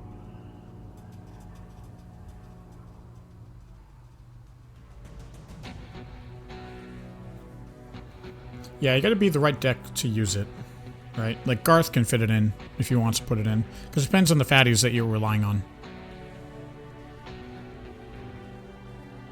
Now, Vess is not an easy hero to play.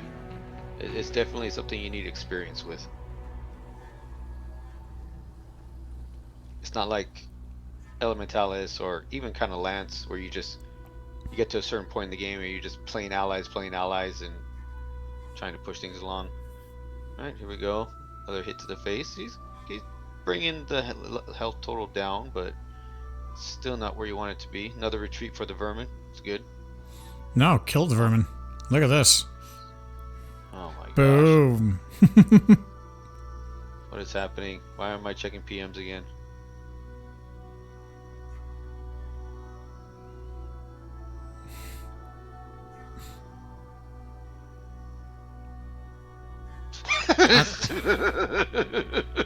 Jesus Christ, dude. You're killing me.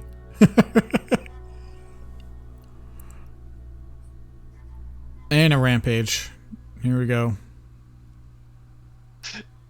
Good lord.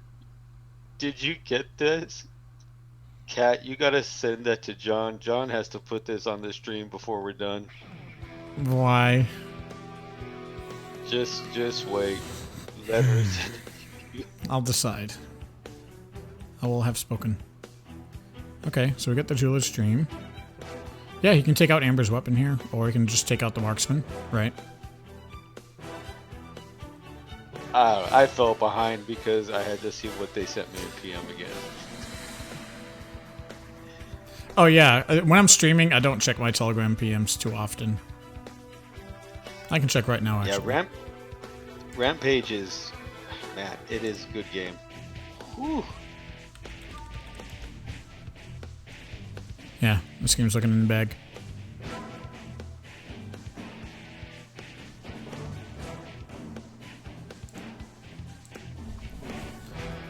And the Santa, because why not?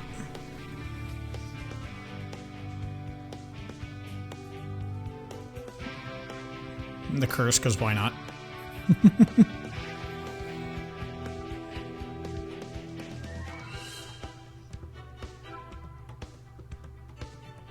One, two, three. So this is 2-1 now for Vess, right? It will be.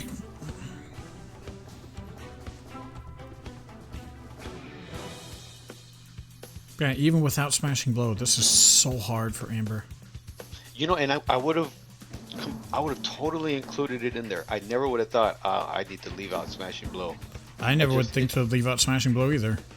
But you see, that's why Beantalk is fighting to win a world championship, and we're commentating and streaming. To put it bluntly. In my defense, I chose to stream instead of play. Oh yes, of course. No, I really did. Like, even when regionals was being announced, I was like, oh, I'm going to stream it. I'm not going to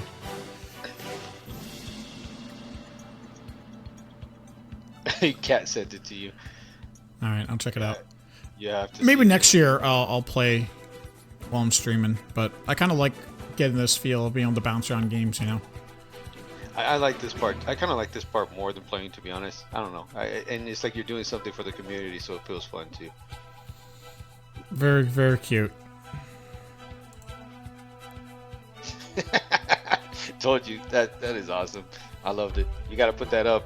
You have to put that up, man. All right, give me a minute. After this game, I'll show it real quick. How about that? Just for you guys. You can troll chat. Just for you guys.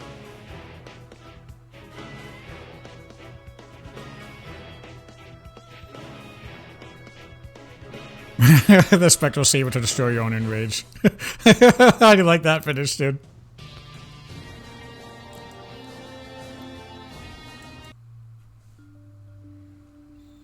Alright, we're waiting. Did Arsolo? Probably got third place then. Looks like it. He did. So Arsolo gets third place. Congratulations, bud. Good job. Hello. Now you can go to bed. Yes. Alright, let's look at this real quick. There. That's what they wanted to send.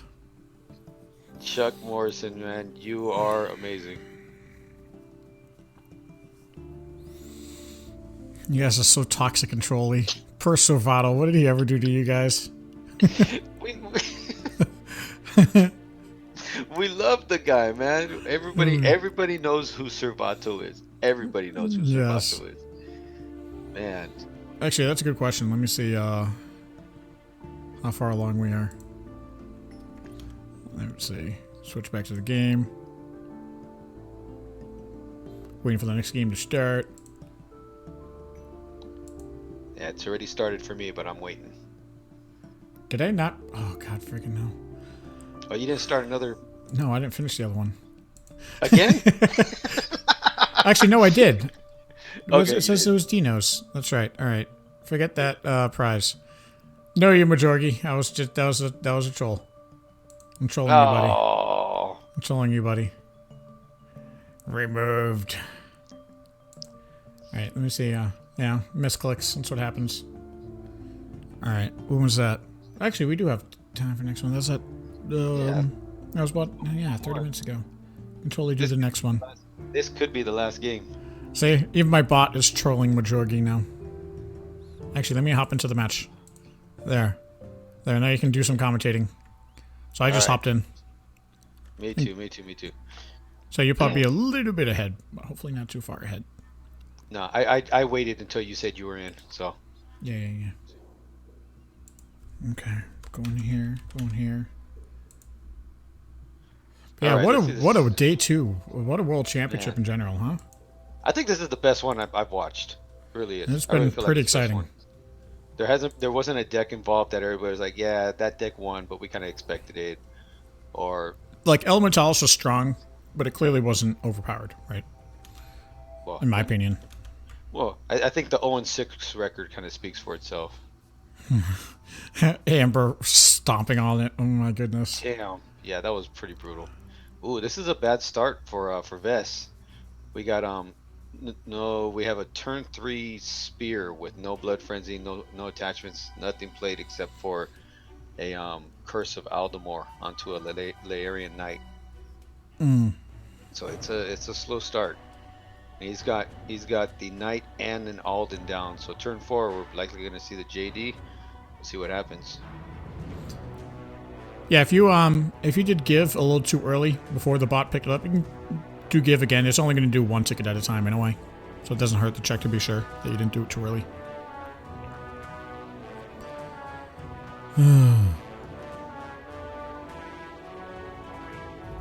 Alright, what's Beantalk have? He has a marksman. He's got a marksman to take care of that Alden, but he has none of his draw engines. Wow. No blood frenzy, BF, no confidence, C. nothing. You know, wow, yeah. So, just like Amber had to suffer with no blood frenzy one game, it looks like this is Beantalk's turn to deal with that. And he can attack with Knight into the spear, right, to get rid of that curse. Yes, that's right. He can finally be able, because we're turn 5 now. Amber should be at 5 channel energy already, but only at 2. Yeah, because of that curse. Yeah.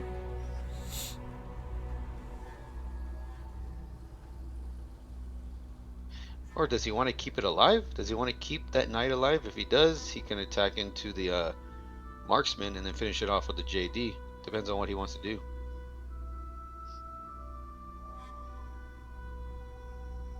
No, he Yeah, won't be or able he to finish off. He won't be able to finish off with the JD because JD's only going to be one attack. He can't buff it. I don't think you waste a retreat on your knights.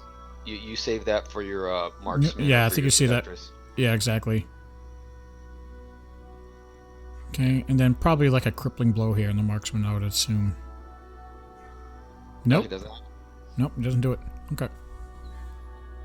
Oh, you're doing PAC? I'm joining that one. Go for it. Go nuts, buddy.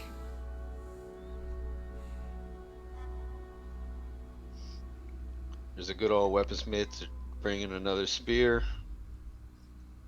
And yeah, you might as well attack into it. Why not? Yeah. A1 Sam I am joins the game. We got a lot of A1 brothers jumping in to support their guy. There's a COF. We got something down finally. Yep. Yeah, that's why I have those notifications turned off right now. Yeah, you see those names just kind of bouncing in and out, in and out, in and out. Exactly. We got Zoti jumping in.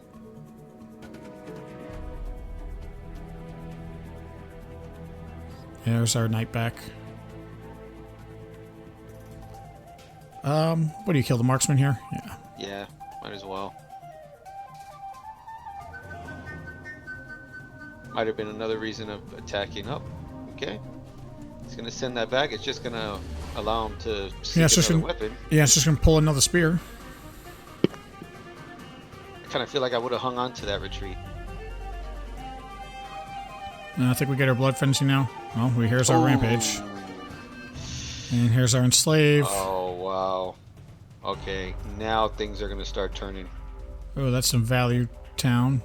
And Yeah, do we have our blood frenzy? No, but we got a smith, and we're gonna pull a weapon. So Still no blood frenzy, huh? But he'll get some draw from that confluence for sure.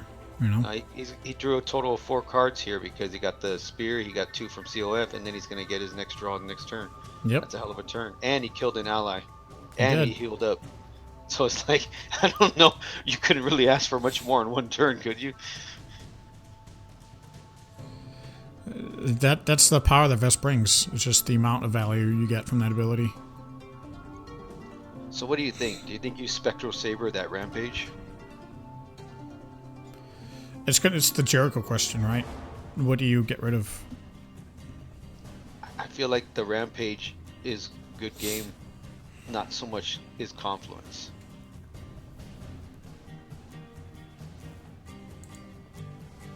Because the rampage pretty much tells you I can't play any allies, and you're not gonna win with just slapping him with the. Oh wow, nice play. Pulls the JD to deal damage and then throws on a blood frenzy.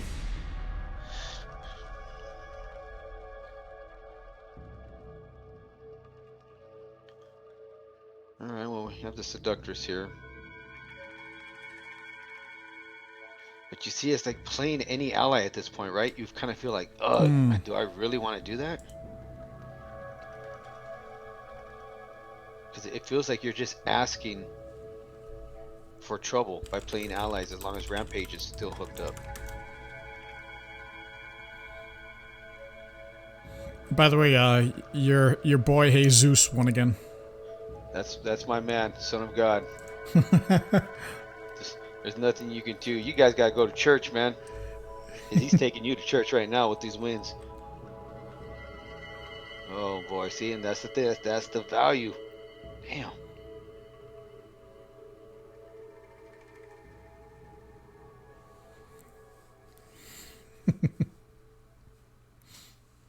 Yeah, goddamn. Congratulations, Jesus. God damn it, Jesus. Winning all them prizes. Which IGN was he using before? God, tell me what your son's IGN is.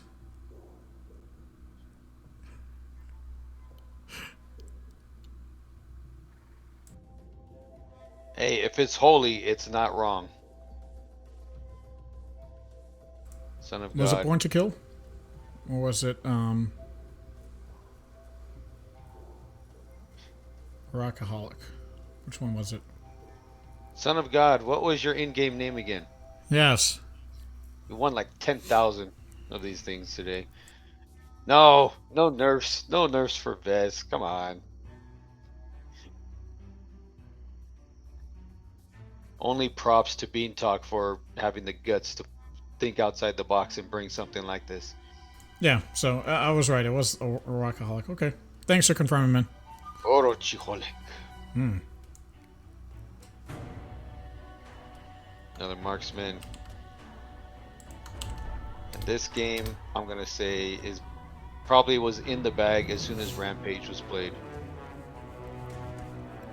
But yeah, Vess was just completely overlooked. I think Bean was... There was one other Vess player. There was a Will Vess player in Pro Tour. I've only seen 2 Vesses in competitive lately. Beantalk and the other Vess. I agree with Catalina. We have to nerf Jesus. Man.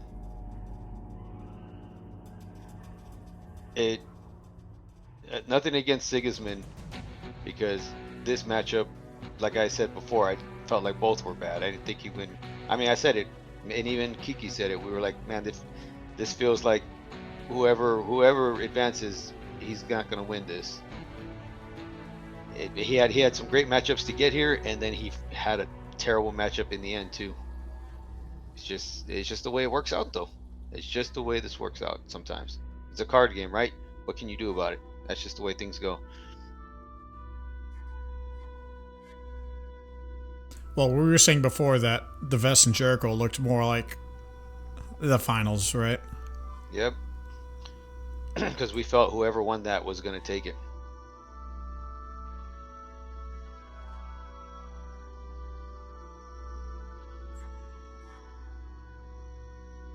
Sometimes you can only do so much. And I gotta say, outside of not putting in a mass peer, that Jericho looked very impressive. Oh no, yeah, Jericho. I mean, he ran into the one hero that laughed at his ability. Like, you can get rid of an attachment. I don't care.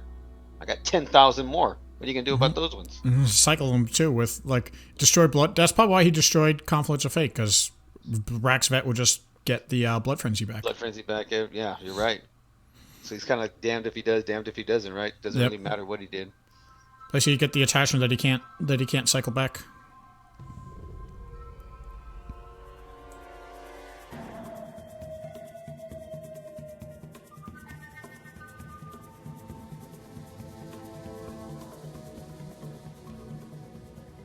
Now Ross, Nobody here. We love this game and we love doing this for everybody, but I'm pretty sure John and I are kind of happy that it that it's going to be over right now. Especially after the grind he went through yesterday. I think BO5 is a good amount for day 2. I'm pleased with it. I mean, like, you see Amber 3-0ing Elemental, so you really need to see another game, right? It's one of those things. I mean, it would have been nice to see a little bit more of that Vess Jericho. That was a lot of fun to watch, but I think BO5 gives you a good sense, right? Because I think this is another thing like what we were talking about, where Amber needs a lot to go right to win, right? Oh, yeah. Amber needed Vess to not get any of her heal options and just perfect starts each time. Basically, that's what you need. And no crippling blows and no marksman. So, I mean, you really needed Vess to have just absolutely terrible draw. To Tan? Okay. That's, Tan is SEC Cass, right?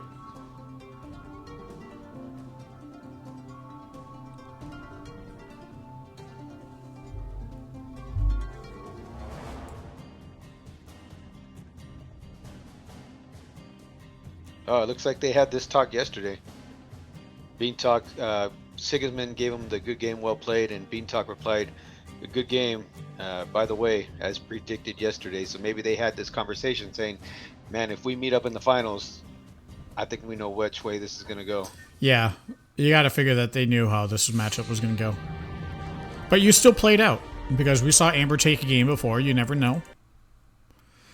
So there it is. So Wow. Beantalk getting first place at Vess.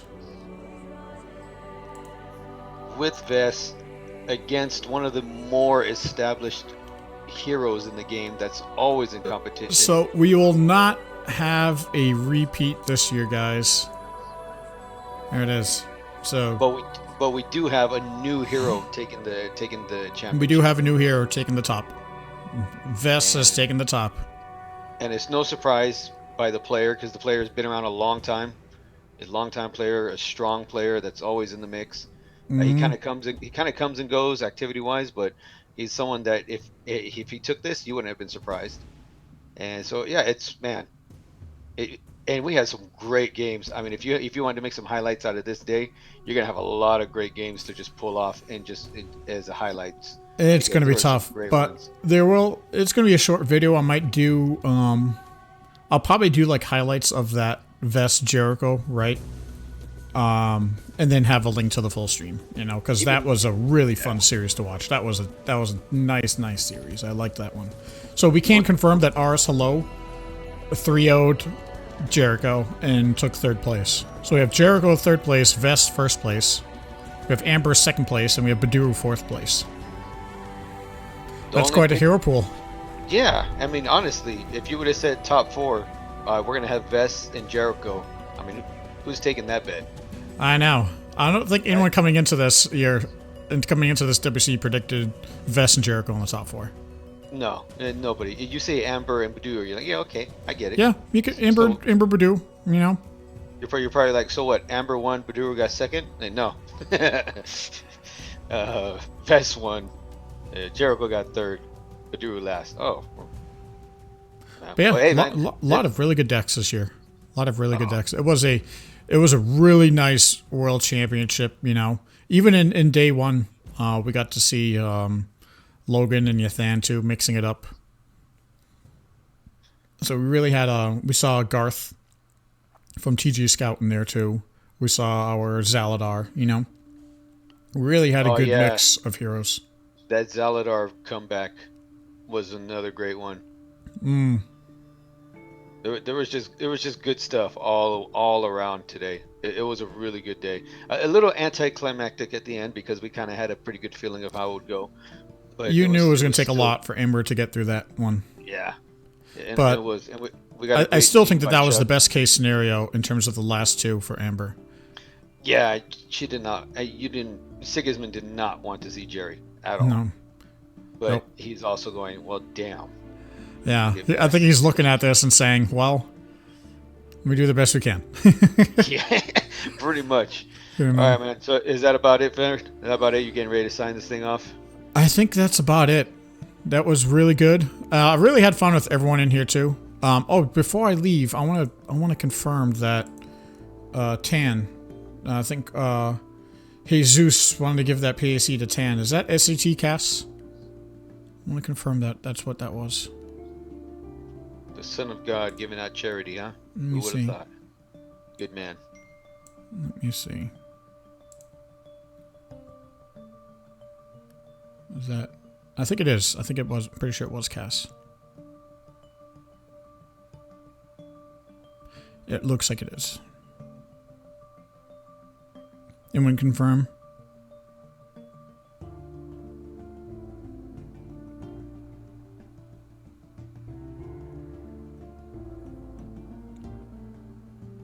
Alright, well, I'm assuming that that's Cass then, because I saw that earlier.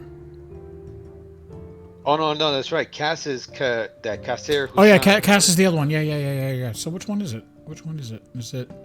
It's not Dinos. So, Jesus, your name is Born to Kill 54? No, that's He took like Rockaholic. three of these. That's a Rockaholic. Is Jesus. A Rockaholic. Oh, it is Born to Kill. Okay, it's Born to Kill. That's Tan. All right, cool. Yeah, man. This guy won 3 of them. And did he give them all to 10 or just one? He gave the 2 PACs to Tan. What do you got? So Tan's gonna have 2 foils coming in. Very nice. Very nice. So yeah, thank you guys, everyone, for coming down. These were the finals. We had a lot of fun today. Yeah. Yeah, Servato is our winner. Congratulations, Servato.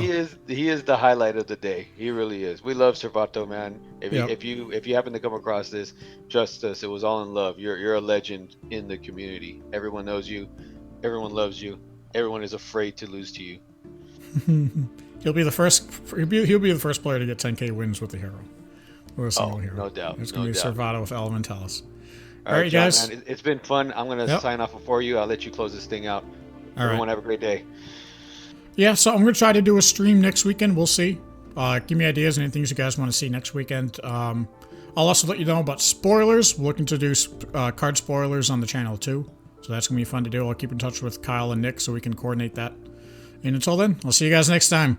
Congratulations to everyone in the World Championship.